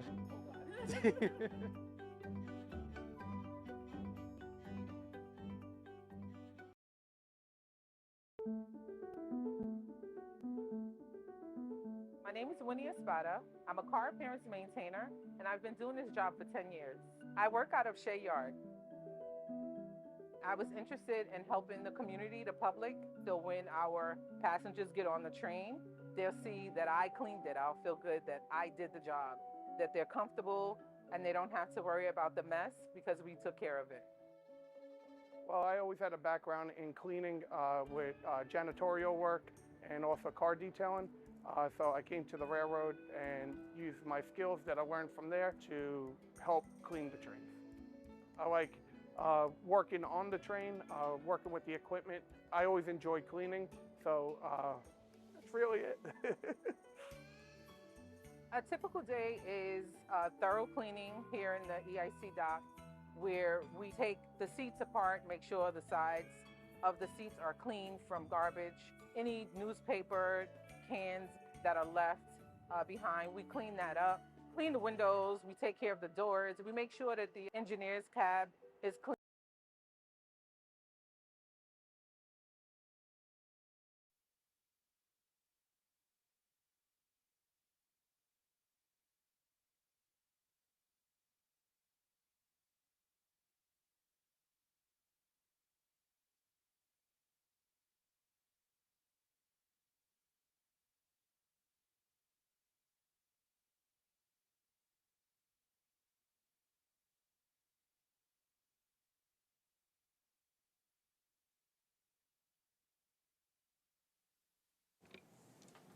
Good afternoon, everybody. I'd like to call the meeting of the Diversity Committee to order, please.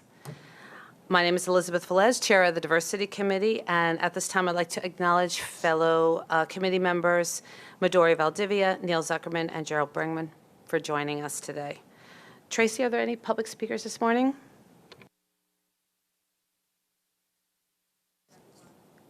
Yes, good afternoon, everyone. We have 3 virtual speakers, and we will begin to hear their comments. They will be given 2 minutes, and we will start with Jason Anthony.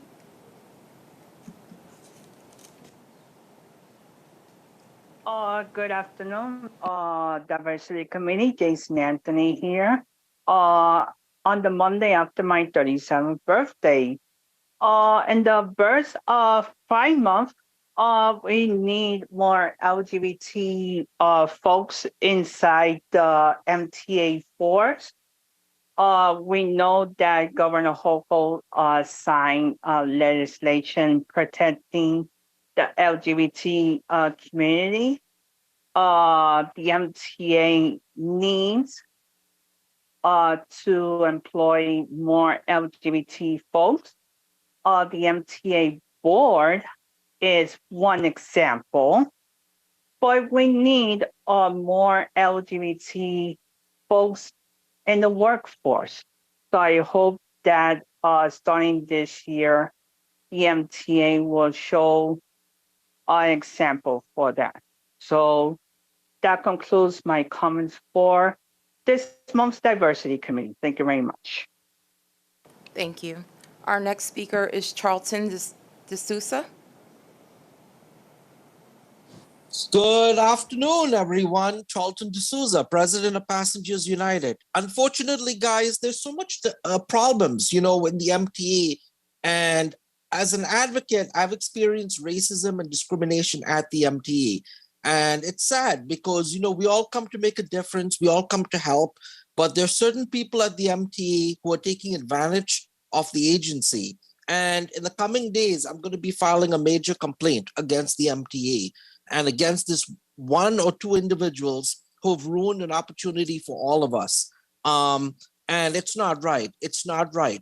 And, you know, people have a right to come to meetings, people have a right to participate, but there's a lot of discrimination going on. I'm not happy about it. And, you know, when there's discrimination, it doesn't help the MTA because we all lose in the end. So there needs to be sensitivity training, cultural diversity, and a lot of these people that the MTA is hiring in the so-called customer advocacy positions or whatever, they need to recheck, make sure these people have, you know, diverse backgrounds. Because this individual said something to me about the Holla station, you know, saying there was no racism. Oh yes, there is racism. Don't tell me what I don't know. So I'm not happy. And this weekend with Pride Week, you see how bad the subway service was. That tells you everything you need to know about discrimination at the MTA, because there should have been extra trains running, should have been extra buses running, and there should have been ambassadors at stations to help people, all the tourists that came. Everything was a mess this weekend. It couldn't have been worse. So like I said, a complaint is coming, and I've been working on this for a while now, and you guys are all going to be shocked at the MTA about what's going on. And I want action taken by the Attorney General, the State Commission on Human Rights, and I want this individual fired. That's all I'm going to say. Thank you. Thank you. And lastly, we'll hear from Alita Dupree. Thank you, Chair Velez. Good morning. Alita Dupree, for the record, she and her. Going to talk about diversity today. I got to see some YouTube videos about Pride, and Shanifa Riera was hosting those, and we had some other guests. Q was in one of them, and Kathy Rinaldi, I think, was in another. And this is very, very good work. I've been riding on this system on and off for 53 years. And this work of highlighting diversity is really moving forward quickly due to top leadership emphasizing the importance of this. I remember about a year and a half ago, I got to come to the meetings and spoke at the diversity meeting. And it was very important, and I appreciate the welcome. So how do we continue to promote diversity? And I am hoping, I keep saying this, that I will come to see you all at a meeting in person, as I have not met some of you. But certainly the work that we did with these videos and signage, I think there'll be some decals on the trains, is showing that our subway and our other systems are open to all. How can we ensure that everybody at the MTA subscribes to these welcoming principles? So we don't want to ever have a failure of expectations. So I look forward to the diversity meeting today and hopefully seeing you all in person soon. Thank you. Okay, thank you to our public speakers. Next, we have the approval of the April 24th Diversity Committee meeting minutes. May I have a motion? So moved. Thank you, Neil. Second, Midori. All in favor? Aye. Any oppositions? Minutes are approved. Tracy, can you please take us through the executive summary? Yes, thank you, Chair Velez. Before I start, I just wanted to acknowledge the staff from DDCR. They have worked tirelessly to ensure the success of the civil rights program. So please, all of you, I appreciate all of you. Thank you. Dr. Green and I would lead the discussion. Next slide, please. In three areas. I'm going to talk about the 2023 Equal Opportunity Contracting Program. Dr. Green will take us through the Employee Resource Group, and then the first quarter 2023 update on MTA-wide EEO activities. Next slide. So for the MBE program, and I just want to emphasize that for the state's project, MWBE program, it runs from a fiscal year from April 1st to March 31st. So for last year, up until March 31st of 2023, we spent $809 million in MBE, and we're counted on payments for the state project. For the federal projects, it's based on awards. So between MWBE and SDVOB, we spent over $846 million. Now, this exceeds our goal from last year. Last year, I think we anticipated or we made 34%. This year, it's at 37%. So this is the third consecutive year that the MTA has exceeded their goal on the state side. For the DBE, and we only captured the first 6 months because the DBE program runs from October 1st of a year to September 30th of the following year. So right now, that figure of the $346 million is based on 6 months of data. So right now, we're achieving a 16% goal and on a 20% goal. So we're at 16%. Why is that lower than the goal? We still have 6 months to go, but with some of the projects with design build, it's very hard for developers to identify all the firms they're going to use, as opposed to a bid build project where a developer would submit all of its utilization up front. So we hope that that number will go up, and we'll strive for that. Next slide, please. That's just showing you some of our larger awards for the state's MWBE program, and some of them for the CRC Associates, which was awarded the $53 million. That was for fire system installations. We had Prutech, which was a WBE, that was electrical, and then we had Whitewood renovations, which was an SDVOB, and they did some construction finishes. So I just wanted to give some of the top awards for the MWBE state for last year, and then the bottom are subcontract awards. Next slide. And then here we have some of the top prime for the DBEs. We have an electrical company, and we have Northeast Structural, $27 million. And just keep in mind, these may not have been the original awards. This is inclusive of change orders, right? Next slide. Outreach. This is a little bit different that we did it this year. For the first, 6 months, we have outreach to 166 firms. And so the breakdown are as such, and then the far right column are firms that was duly certified. So for example, of the 166 firms, 46 were NWBE, and 3 of them were duly certified as an MBE and an SDVOB. 10 of the 160 firms were not certified. And just to give you an idea of the type of firms that are coming to our events and we're speaking with, we broke them out into the 4 categories. So commodities, construction, consulting, and 31% of them are construction companies. So it was an interesting dynamic just to see of the type of firms that we're dealing with. And hopefully the 10 firms that were not certified we would get them certified either as a DVE or as MWBE. Next slide. Great. This is the, go back, previous slide?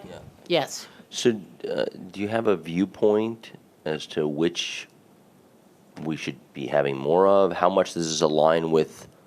Well, first of all, I'd ask you the basic question, which is we spend, let's just say for every $1 million we spend, what's the mix of these 4 services? Because if, for example, our MWB contractors are overweighting in one area and underweighting in another, you'd say, oh, well, maybe we should figure out how to get more of the one that's underweight, because ideally you'd want the MWBE contractors to sort of reflect the rest of the economy or the rest of our contractors. Secondly, I guess, well, I don't really care about their personal economics that much. I'd rather have our contractors who are MWBE be in, if I had a choice, more profitable areas than less profitable areas. And so I'm going to guess in, for example, commodities, there's not much margin.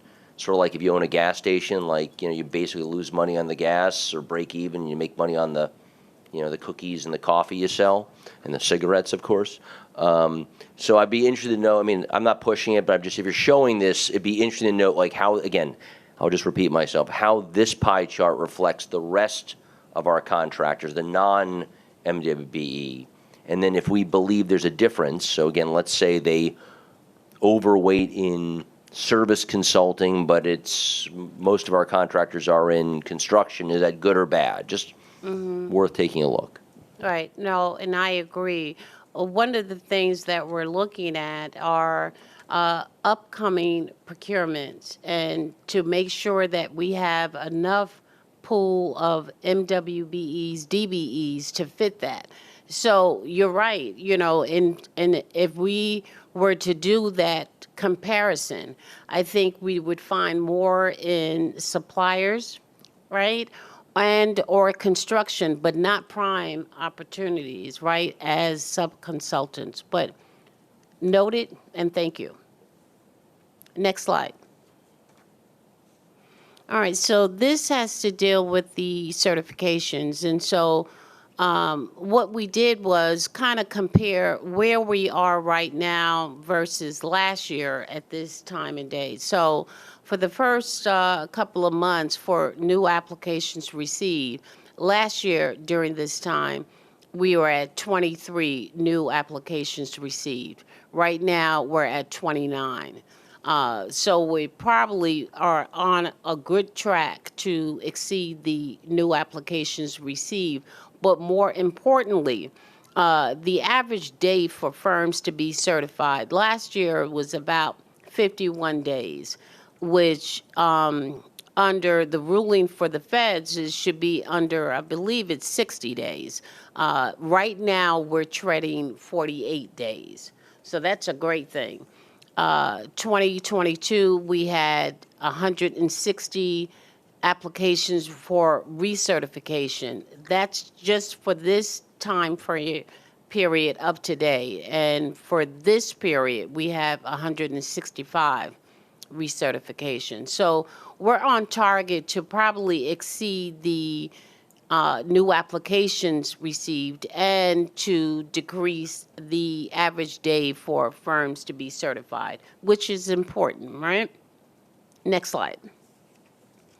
Great. And for our small business development program, we continue to move forward with that. As you know, this is a program that has received national attention, and we are proud of the work that the program has done. Right now, it has awarded 593 contracts totaling a value of $622 million, and we assisted in securing 146 loans totaling $19 million. So we continue to work with this program and hopefully increase the success of the program. Next slide, please. One of the historic achievements on this program was that through the MTA successfully lobbying, we increased the cap of the program up to $2 million. What does that mean? That means in Tier 1, there was a cap for contracts up to $1 million. We've now increased that to 1.5. For Tier 2, it was a cap up to $3 million. That is now up to $5 million. That will allow firms to bid on and get awarded larger contracts and help their companies grow. So this was a great accomplishment by the MTA, and we are working to ensure opportunities within our program are even more accessible through our various initiatives. Next slide. Great. So now I'm going to turn it over to Dr. Green to carry us through the rest of the agenda. Dr. Green? Good morning, everyone, or afternoon, everyone. One of the nuggets that we did receive from Transformation was a DEI tower where we were able to expand something that was fantastic and was happening in New York City Transit to agency-wide, and that's our ERG groups, our employee resource groups. I'm going to allow Barbara to talk about some of the activities of the employee resource groups for May and June. Good afternoon. So for the past couple of months, the ERGs have been quite busy. In addition to their member meetings, elections, and mid-year planning, there have been a number of events, programs, and initiatives. I'll quickly give you a recap on. So for June, Pride Express hosted a Greenwich Village historical walking tour to celebrate Pride Month. They visited historical sites that were instrumental to the LGBTQIA+ movement. They also attended the Hastings Pride's Community Festival, which was an interactive, family-friendly event. And Pride Express was instrumental in the rollout of the MTA Pride Month Metro cards, the Pride decals on 50 M&R, 50 Long Island Railroad, and 50 New York City Transit subway cars, as well as 50 bridges and tunnel trucks. Pride Express yesterday also joined New York City Transit President Davey, the TWU Local 100 members, in marching down Fifth Avenue for the Pride Parade. June was also, we celebrated Juneteenth and Begin, our Black employee group for inclusion and networking. They hosted a series of events this month. They created a video that was broadcast on all of the MTA monitors to provide the origins and the history for Juneteenth. It was also sent out in the MTA newsletter as well. In addition to this, they toured the African Burial Ground and the National Monument, and they also, while they were there, took part in the celebrations that were put on by the parks that day. For May, Transport Asian, they held a two-part documentary screening to bring awareness to the many contributions and achievements made by the AAPI community. The documentary shared the challenges and the triumphs experienced by American Asian Pacific Islanders in the United States. Latinos and Friends hosted a Shadow Day, which provided its members with the opportunity to gain insight into their colleagues' roles, responsibilities, and special projects throughout the MTA. Job shadowing gives you a small but critical window into the day-to-day operations of their ideal careers. The Veterans ERG held a noontime Memorial Day observance on May 17th at 2 Broadway to remember those who paid the ultimate sacrifice. The guest speaker was Patrick Warren, MTA's Chief Security Officer and retired Army Colonel. And the Abilities Group, in recognition of Mental Health Awareness Month in May, hosted a forum to discuss mental health challenges. Work-life services and employee assistance program were also available to offer their services and support to employees. And lastly, in commemoration of Jewish American Heritage Month, the MTA, in collaboration with the Museum of Jewish Heritage, held a conversation with Holocaust survivor Maritza Shelley and Marge Ginsburg, MTA Deputy Chief Technology Officer. Maritza Shelley shared her stories and her personal experiences, and employees were able to join in paying tribute to the generations of Jewish Americans who helped form the fabric of the American history, culture, and society. Thank you. We are very excited about the employee resource groups. We have 9 right now, three others, or we have three other groups that are wanting to start. And the employees volunteer their own time to actually initiate the activities that are going on and to participate. So we're very proud of our employees, and this is a great form of employee engagement. Next slide, please. So we're going to turn our attention now to the workforce activities.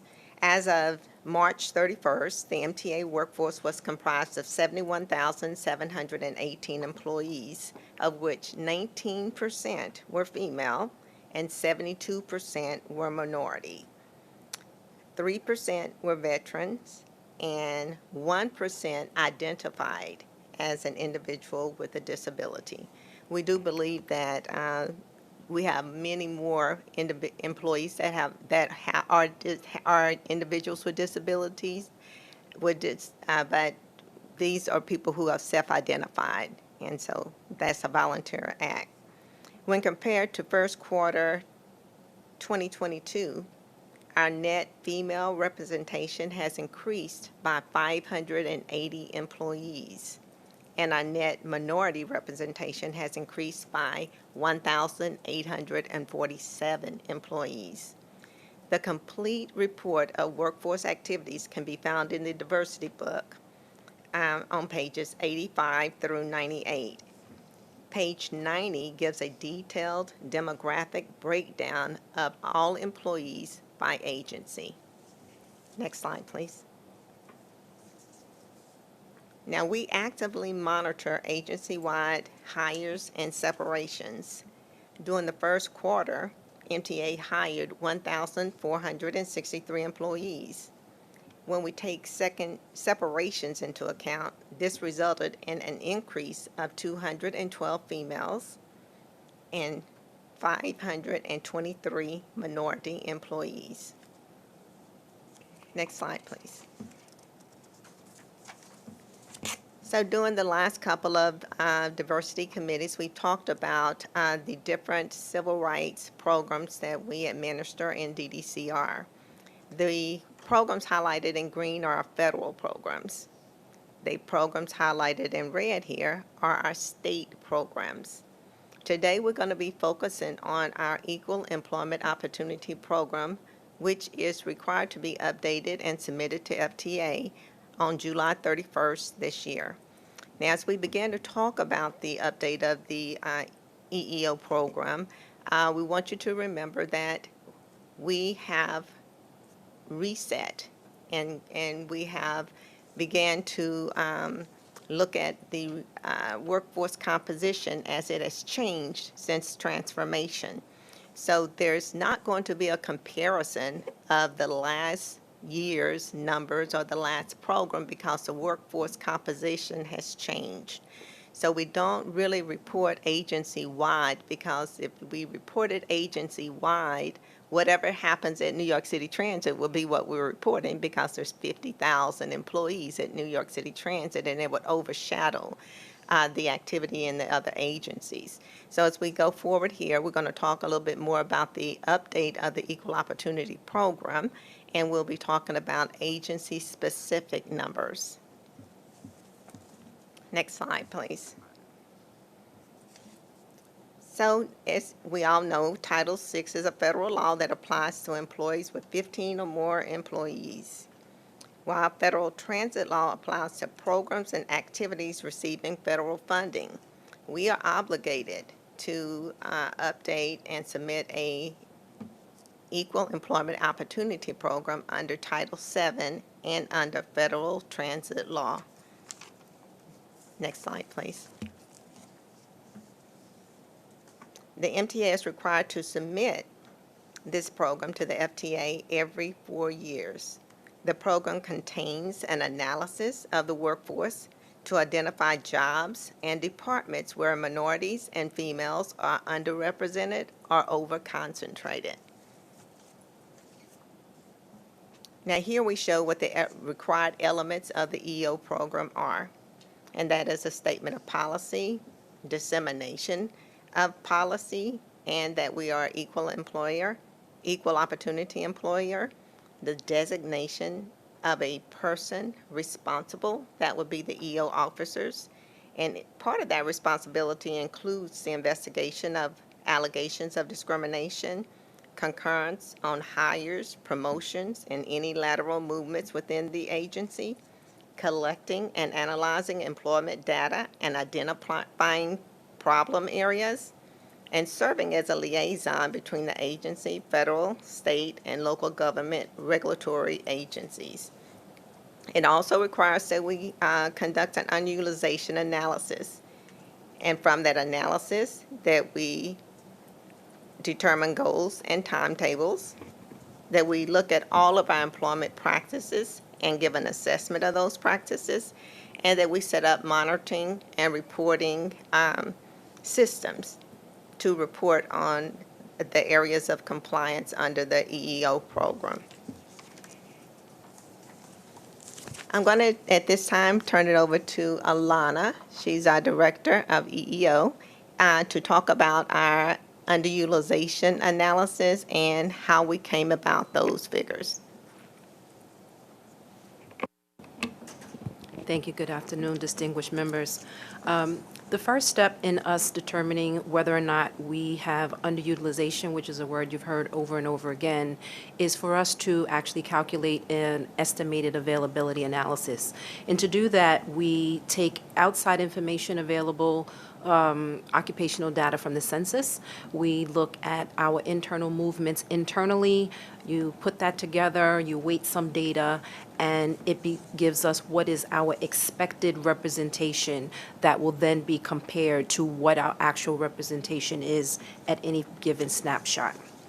The next slide, please. The internal availability, it looks at the titles that logically flow or could usually flow where we will supply those particular workers that have the skills necessary for a new position that is available. When we are reviewing that internal data, we identify those current employees that are available either through promotion, transfer, or to be trained for any future opportunities and openings that are happening. We consider those job groups and those titles, those are becoming known as our feeder positions. And those feeder positions that could reasonably feed or promote into any recruited position that we have. Those are the ones that we would be targeting at that time. Just to give you a little bit more of a visual, on the right-hand side, it gives some sample titles, and it gives what might be a logical progression. You'll notice you have an engineer intern, then an engineer 1, engineer 2, the next level, senior engineer, all the way up to the chief. And if you follow that logic, that's basically what we're trying to identify, those lines of progression. Next slide, please. To do that, we have to identify and establish what is our geographical reasonable recruitment area.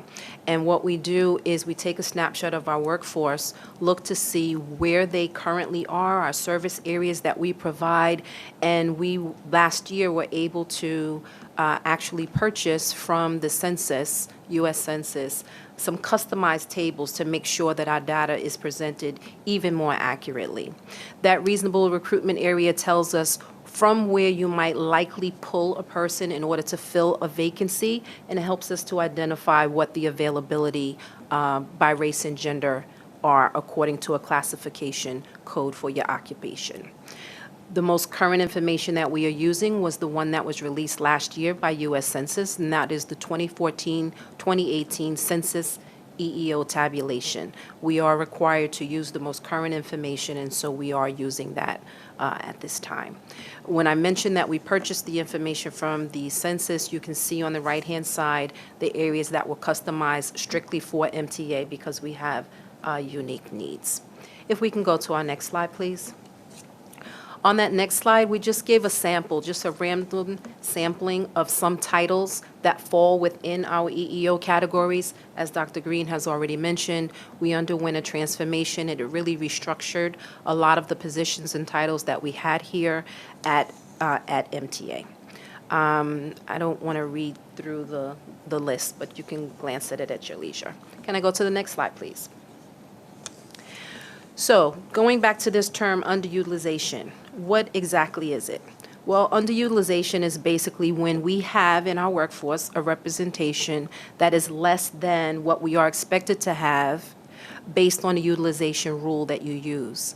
Now, the FTA does require us to use a whole person underutilization rule, and simply what that means is when determining underutilization, we are looking at whether or not steps are required, of course, to remedy that shortfall. But we're looking specifically to see if the availability exceeds the workforce by one person. We look at the numerical goals and see if the numerical difference is at least by one person. It's expressed in percentages, as you see here, but declaring it is just simply that the availability exceeds what we have in our workforce by at least one whole person. So on this particular slide, this is our official and administrators. This is our category 1, and you'll notice on this slide that there's underutilization predominantly in the Hispanic population of our workforce. This is these are the positions where we have our utmost, our presidents, our chairs, all of our managers and so forth, and it is highlighted in this area. If we can go to the next slide, please. Yes. May I ask a question? Sure. So I just want to make sure I understand professionals, this category, or I'm sorry, the category before. Officials and administrators. Yes. Can you give me an example of like some titles in this world? Because I'm just trying to, is it just, give me some titles So to I will- understand a little bit I more will about. start by the short definition. It would be everyone from the top executive to any title that has assistant manager in it. Okay, so it's really, would it be correct to say they're like managerial executive leadership? Like we're Yes. talking executive leadership to high-level managerial? It would even be assistant manager, so Okay. anyone with a manager in the title. So it would, I would say any mid-level. manager. Yeah, so mid-level to high-level is officials and administrators. And under here, what I heard is that Hispanic and Latino is underutilized in BTA, bus, HQ, LIRR, M&R. Is That that is correct? Okay. BTA is bridges and and tunnels. Okay, I just want to It make is. sure I understand. And what you see Okay. upon your screen is that is predominantly Hispanic males that are underutilized. And for our blacks, we also have underutilization for males. Those are the predominant areas on the screen. Tell me a little bit about HQ, because the percentages seem really low. I just want to, just walk me through HQ Hispanic. That means that for the estimated availability, the information that had come from the census for titles and occupational codes in that area, it was about 4% that we were expected to have. And our representation that we had in that category was about 3%. And Okay, so I when you're see, I see. looking at the numerical difference between the two, if the numerical difference between the two is at least 1, then it would be highlighted in green. I see, so that's all, okay. And you're actually going to see, you touched upon something that you're going to see in the upcoming screens. If we can go to the next slide, Yes, please. thank you. Sure. In this slide, in professionals, we just have shaded in green, still in bridges and tunnels. We have black males, and we have more white females that are highlighted in this particular area as being underutilized. The only areas that that showed for bridges and tunnels was black males, and then everything else that's in this category is white males. No other agency had underutilization for any of the ethnic minorities in that group. If we can go to the next slide, please. Now, in technicians, this is where you start to see that next to some of those numbers, if you see along the lines of C and D, you may see an asterisk in the first column and the second column. Do you see that? Okay, so what that is that's indicative of our use of the whole person rules as federally required to do. And what that says is that even though our actual percentage is appearing less than the estimated availability, remember I said it is expressed in percentages, but we're really looking at the numerical difference. And if the numerical difference is at least by one person where what's expected is greater than what we have, that's when it's underutilized. So although the percentage appears less, if the difference numerically was not by 1, then it is not considered underutilized, it's not declared, and we are not required to then establish any specific efforts to remedy that shortfall. Next slide, please. Protective service, you'll see some of those asterisks again. And this is usually because the job group or the job category is a pretty small category. Statistically speaking, most of the categories, when you want to have meaningful analysis, you need at least 30. And a number of them of what we've had are like 9 or 23. So those numbers are really small. So even when you take the percentages, you're not really seeing that difference. Also, what's going on in protective services where we have some differences in our female groups that have been identified. There are a lot of male-dominated positions that are in this particular category. Next slide, please.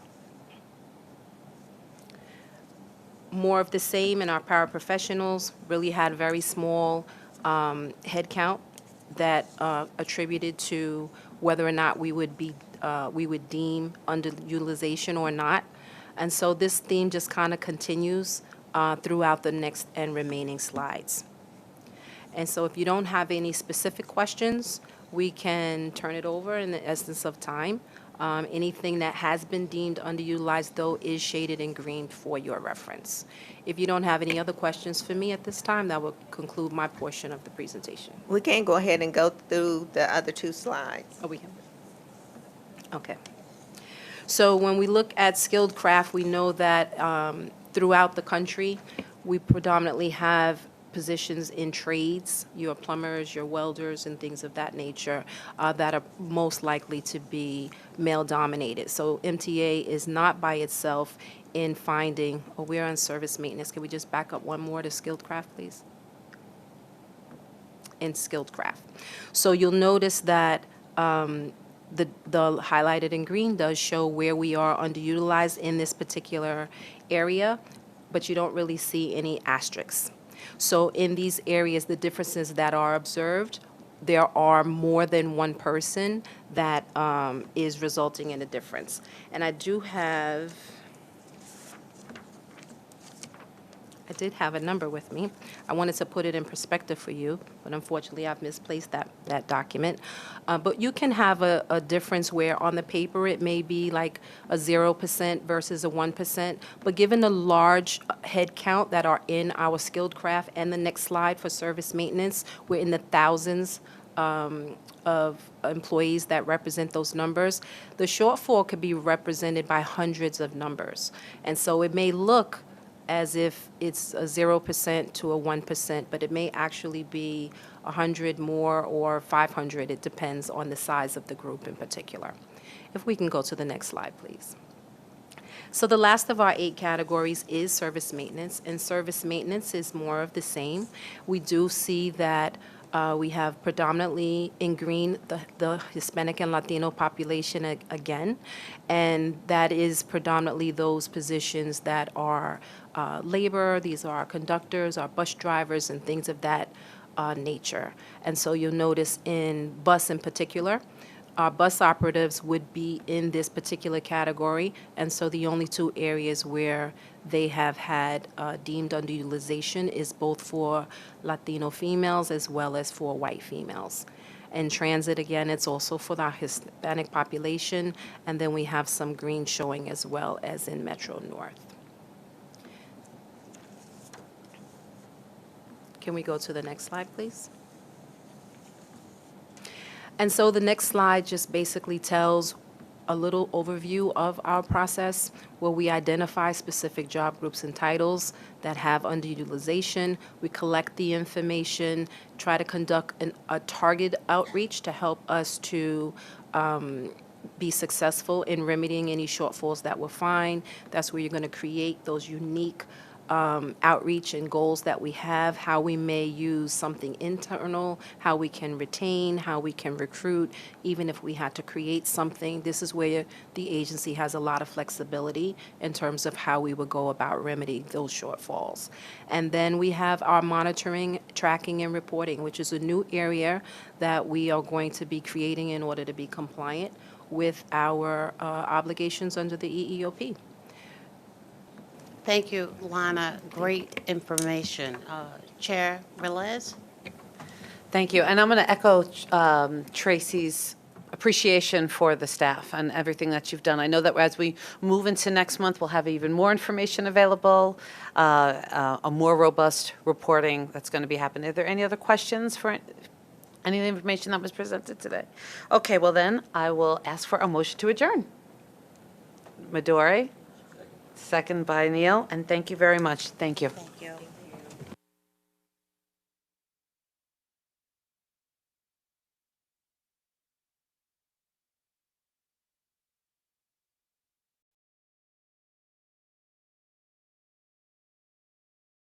Customer service ambassadors, there would be lots and lots of people taking the wrong train.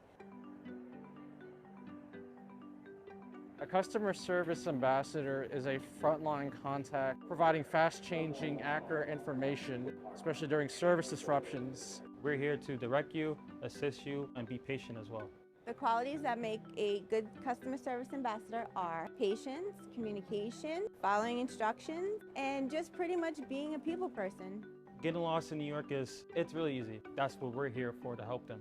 So every day, I show people how to use the phone. We have this app called Train Time, and it tells you the time everything comes, schedule changes, tells you advanced scheduling as well in case you need to come in a week.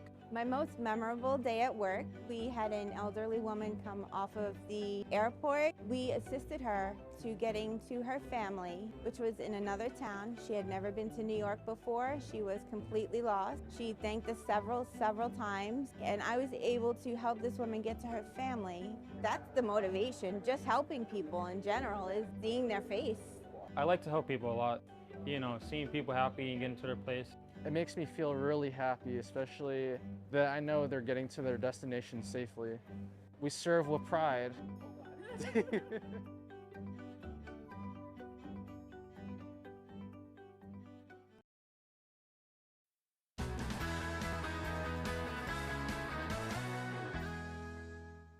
What does a system operator do?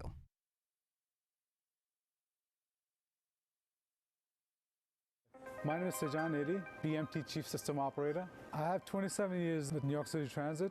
As a Chief System Operator, I'm in charge of the supplying of DC power, traction power. The system operator's responsibility is to oversee all the third rail power that we provide to run the trains in the New York City Transit system. The way that we power up the third rail is we get electricity from Con Edison. We'll go through our substation, which is converting the AC from Con Edison's high voltage into 650 volt DC, and then from there going into the third rail, which power the trains. A typical day for system operator involves general order. General order, or GO, it's a planned work outage. Normally they're working next to the third rail or nearby, so they want power off so they can work safely. Any emergency happens out in the field, RCC give us a call to have a power off on a certain line, certain track. The Power Control Center controls remotely all the equipment out on the field. This equipment that we control is called the MTU, which is the Master Terminal Units. We take power off instantly by operating these buttons on the board. As for RCC requests, we normally take power off from gap to gap for emergencies. Red means the power is on. When it goes green, that means the power is off to that track. It's good to know that the work I do helps to keep the employees safe and the system moving.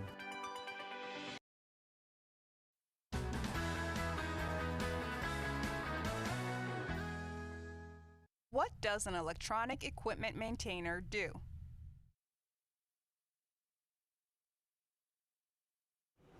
Paul Julian, electronic equipment maintainer. I've been in transit for 5 years.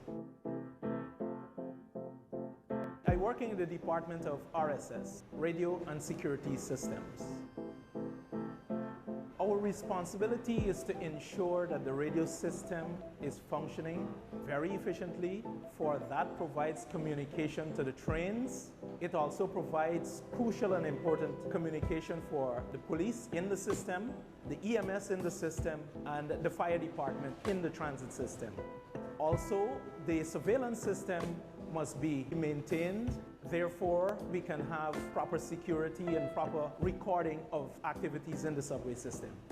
The intrusion alarm system must also be maintained. These security systems are responsible for preventing, and if it happens, to alert any breach, whether it's the breach of a door that has sensitive equipment beyond it, or whether someone enters the tunnel beyond the platform without permission. A key motivator in what we do is to know how important communication, surveillance, and security is to New York City Transit and New York City as a whole.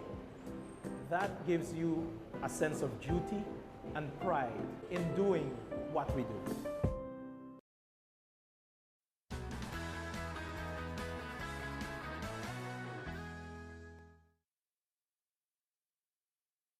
Hi, my name is Ryan Motley.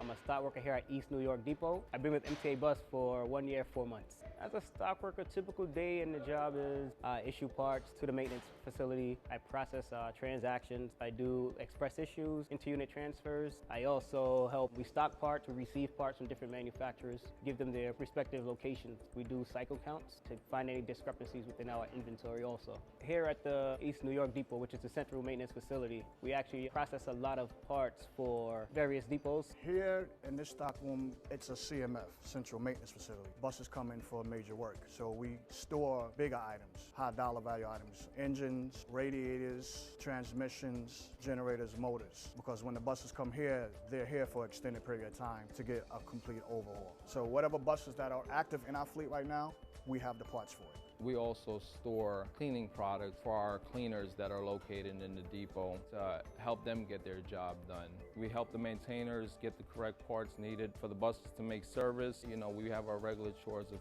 making sure that the stockroom is clean, no tripping hazards on the floor. That's one of our daily chores as stock workers, to ensure the safety of the operation in the stockroom itself. In order to be a good stock worker, one of the best qualities you need to have, the top ones are good retention, safety, responsibility. You know, you want to have that kind of characteristic in you to try to do your best in everything you do and deliver the best. You know, it makes me smile. It makes me feel good knowing that I work for a company where it has a lot to offer. We all play a different role in what we do to keep the buses rolling out. Without these parts, these buses will be out of service and the customers would be upset. MTA basically moves New York, and that feels great to know that I work for a company like that.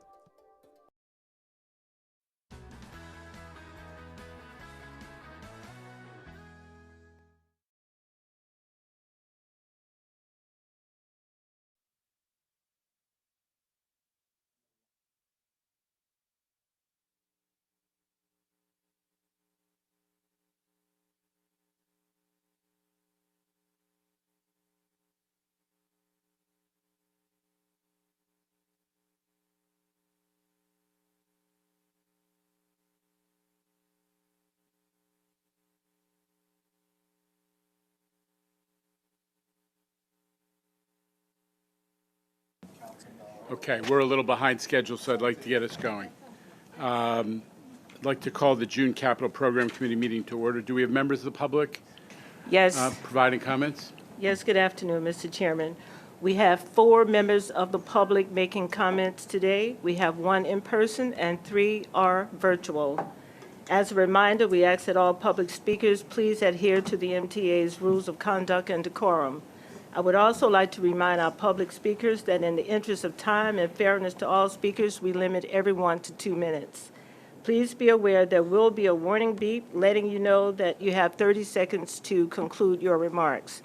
Our first in-person speaker is Lisa Dagligan.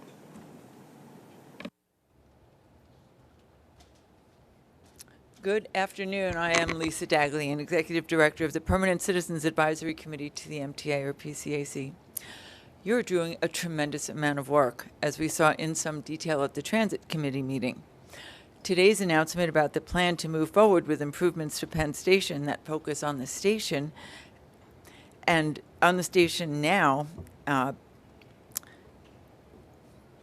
the riders who will benefit from it, it really adds to the amount of work that you're doing and the millions of people who depend on the transit system every day.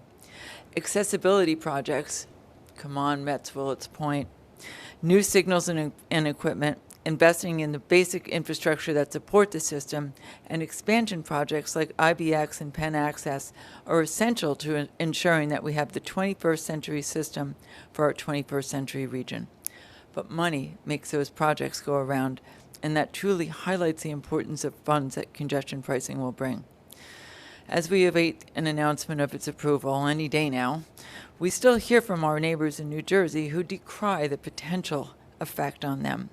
To the contrary, a better MTA will make for a better commute for New Jerseyites and Connecticutians, not to mention the increasing number of regular riders on subways, buses, Metro North, Long Island Railroad, and Staten Island Railroad.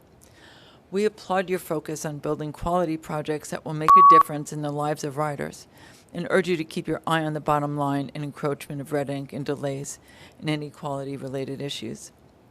We also ask that you consider whether there are any capital approaches to combating subway surfing, innovative ways to prevent these horrific and growing life and death deeds. Thank you. Thank you. Our first virtual speaker will be Jason Anthony, followed by Alita Dupree. Good afternoon, Elizabeth. Good afternoon, Jano. And good afternoon, Jamie. Jason Anthony here from home on the Monday after my 37th birthday. First, I want to acknowledge the passing of Dr. H., who was the head of capital construction before you, Jano. He passed away, unfortunately, this past weekend. He was the one who opened Second Avenue Subway Phase 1. We are saddened by his passing. But moving on, it is great that we will have updates regarding CBTC. Is way overdue, especially on the crosstown line that I use frequently to go to LaGuardia College, especially on the Culver line, 850 line, where we have experiencing meltdowns on QVL. We need accessibility work on stations, especially at Metz Willets Point, on the same line where Lisa Daglian mentioned. We need Penn Access, and other projects that will benefit our region. So that's all I have to say for this month, General. Thank you. Thank you. Alita Dupree. Thanks again. Good afternoon. Chair Jano Lieber. Alita Dupree, for the record, she and her, as I speak to you about capital. I was looking through the chart and the agenda. There's lots of things there, making sense of it all. A lot of CBTC work and ADA work, all kinds of important things. I feel that we do need to revive the Central Branch electrification plan so we can close that gap and be able to provide more electrified service to Babylon by way of the main line and the 3-track system. That gap is long overdue, so we should do something about that. And how do we build the most reliable electrical system for the subway? And I'm seeing that, and the railroad, and I'm seeing that we have some of those items in the agenda. But I think that there's more to be done, and I consider the idea of MTA becoming its own electric company. and having our own transmission systems, and even having our own renewable energy production, so we can build the most sustainable system that we can.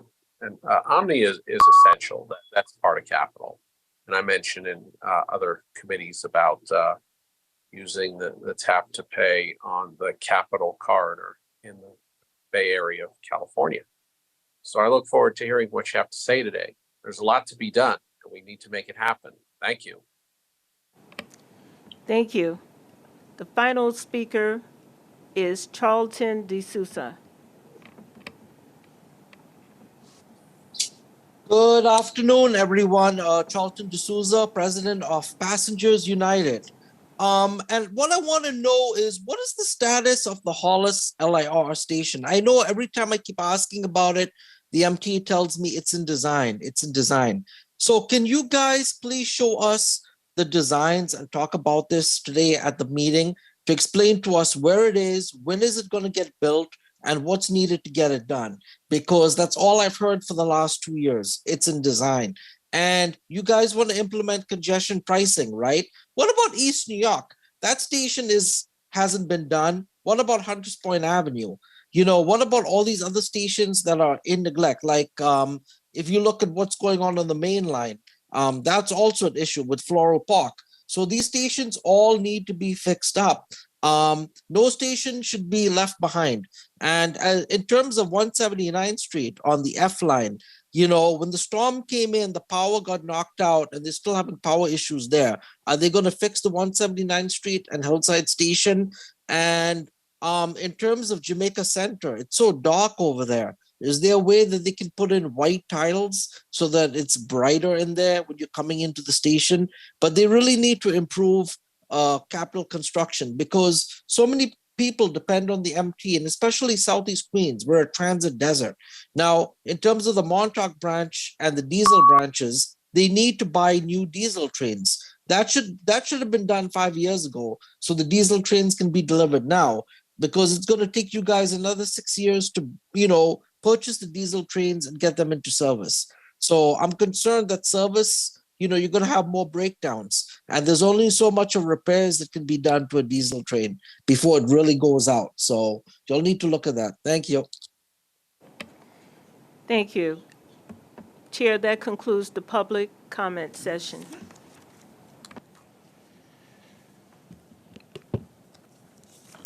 Thanks, Liz. Copies of the May Capital Program Committee minutes have been distributed and are available on the website. Are any changes or comments on the minutes? Mr. Albert.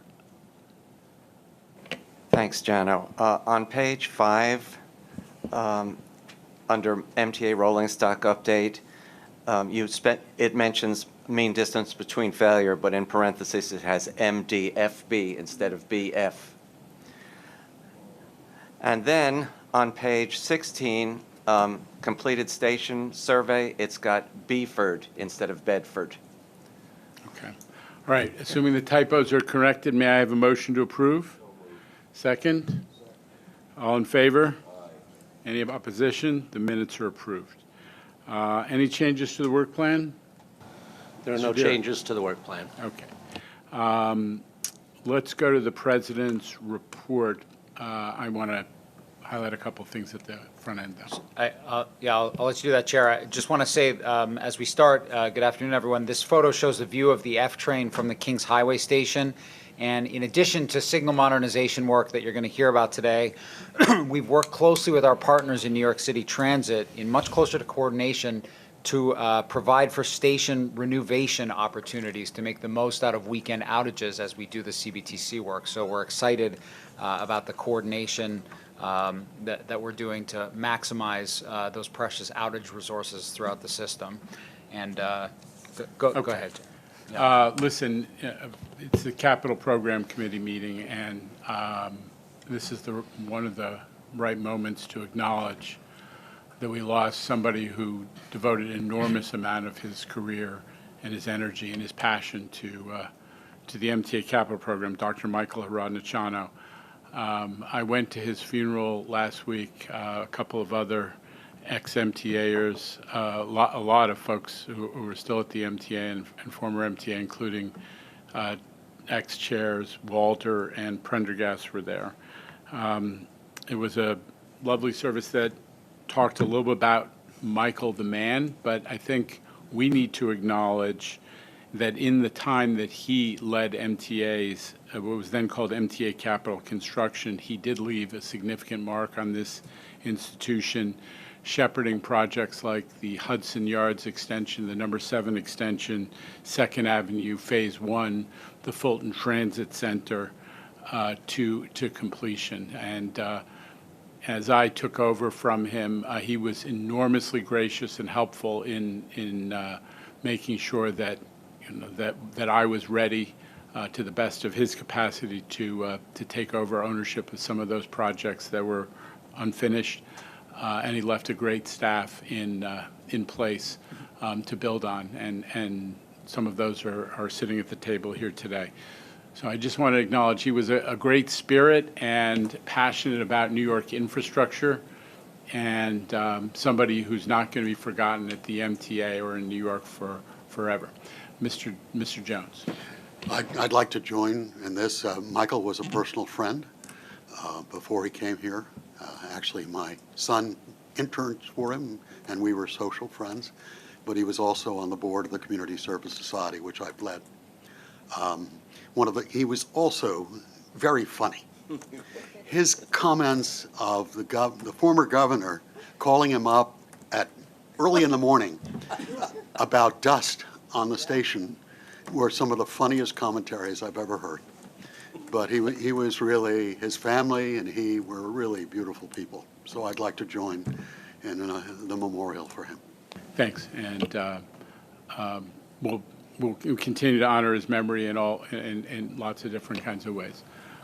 Jamie? Yeah, I will also just want to acknowledge Dr. H., who was also very gracious and helpful to me as I took this position, but also I knew him for years as a real leader in the public construction, and public development industry in the city. And I would say, just note that I'm good friends with his daughter-in-law, Kate Orff, who's married to his son Odette, who's a great guy, really following Dr. H's footsteps.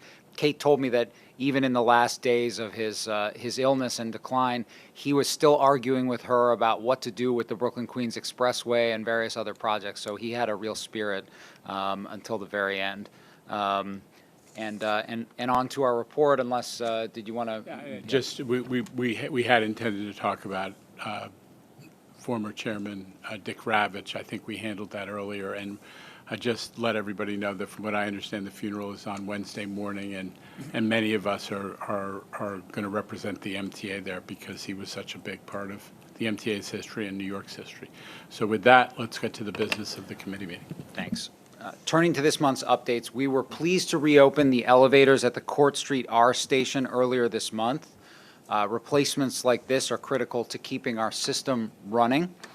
And we're making progress on new ADA projects too. I'm very excited to announce to the committee that just today, the RFP for the Broadway Junction ADA project, which will really convert 3 major stations, the A, C, J, Z, and L stations, looking over at Andrew to make sure I got that right, to full ADA accessibility. And I was privileged to be with the mayor in Broadway Junction last month as we announced the combination of that investment, other investments that the city is making, new development projects that will bring jobs and housing to this portion of East New York. And of course, we couple that in the long term with the vision of the Interborough Express moving through this portion of the neighborhood too. Overcoating that we're doing to really improve and sustain the quality of the line structures there. There's a lot of work that is really touched off by this, and we're excited that we're moving forward with this major project. And stay tuned next month for further ADA updates during Disability Pride Month, although I do want to note that our commuter railroad ADA work continues apace. We'll be hearing shortly from Tim Mulligan on the capital plan amendment.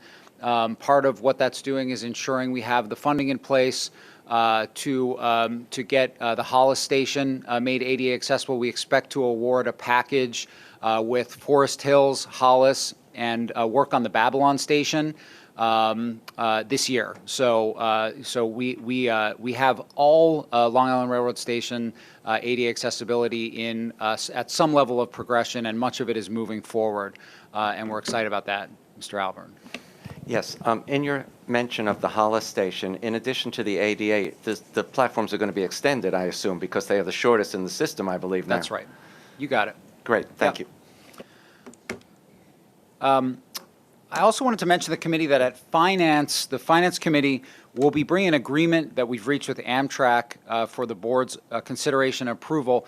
This agreement will allow Amtrak to build the third segment of a concrete casing underneath the Long Island Railroad West Rail Yard, as you can see here. Trains will be using that casing coming from the future Gateway Tunnel to get to Penn Station. So we're very happy to coordinate with Amtrak to support the important Gateway project. And we have ensured that our assets are protected. And a couple things I wanted to point out here in the Capital Committee, ways that we've done that. We've coordinated with them to make sure that the future flood wall that we intend to build around the yard will be coordinated with Amtrak's work. And we've received a commitment from Amtrak to protect the yard or be liable for damages if their work on the concrete casing were to delay completion of that flood wall. I'm also pleased that we took the opportunity with Amtrak to reach an agreement on carrying liability insurance more in line with what the market requires when we're working in Amtrak's territory in the future, including all future work in Herald interlocking. And we expect that's going to save the MTA significant additional capital funds in the future in the face of rising insurance costs, as we've discussed at this committee in the past. Finally, you may have noticed, I think it was mentioned in public comments, that Chair Lieber and the governor and a number of elected officials just a couple of hours ago made an announcement at Penn Station that we are issuing the notice to proceed and officially entering the design phase for Penn reconstruction. You can see as we're starting to produce some new conceptual renderings of the mid-block train hall in this case, what a transformational opportunity we are pursuing to fix Penn now for the predominance of our 600,000 daily riders within the station. One thing I wanted to note as you look at this rendering, obviously there's a lot we can talk about in terms of Penn reconstruction, but you can see the recently completed gateway entrance at 33rd Street and 7th Avenue in the foreground on the left side of the image, and really the Long Island Railroad concourse is at the left side of this image. That concourse is built and it will remain in place as the first step. It's the first 20% of Penn reconstruction, and now we'll be proceeding with the other 80%. It doesn't require rebuilding the Long Island Railroad concourse. That will remain in place, and then we'll be building the additional project to serve those riders in the station. Turning now to our main topic of discussion today, Signals and Train Control Business Unit. Last year, as the committee will recall, we undertook a strategic review of our signal modernization program to address challenges with existing projects, to reform procurement, and improve our technical approach to the new projects going forward, and to take program-wide steps to maximize the benefit of CBTC, the signal modernization across the system. I'm very pleased with the progress that our business unit has made on each of these fronts. We'll be talking about that today, but we are steadily moving what is a complicated set of projects that are in construction, including Queens Boulevard Line West, the 8th Avenue line, and the Culver line, plus additional projects that are just starting work. We're steadily moving those forward in a more organized way and enhancing reliability day by day as we go. We also are very excited in terms of reforming procurement and the approach to new projects to be talking about the Crosstown project, the G train, which was awarded at the end of last year. That's C&D's first CBTC project, and it's our first design build CBTC project. And as Gregoire and Dan will be talking about, we approach that project by really making onboard CBTC signals the priority within the project and the lead in the project, so that we're managing this high technology project in a much more focused way, which is exciting to show those results. And also, we're getting organized program-wide. And I think one of the great things is the partnership that we've established with New York City Transit. It's evolving, but we're putting the staff in place and uniting the staff in a way that we can manage that transition to full operations and get everyone comfortable with managing a new modernized signal system. So lots to talk about today. And with that, I want to pass it on to Dan Creighton and Gregoire Soumont, who are the co-business unit leads for our signal program. Thank you, Jamie. Good afternoon. Before discussing the technical and strategic advances that we have made in our train control program, we want to quickly update you on the ongoing projects. You will hear from the IEC in further detail on these projects, but to be quick, CBTC has been in full operation on the QBL West Line, the E, F, M, and R lines in Queens since 2022. However, there are many outstanding features that have not been delivered, and the system does not yet meet by far the availability targets. We have been working with Siemens executive management in France, Germany, and the U.S. to address this situation. They have increased support by adding senior staffing to the project team. The focus on the project will continue until all of the contract objectives have been met, and a detailed plan going well into 2024 has been established. While we are seeing positive results, including a 50% reduction in incidents, there is still a long way to go. We have also made advancements on the Culver Line, the F line in Brooklyn. In particular, we have advanced the specialized ties for the track work part of the project. As previously reported, the designs had to be corrected and new ties fabricated, leading to cascading delays. Those replacement ties have now been received and successfully installed, with the track work now substantially complete at Ditmas Avenue. This roadblock has been lifted and the project is now moving forward. The 8th Avenue project equips the A, C, and E lines in Manhattan, and it's on track since the last report and has been saving substantial money in the Forest County area. The project continues to monitor the delivery of the 211 trains, which come CBTC equipped. Further delays in delivery of these cars could impact substantial completion. QBL East, which extends CBTC service in Queens for primarily the F line, is also on track. An integrated schedule for the 3 contracts has been received, and Mitsubishi has successfully completed their initial factory testing of the zone controllers. We have a path forward on each of these projects, which the IC agrees with. In December, we awarded the Crosstown project to Crosstown Partners. We are currently in procurement for the Fulton CBTC line project, which will be followed by the 6th Avenue and 63rd Street CBTC project. The Crosstown project is the first CBTC contract to be awarded under our new train control strategy. As Jamie mentioned, we've changed our procurement approach from a design bid-build approach to a design-build contract. We have also included long-term maintenance and support in the procurement and minimized the amount of non-signal scope. We are working to simplify the system, giving the suppliers the ability to propose alternative solutions while reducing the amount of legacy wayside equipment.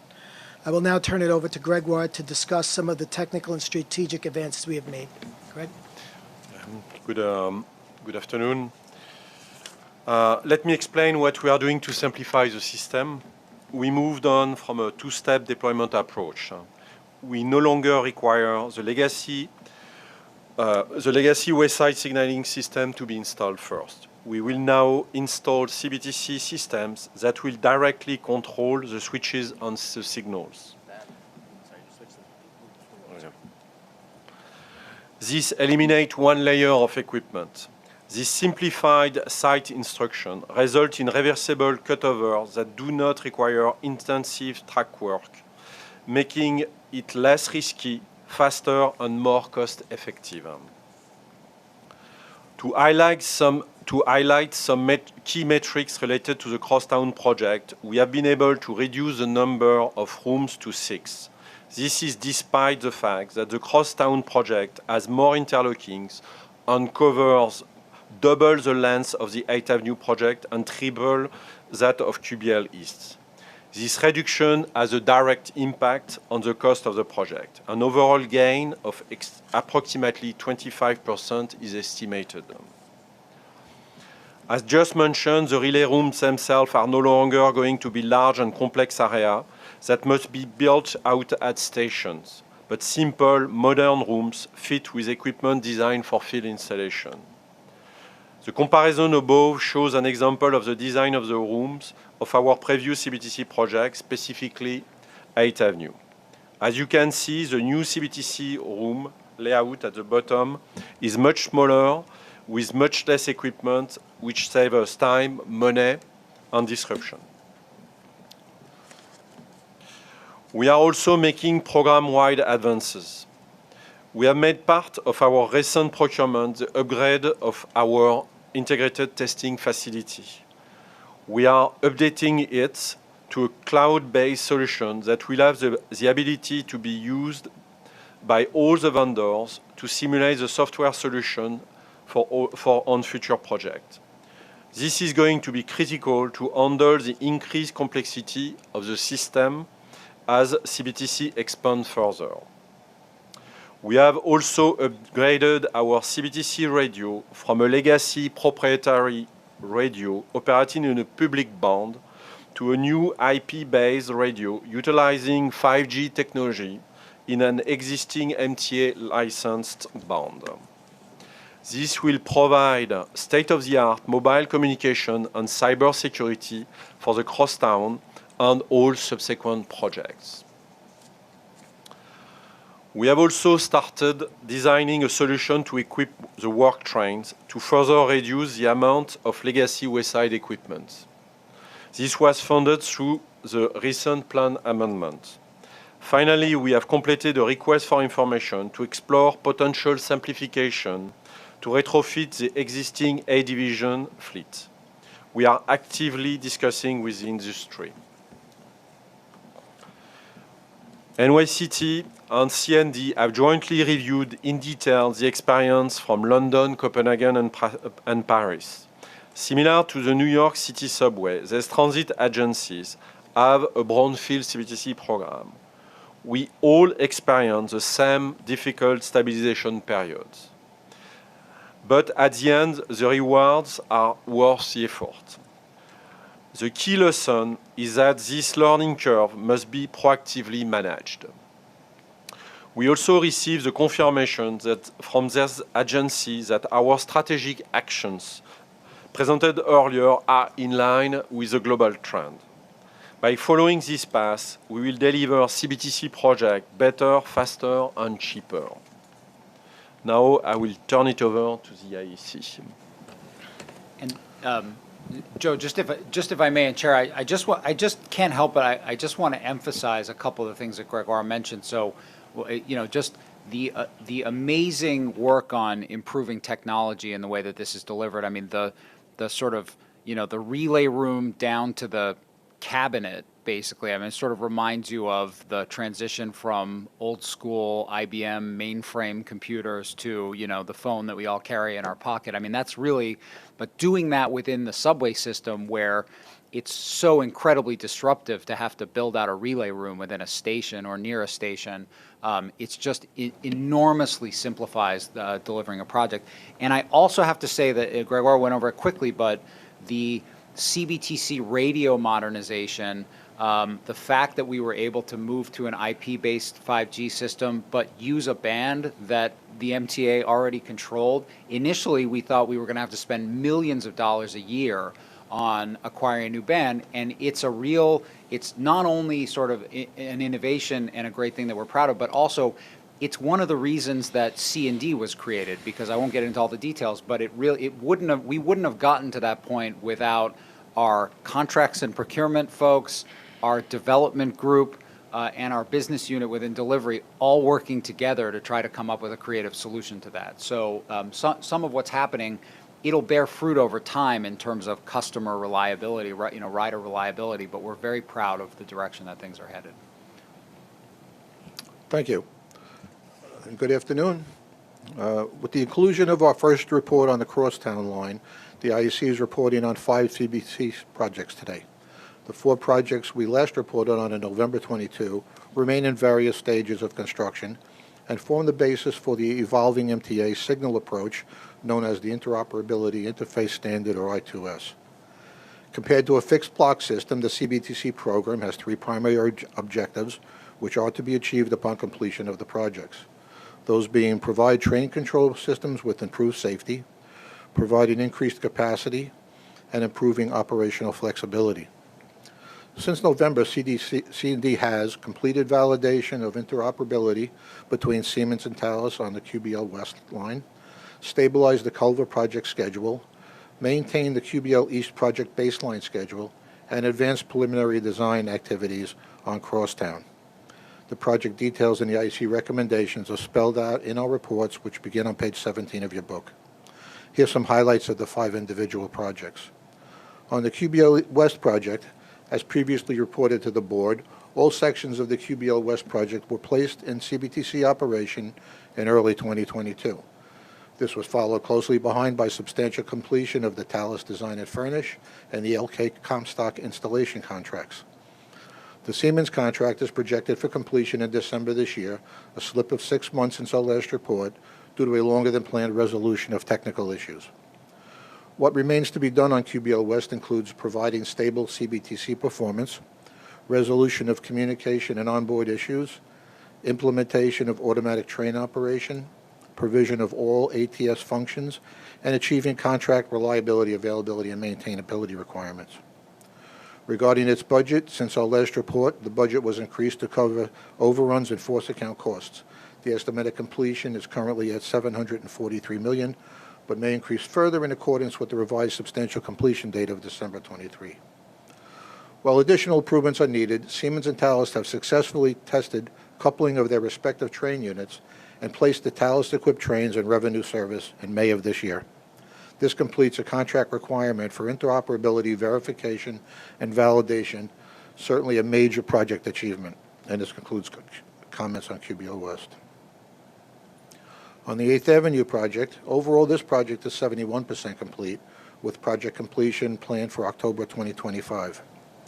Our review of the project schedule indicates a 4-month delay since last report due to a design change to provide adequate signal protection for unequipped trains at the 42nd Street interlocking.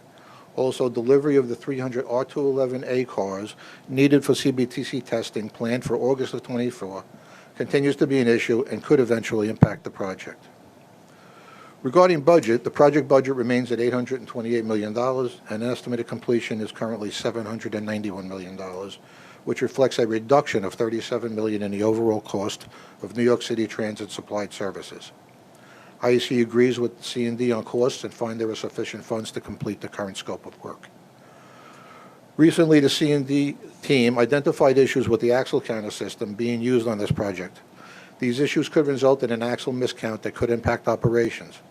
The project team is working closely with the contractor to resolve these issues and to test all train types.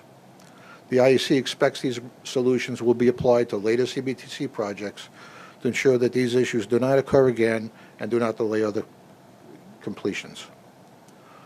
On the Culver line, the project is 87% complete and remained within the original budget of $482 million. While there were significant earlier delays, during this reporting period, the project team was able to stabilize the schedule and is now forecasting a 2-month schedule reduction to August of 2024. The IEC concurs with C&D on this schedule revision. C&D agreed with the IEC recommendation to perform radio frequency interference tests. If the test results show areas where interference is present, mitigation measures may be necessary to achieve stability. These tests should be conducted as soon as possible following any required predecessor work to allow the contractor time to identify and implement mitigation measures found to be necessary. On QBL East CBTC, this project, which was awarded in December 2021, is 28% complete and remains on schedule with a CBTC in-service date in January of 2026. As previously reported, the total budget and estimated completion for the project currently remain at $542 million. However, there's an indication additional funds might be needed to cover the cost of New York City Transit services for the use of buses during certain diversions. The IEC concurs with previously mentioned cost and schedule data. The task order for the supply of DCS equipment was finalized in April of 23, and while delayed, had no impact on the schedule as the project team arranged for Siemens-provided support for the project during negotiations. Mitsubishi, the CBTC supplier, has performed well to date, and its technical team has demonstrated a good understanding of the requirements and working in a New York City transit environment. Factory acceptance tests for its zone control equipment have already been successfully completed. Early project risks identified in the November report have been mitigated, and the IEC is pleased to report that the QBL East project is progressing in accord with the CBTC program plan. On the Crosstown CBTC project, this is the first design-build CBTC project that was mentioned. NTP was given in January of this year with a contract duration of 57 months. The total and budget at completion for the project are $620 million. With respect to the schedule, the critical path runs through the train control system design, followed by procurement, installation, testing, and cutover of the CBTC system. Development of the signal block design is needed for subsequent design and construction activities. Design issues have been identified which are being addressed through working groups at the project level. But there is a risk of the activity impacting final design, which is critical and must meet all New York City Transit safety and operational requirements. This is the first use of 5G technology for CBTC communications at MTA. C&D has successfully mitigated impact of the project by utilizing the existing MTA license frequency band in lieu of purchasing a band, saving MTA both time and money, as Mr. Jamie Torres-Springer just mentioned. And lastly, the project risk assessment is ongoing. And upon acceptance of the design-build baseline schedule, risk workshops with participation from all stakeholders are planned. And that concludes our IEC reports on all the CBTC projects. A lot of information here. So, and a lot of it's technical. But I think that my overall take on this, for what it's worth, is a lot of positive innovation going on in reducing the scope and the complexity of these projects. That's evident on the Crosstown. That solid schedule management on the 8th Avenue project, which still has risk principally associated with the car deliveries. It's no secret we're struggling with the Kawasaki car deliveries. That's become the principal risk. The project seems to be maintaining schedule. Otherwise, stabilization of the Culver line, the F train in Brooklyn, which struggled at the beginning. This is some years ago. Really struggled at the beginning to. Because they the contractor frankly screwed up the cable order, and there was some special track work. What? The ties, and there was some special track work that needed to be redone. That was a major foul-up that the project has been working to overcome, but has stabilized the schedule and now maintained the schedule for some time. And continued struggle with frankly in the QBL. The QBL West project, which is no secret. The Talus piece of that project has been successfully implemented. This is the first interoperability project where you're having two different contractor systems being joined in a single project. And that has clearly been a struggle on the Siemens side. But the big picture is, this is my observation, having sat a little bit where Jamie is, that there's significant positive steps, especially with respect to trying to simplify scope so that projects can be managed more successfully. I just needed to share that with the board, but I'm sure there are questions. Andrew. Yeah, when you showed work equipment on one of the slides before, are we still considering the use of ultra-wideband frequency, which can get installed on the work equipment much more quickly and more cheaply? It could be put on any piece of equipment, actually, and it works fine with CBTC. We want to see if our business unit leads would like to talk about use of ultra-wideband. I think the answer is that the decision is not made. The door is open. So, we're continuing to study it. And it does have application as a technology throughout our system. I will say we've got some positive direction with the technology we're currently using on work trains and otherwise.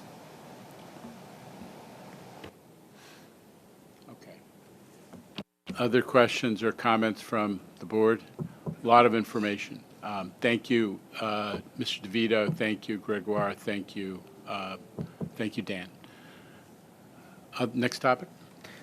I think with that, we're moving to the plan amendment, Chair. So our Deputy Chief Development Officer, Tim Mulligan, and Chief Financial Officer, Kevin Willens, will make a presentation on the capital plan amendment.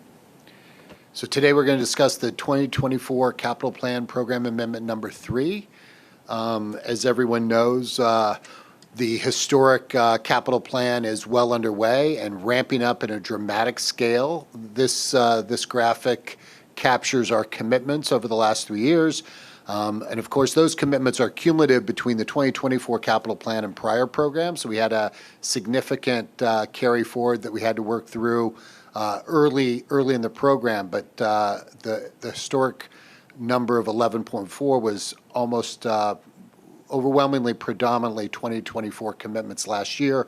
We are on pace to be 50% committed of the 2024 plan by the end of this year, hitting our $10 billion 2023 target. And in addition to just the dramatic pace of that ramp up, we're also saving money and saving time. This chart highlights some of the savings, both from design-build projects as well as A+B projects, and saving not just on the construction bid and the construction costs of the third-party contracts, but also saving on the force account, which was referenced today, as well as significant savings in some of the administrative support costs, like the insurance savings that was discussed with the board some months ago. We're also advancing and reducing the duration of projects, both through different delivery models through design build as well as A+B. So moving faster and doing better. As you know, we do capital program amendments with some regularity as projects develop and conditions change in the capital program. The Crow audit recommended annual amendments. We were back here in July of last year to do the second amendment, and so we're here a year later to do the third amendment. Primarily, this amendment, we'll get into the details, provides funding to advance critical expansion projects, primarily 2nd Avenue Subway Phase 2 and the Penn Access project. It also allows us to take advantage of certain timing opportunities to accelerate key core infrastructure projects that we'll highlight specifically in a moment. It also addresses the myriad of housekeeping issues, cost changes, cost increase, scope adjustments that we experience as projects evolve, get awarded, we receive bids and award contracts. And the context for this amendment, though, and we'll get into this in more detail, is really taking place in the context of a major pending federal grant application we have to tap into one of the major new funding streams of the Biden infrastructure bill, the Fed-State Partnership Program, which we have an 80% grant application for federal funding for the Penn Access project. And we expect the results of that in the fall. If we're successful and receive the full 80, and even if we receive a smaller portion, that will allow us to sort of repay some of these donations or movements that we're doing to facilitate expansions. And I'll talk about that in more detail. So 2nd Avenue Subway Phase 2, we all know about the project. The changes in the amendment are driven by the federally required increase in our contingency funding in the project. So our funding partners are requiring us to put in additional contingency, and that's what's driving the need to sort of reallocate some money to that project so that we can move forward with awarding the early works later this year and moving into procurement for the boring and tunneling contract this year as well, with subsequent award next year.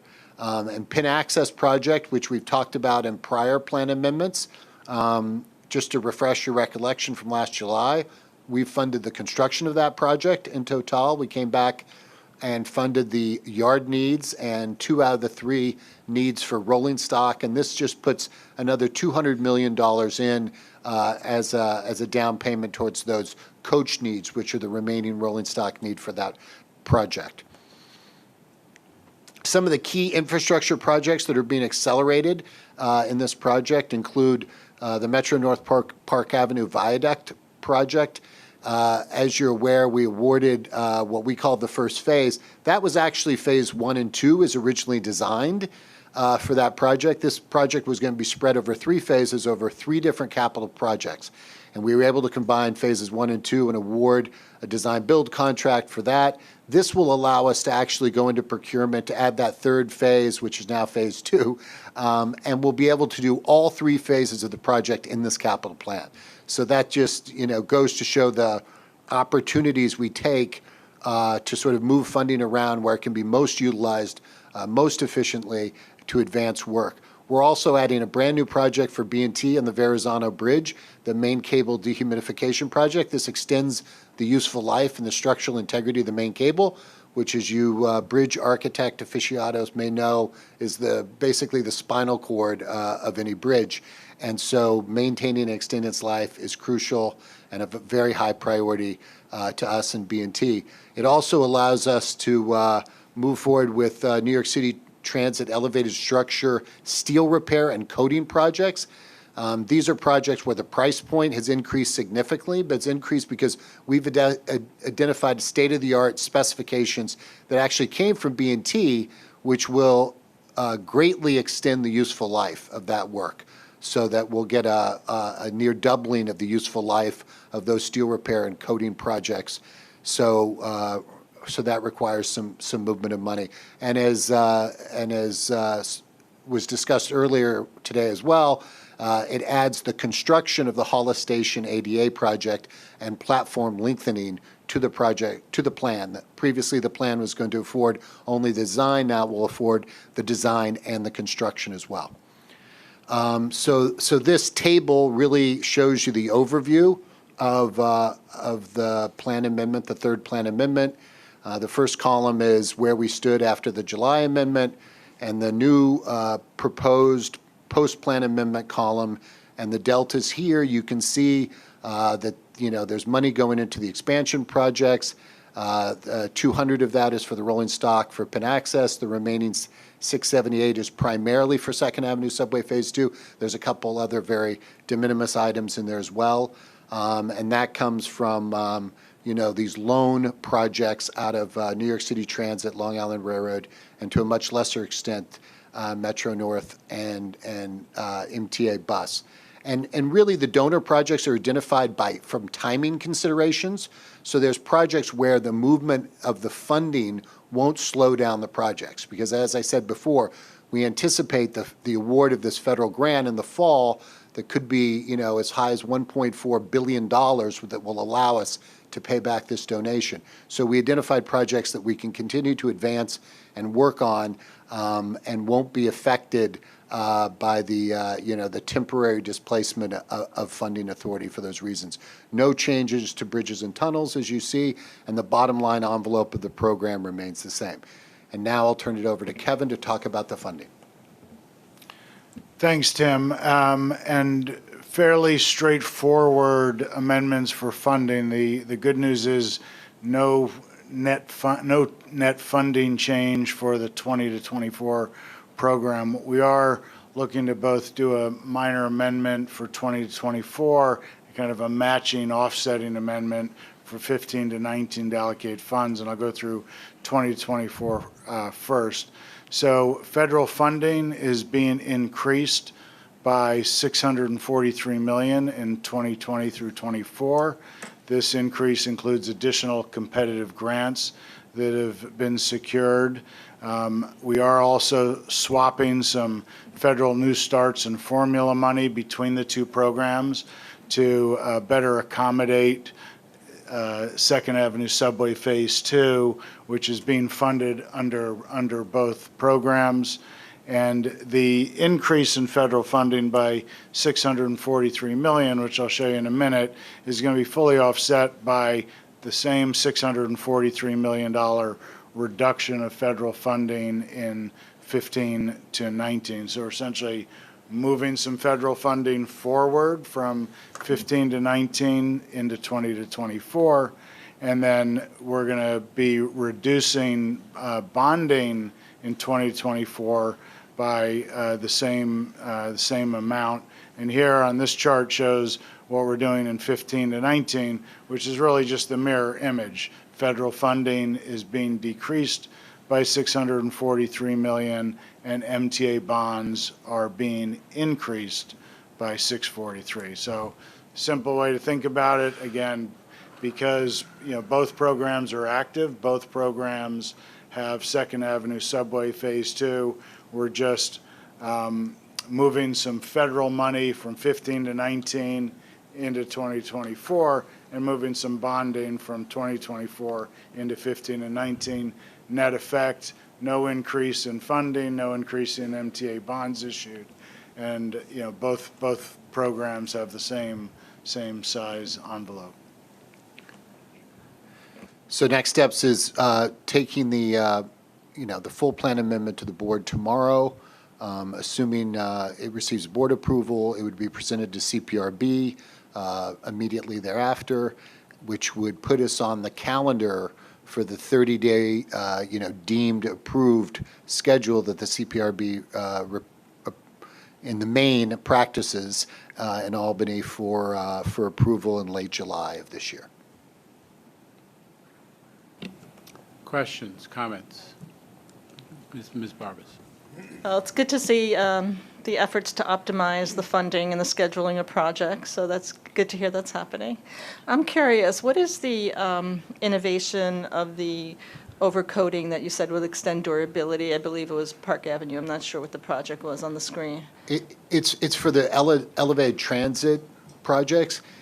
It utilizes sort of industry standard paint specification. The paint testing process under the old transit specification took several months to ensure that the paint was made to specification. So we've aligned with sort of industry best practices and quality paint, which is both more readily available and doesn't require that internal testing process, which can delay the project. Also, it utilizes, in addition to paint, it utilizes caulking of certain surfaces that are more exposed to potential corrosion over the years, which makes the protection, the first you strip off the old paint, you get down to the steel, you see what steel needs to be repaired, you repair the steel paint, and this is an additional layer of protection upon the paint, which will extend the useful life. Okay, and surface prep is the most important thing. Yeah, we're actually going down further in terms of surface prep than we typically did as well, and using power tools to do that, not just hand tools. And what I love about this, for just to kibitz on what Tim's saying, is that one of the goals of C&D as a consolidation of all the capital program and construction expertise and engineering expertise for the capital program was to take advantage of expertise in between agencies. And so this is adapting some of the special know-how that is developed in the bridges and tunnels world, where they're painting and repainting every day, all day, to use them on our transit structures, getting some center of excellence usefulness out of bridges and tunnels in that respect. Other questions or comments? Mr. Chu. I will say this will also make the leadership of the DC9, this is a union that represents the painters, very happy. This is something they brought up to me on a couple occasions, and and they've mentioned we were the only agency that didn't have that particular process, and I'll be glad to be able to report back and say, see, it happened. Yeah. Mr. Solomon. Thank you very much. A related question on the overcoating in terms of the amount and the number of stations. I think it was, in the chart that was shown, or the table, it showed about 878 million going into the core, but just curious about the shift into that particular item on the overcoating. And if you don't have it now, we can follow up. The overcoating shift is within transit. I don't have the specific number, but it really reflects that this more intensive process, right, is driving a higher price of those projects. So we're doing a lot of steel repair and overcoat painting projects, but we are experiencing a little price inflation, and that requires us to sort of put additional money towards those projects to fund that higher level of useful life that we're going to get out of those completed projects. Second question, basically on the overall structure of this, as you explained it, was about sort of, quote unquote, borrowing from projects and taking advantage of certain timing with certain projects. This is all in anticipation that we receive favorable results on these grant applications that we have. If they do not come through, what's the plan at that point to give back to the donor projects what was taken? Well, over the course of a plan, both 2024 and historically plans, when projects get deferred out of that plan period, they're really first in line for the next plan to receive funding and get executed, right? Unless they were deferred because they were unneeded or because technology had changed and there was a different solution to the problem. So, I think projects that don't get their funding restored due to the state partnership grant receipt, later in the fall, or we don't have additional funds from other competitive grants that come in that help reflect that restoration, those projects will be really first in line for the next capital plan in terms of priority needs. But I will add, because it's just a reality, that particular grant application is not a generic competitive grant under the federal programs. There were, as USDOT is well aware, it was central to the agreement that was achieved, brokered by Senator Schumer between Amtrak and the MTA to resolve a number of issues. One, to let Penn Access go forward, and two, to make sure that there was a resolution of a cost allocation debate about between the MTA and Amtrak about the East River tunnels. So there is a full awareness at FRA and the grants-making decision makers that the centrality of that grant application, supported by Senator Schumer, to key projects that they have supported moving forward. So I'm optimistic. We don't know the exact number, but I'm optimistic that grant application will meet with some success. And it's all about leveraging acceleration. Plan Amendment 1 and Plan Amendment 2 allowed us to award Penn Access in December 21. So we're 18 months into design and actually actively involved in construction and replacing interlocking with a long-term outage. If we had waited for the grant and the results before we proceeded with that project, the East Bronx would, have had a much longer wait for that newly and well-deserved transit access. Mr. Solomon? Thank you for that. And certainly, I think we're all in favor of taking, advantage of timing. It's very much a dynamic plan. Certainly, the Crow audit said you should look at it every year and make changes. I would just note as well, and I hope that we're tracking this, which is that the reductions from each of the respective agencies, I understand, still follows the 75-25 split that has been traditional. So as we are looking at taking advantage of this timing, the question then becomes, when all is said and done, are we still at that 75-25 split between transit and between the commuter lines that I think we all just want to make sure stays intact? So as the money moves around, how is that being tracked? What's returned? What was put in the parking lot for a second, but now needs to come back to life? Could you please use a transit analogy? Go ahead. Absolutely. We have meticulous detail of what the donor projects are and what their status is, and that allows us to bring them back in proportionally when we have the opportunity to restore funds and sort of size the final envelope of the 2024 plan. Mr. Brinkman. More mundane question. Regarding the overcoating project, do we do controlled inspections after the installation? Yeah, we do inspections during the process as well as acceptance tests when it's completed. Okay, perfect. Thank you. And some contracts we've experimented with third-party independent testing as well. Okay, well, that's kind of what I was getting at, like a controlled. from my construction background, was mostly with fireproofing, and we always had to have a controlled inspector come in after the fact to verify that we had enough thickness on the steel. Thank you, sir. Okay. Any other questions or concerns? Committee loves paint. This is big action here, so I'm going to call for a. No, it's not on. What? It's going to the full board. Going to the full board. Just an FYI. Well, just FYI, we'll be calling for action. Thank you. Tomorrow. All right. Procurements. No, DDCR, please. Tracy Mitchell. Hi, next slide. Great. So this is a snapshot of MW, DBE, and SDVOB from the federal and state projects just for the capital projects. So for the first grid, there was a total of $1.6 billion. And this is only talking about from the period October 22 to March of 2023. On the federal level, it will not end for the year until September 30th. It's also important to note that for the federal payments for the DBEs, it's based on awards.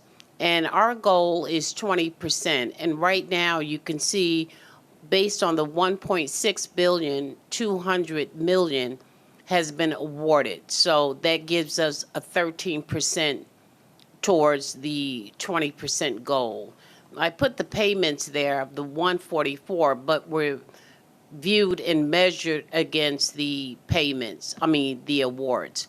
For the New York State MBE, so far for the whole year, April of 2022 to March of 2023, there was $1 billion awarded. Now, on the state projects, we're measured against payments. So if you look at the total payments of the 1.3 billion versus the 195 that was spent on MBE, it was 15% towards our goal, right? So MBE, WBE is 15% on the 1.3 billion, 187 million was spent, so that's 15%.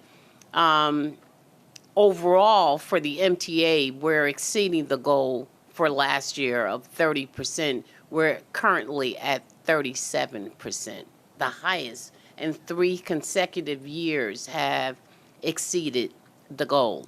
And then on the last one for the disabled vets, 10 million was paid based on 518 million payments, which 2%, but statewide, usually one trends 2 to 3%. But I can say for MTA for last year, which ended March of 2023, we were at 5%, which is the highest we've ever been for disabled vets. That concludes my report. Can you just explain on the federal DBE side the issue of allocations within design build contracts? Right. Because that's one of the sort of the tracking issues that Correct. we're all struggling with. Go ahead. Right. So it's based on awards, but with bid build contracts, once it's awarded, a developer would send us a utilization plan which names all of the firms, MWBEs, DBEs, that they are going to utilize. In design build, we don't know that, right? They don't know that. So we've allowed them to use TBDs to be determined. So that's the struggle with design build versus bid build. The initial stages of design build, it looks like your numbers are lower. It's lower and we're trying to because it's convince the unknown. federal government to give, if you allocate a particular subcontract to MW or SDVOB, for them to acknowledge that that will meet your goal, correct? Exactly, So- to count the TBDs, but it's still unknown. Yeah, so that's still a debate in progress with our federal overseers, right? Okay. That's one thing that's going on. Yeah. Okay, any other questions or comments on this issue? Okay. On to procurements. Mr. Plachaki, your swan song, sir. Good afternoon. Construction and Development is presenting 13 procurement actions totaling $30.5 million to the Capital Program Committee for approval this month. The procurement package includes the following 5 competitive actions: the award of 4 personal services contracts for MTA Bridges and Tunnels 2023 biennial bridge inspections, and the modification to the 8th Avenue CBTC signal modernization contract to mitigate a design risk identified by the independent safety assessor. There are also 8 ratifications for the following items: a modification to the Metro-North Railroad Hudson Line Wayside Communications and Signal System Express Cable Installation Contract to address changed conditions and an unanticipated method for installing new fiber optic cable, a modification to provide additional construction phase support services, and an extension of the contract term by 9 months to support the Culver Line CBTC contract. 2 modifications to the bus radio contract that respectively provide for A, the design and construction of a new base station equipment shelter at the East New York train yard, and B, additional prototyping work associated with additional bus types identified after contract award, and 4 modifications to the contract for sandy repair and flood mitigation at the 207th Street yard that provide for installation of redesigned pile foundations and an additional flood wall, and the reconfiguration of new wayside equipment to comply with appropriate train clearance requirements. All of these items are described in detail in the staff summaries contained within your committee books, and I submit these procurement actions for your consideration and vote. Thank you. Any questions or comments on any of these? All right. I'll take a motion to approve all of them. I'd like going forward? Am I misunderstanding? Anybody want to move it? Mr. Solomon, Mr. Chu, second. All in favor? Any opposition or abstention? Okay, all those items are approved. I have to say, I was kidding before, but this is the last time we're going to have the benefit of having Steve Plachaki present to us as a board. And I had the great joy and pleasure of being able to roast him at a retirement party last week. There were a lot of things said that I won't repeat, but that was fun. But it was also a moment of, as I said, a bittersweet moment, because there's nobody who sort of represents the professionalism of some key senior and long-serving MTA employees than Steve Plachaki, who always managed, as we say, to make procurement exciting. So we are so grateful to you because you brought your A game every day, but also for the inspiration you gave in doing that to everybody else around you. So thank you.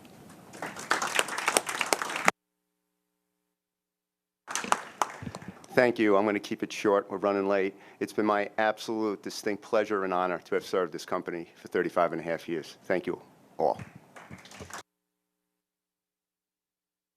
All right. Well, that concludes today's agenda. May I have a motion to adjourn? Second, the item matters adjourned. Thanks.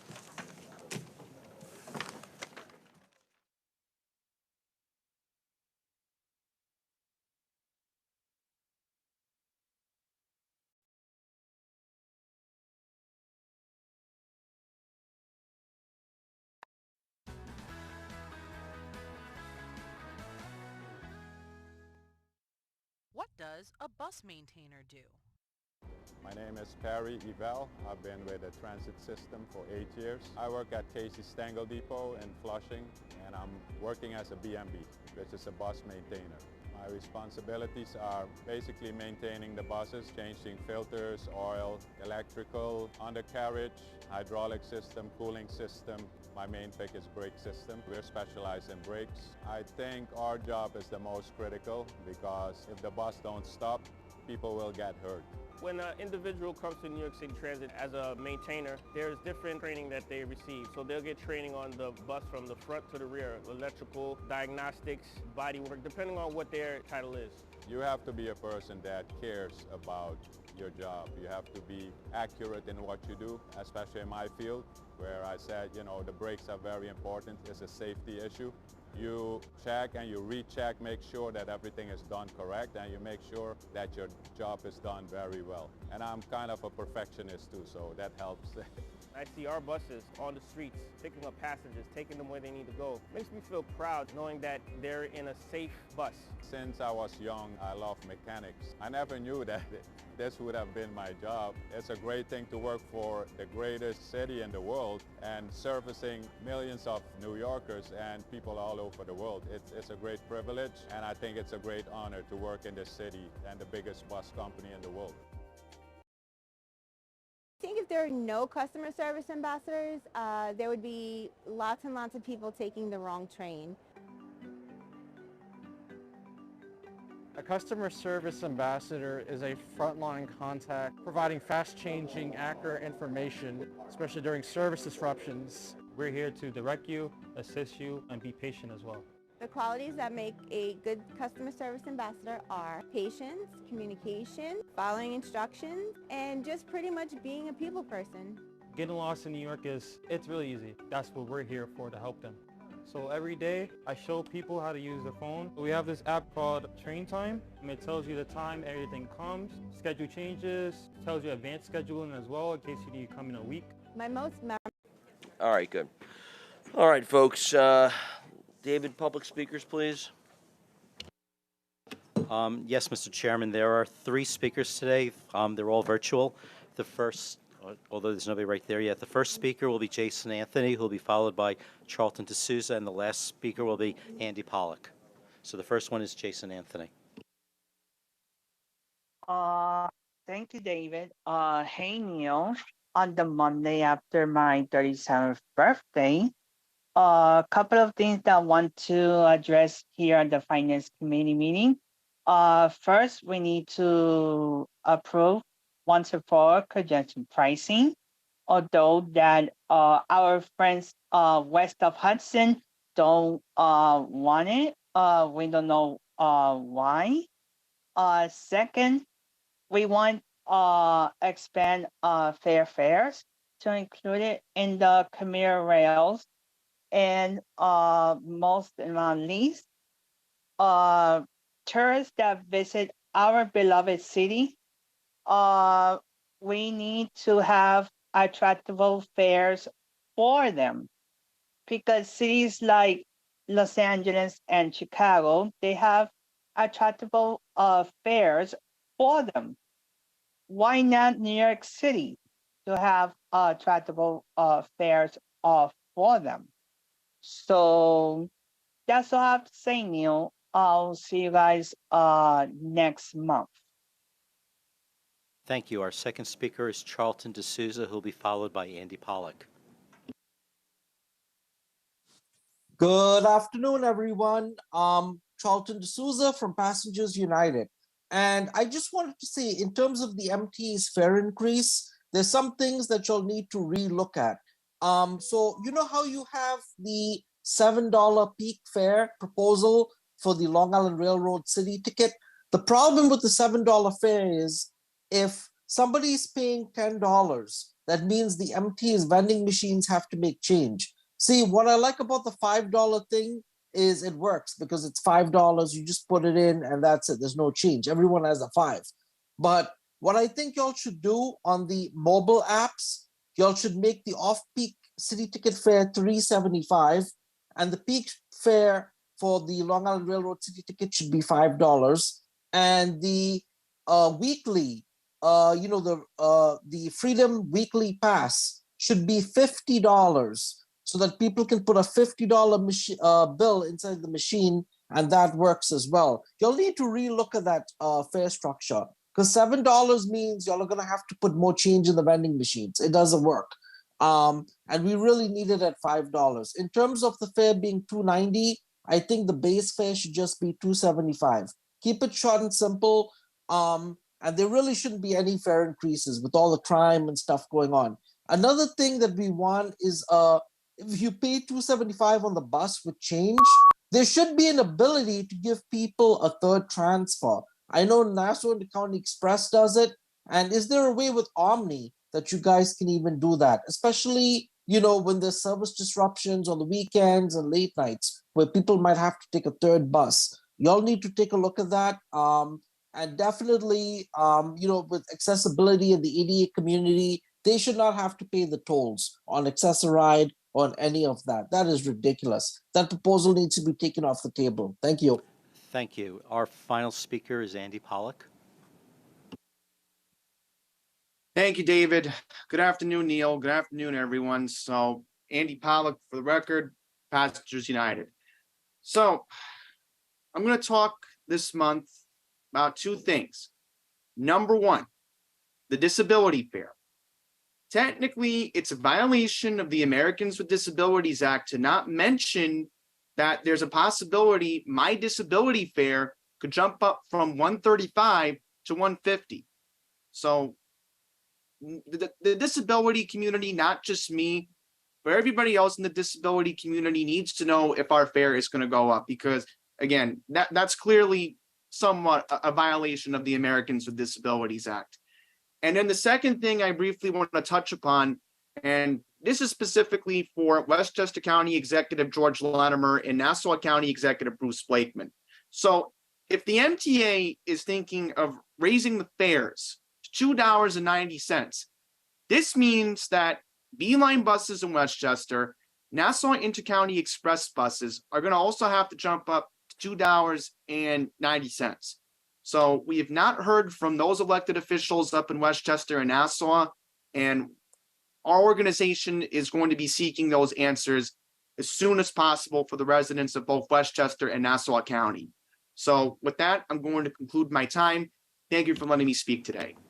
Thank you very much. Mr. Chair, that concludes the public speakers. Thank you, David. Just a brief remark. I'll just build on what our chair said earlier. Obviously, with Dick Ravage's passing, I think we can be quite honored that this Finance Committee has a relatively easy task in front of it, given his incredible work over decades when he was in this chair, literally and figuratively, as well as in his years since then, his advocacy for the MTA and our municipal finance. So it's an honor that we're able to have such an easy time.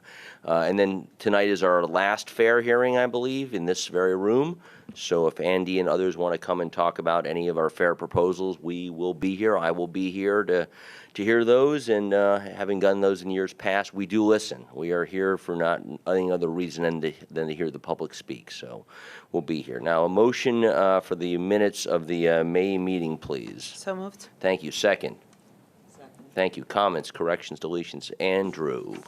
Yes, we did receive this late, but I was glancing through it now, and if you look on page 9 under Metro North Long Island Railroad, it mentions Statement Island Rapid Transit Authority instead of Staten Island.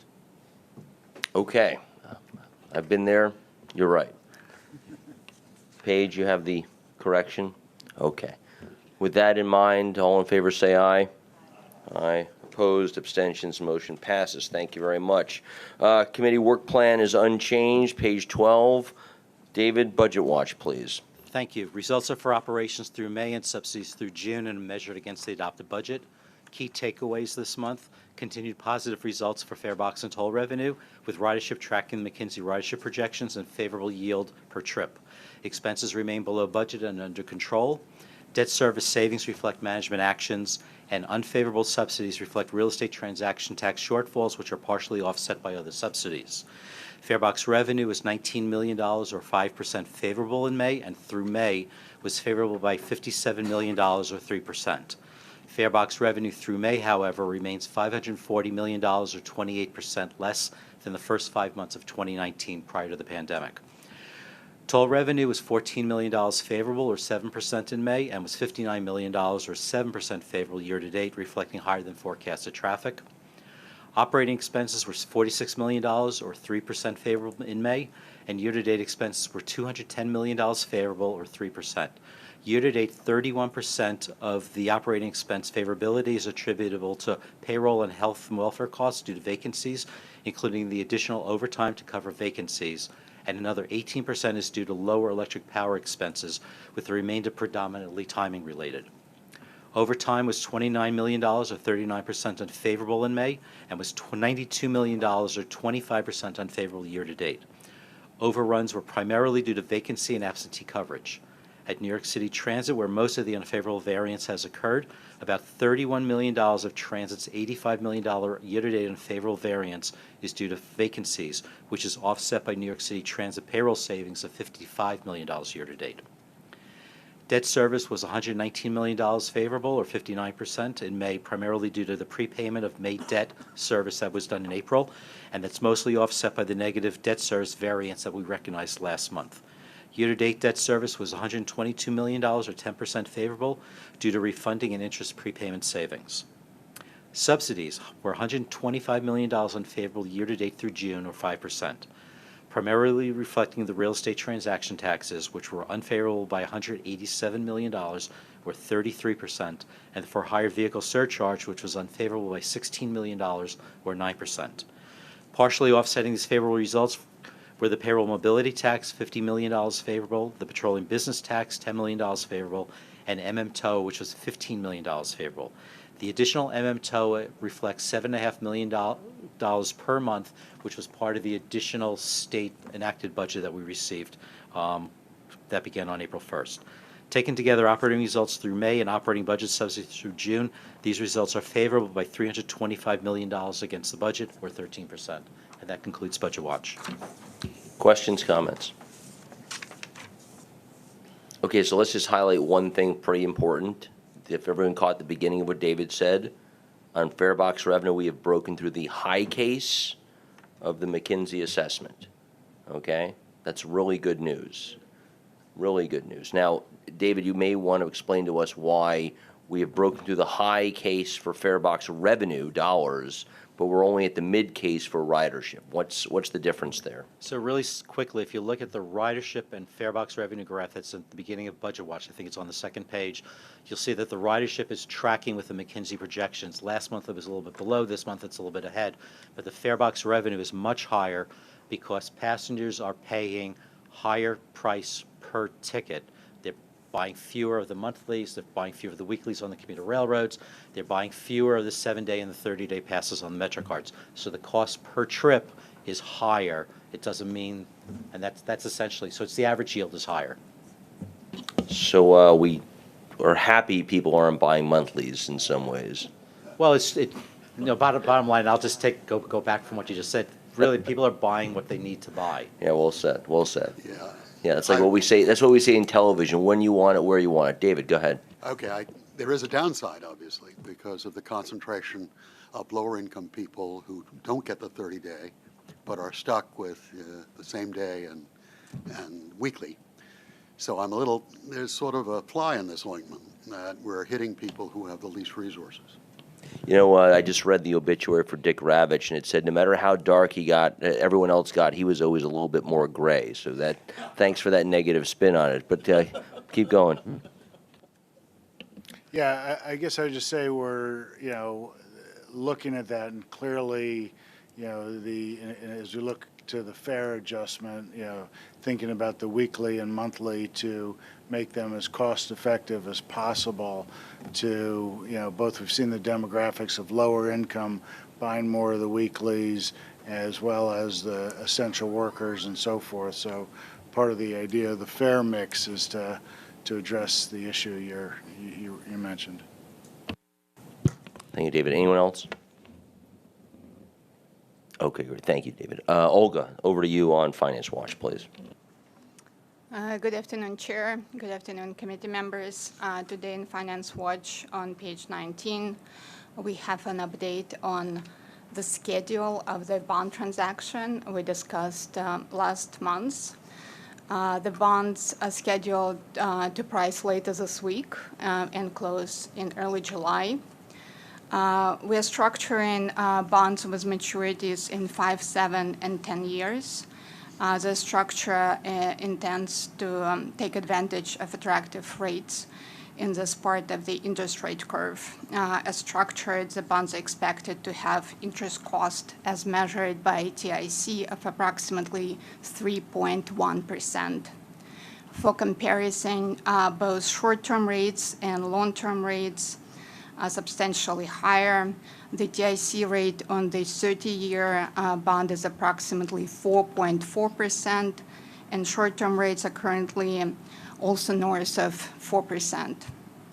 Are there any questions I can help to address? Anyone? Okay, hearing none, thank you, Olga. We have one action item on the agenda. David, please. Certainly. The action item is requesting approval for the annual payment of the state assessment on the MTA and its constituent agencies for the Public Work Enforcement Fund, the PWEF. State law requires state agencies and authorities to pay an assessment based on 1/10 of the value of public work construction projects entered into, excluding rolling stock contracts. PWEF assessments are used to cover State Department of Labor's expenses related to its enforcement of the state's prevailing wage law. The state and the MTA have a procedural agreement with payments made each year based on the estimated amount of public work contracts, with adjustments made for the prior year's difference between that year's projection and what turned out to be the actuals. The 2023 payment reflects a 2023 estimate of $5.19 million and a 2022 true-up adjustment of $2.51 million. The result is a required PWEF payment of $7,702,409, and the staff summary can be found on page 20 of the committee book. Thank you, David. Motion. Thank you, Lisa. Second.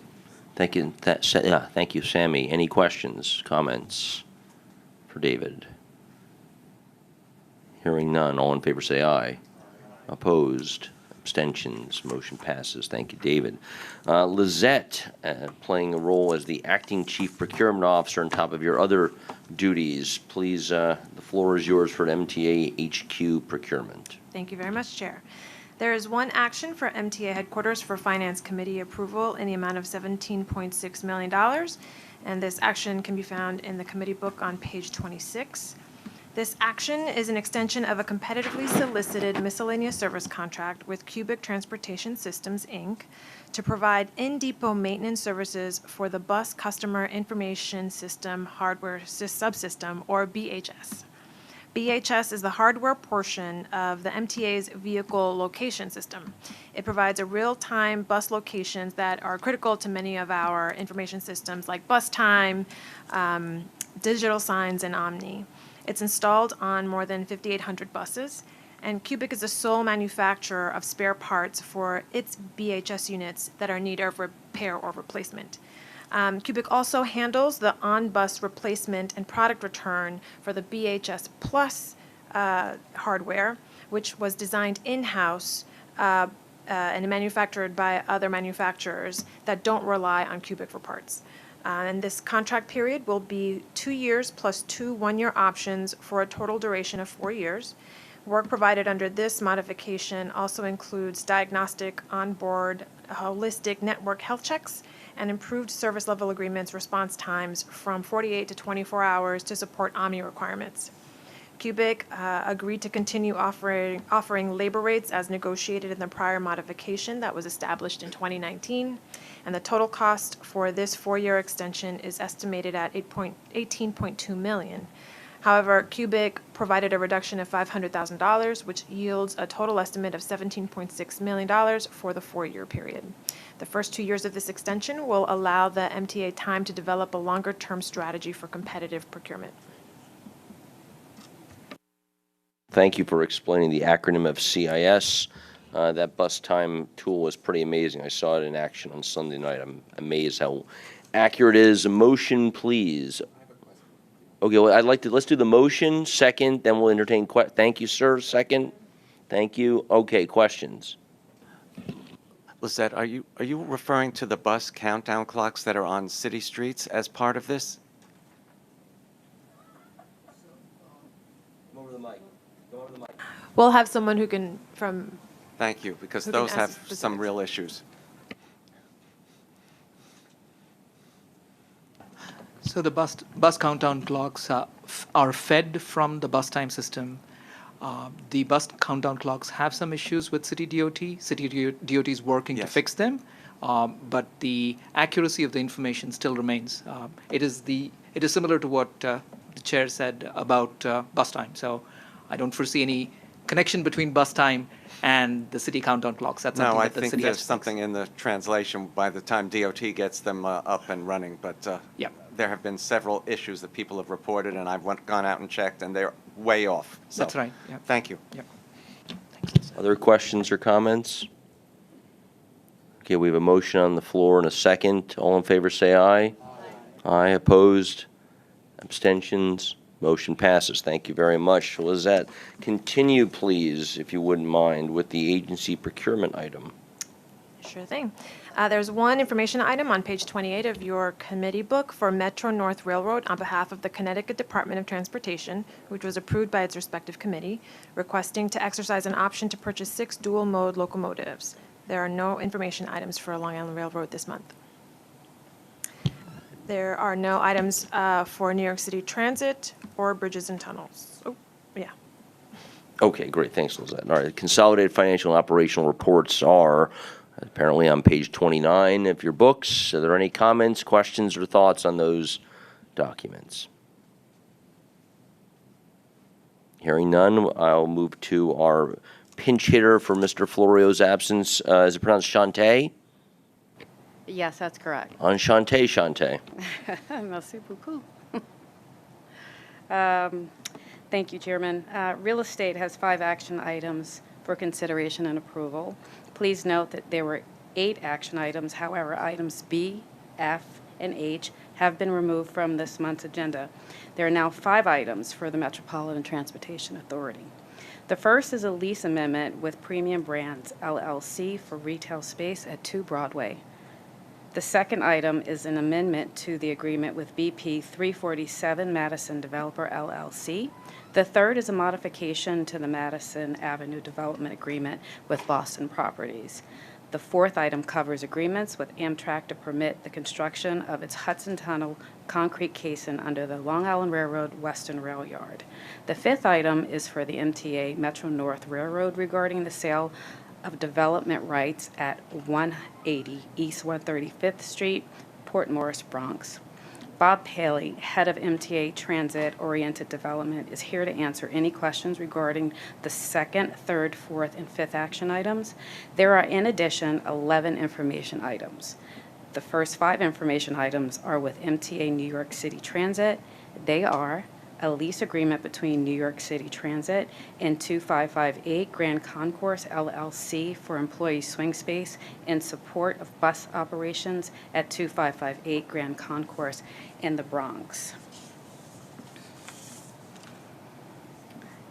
Also, an amendment to the agreement between New York City Transit and A&H Laundry of Brooklyn LLC for restroom access at 9814 4th Avenue in Brooklyn. A permit agreement between New York City Transit and New York City Economic Development Corporation for utility removal work at 65 Commercial Street in Brooklyn. An access agreement between New York City Transit and Woodside Landmark Realty LLC for property required in connection with the rehabilitation of substation roofs and enclosures projects in Queens. And access agreements between New York City Transit and Beige Family Realty Company, LLC, for property required in connection with the rehabilitation of substation roofs and enclosures project in Queens. The next 4 information items are with the MTA Long Island Railroad. 3 items describe license agreements between the Long Island Railroad and JPA Consolidated for 3 retail units at A, the Manhasset Station, B, the Port Washington Station, C, the Lynbrook Station, and an access agreement between the Long Island Railroad and Rose Breslin Associates, LLC, to facilitate site survey and other preliminary work in connection with the Yap Hank Station relocation project in Brookhaven. The 10th information item is with the MTA Metro North Railroad and is a short-term permit agreement between Metro North Railroad and Dia Art Foundation for access and parking for the event at the Beacon Station. The 11th item is for the MTA Staten Island Railway and is a license agreement between SIR and Staten Island Chamber of Commerce for banner placement at 293 Bay Street in Staten Island. I'm happy to answer any questions regarding any of the foregoing or information items presented. You certainly got a small portion this month in your colleague's absence. Wow. All right, motion to approve this entire slate of things. Thank you, David. Second. Second. Thank you, Sharif. All right, comments or questions, please? No one. All right. All in favor, say aye. Aye. Opposed? Abstention? Well done, Shantae. Thank Motion you. passes. I guess I'll ask for that most joyous of things. Have a motion to adjourn. Thank you. Second. Thank you. All right, folks, we'll see you at the fair hearing in tomorrow. Take care. Thank you.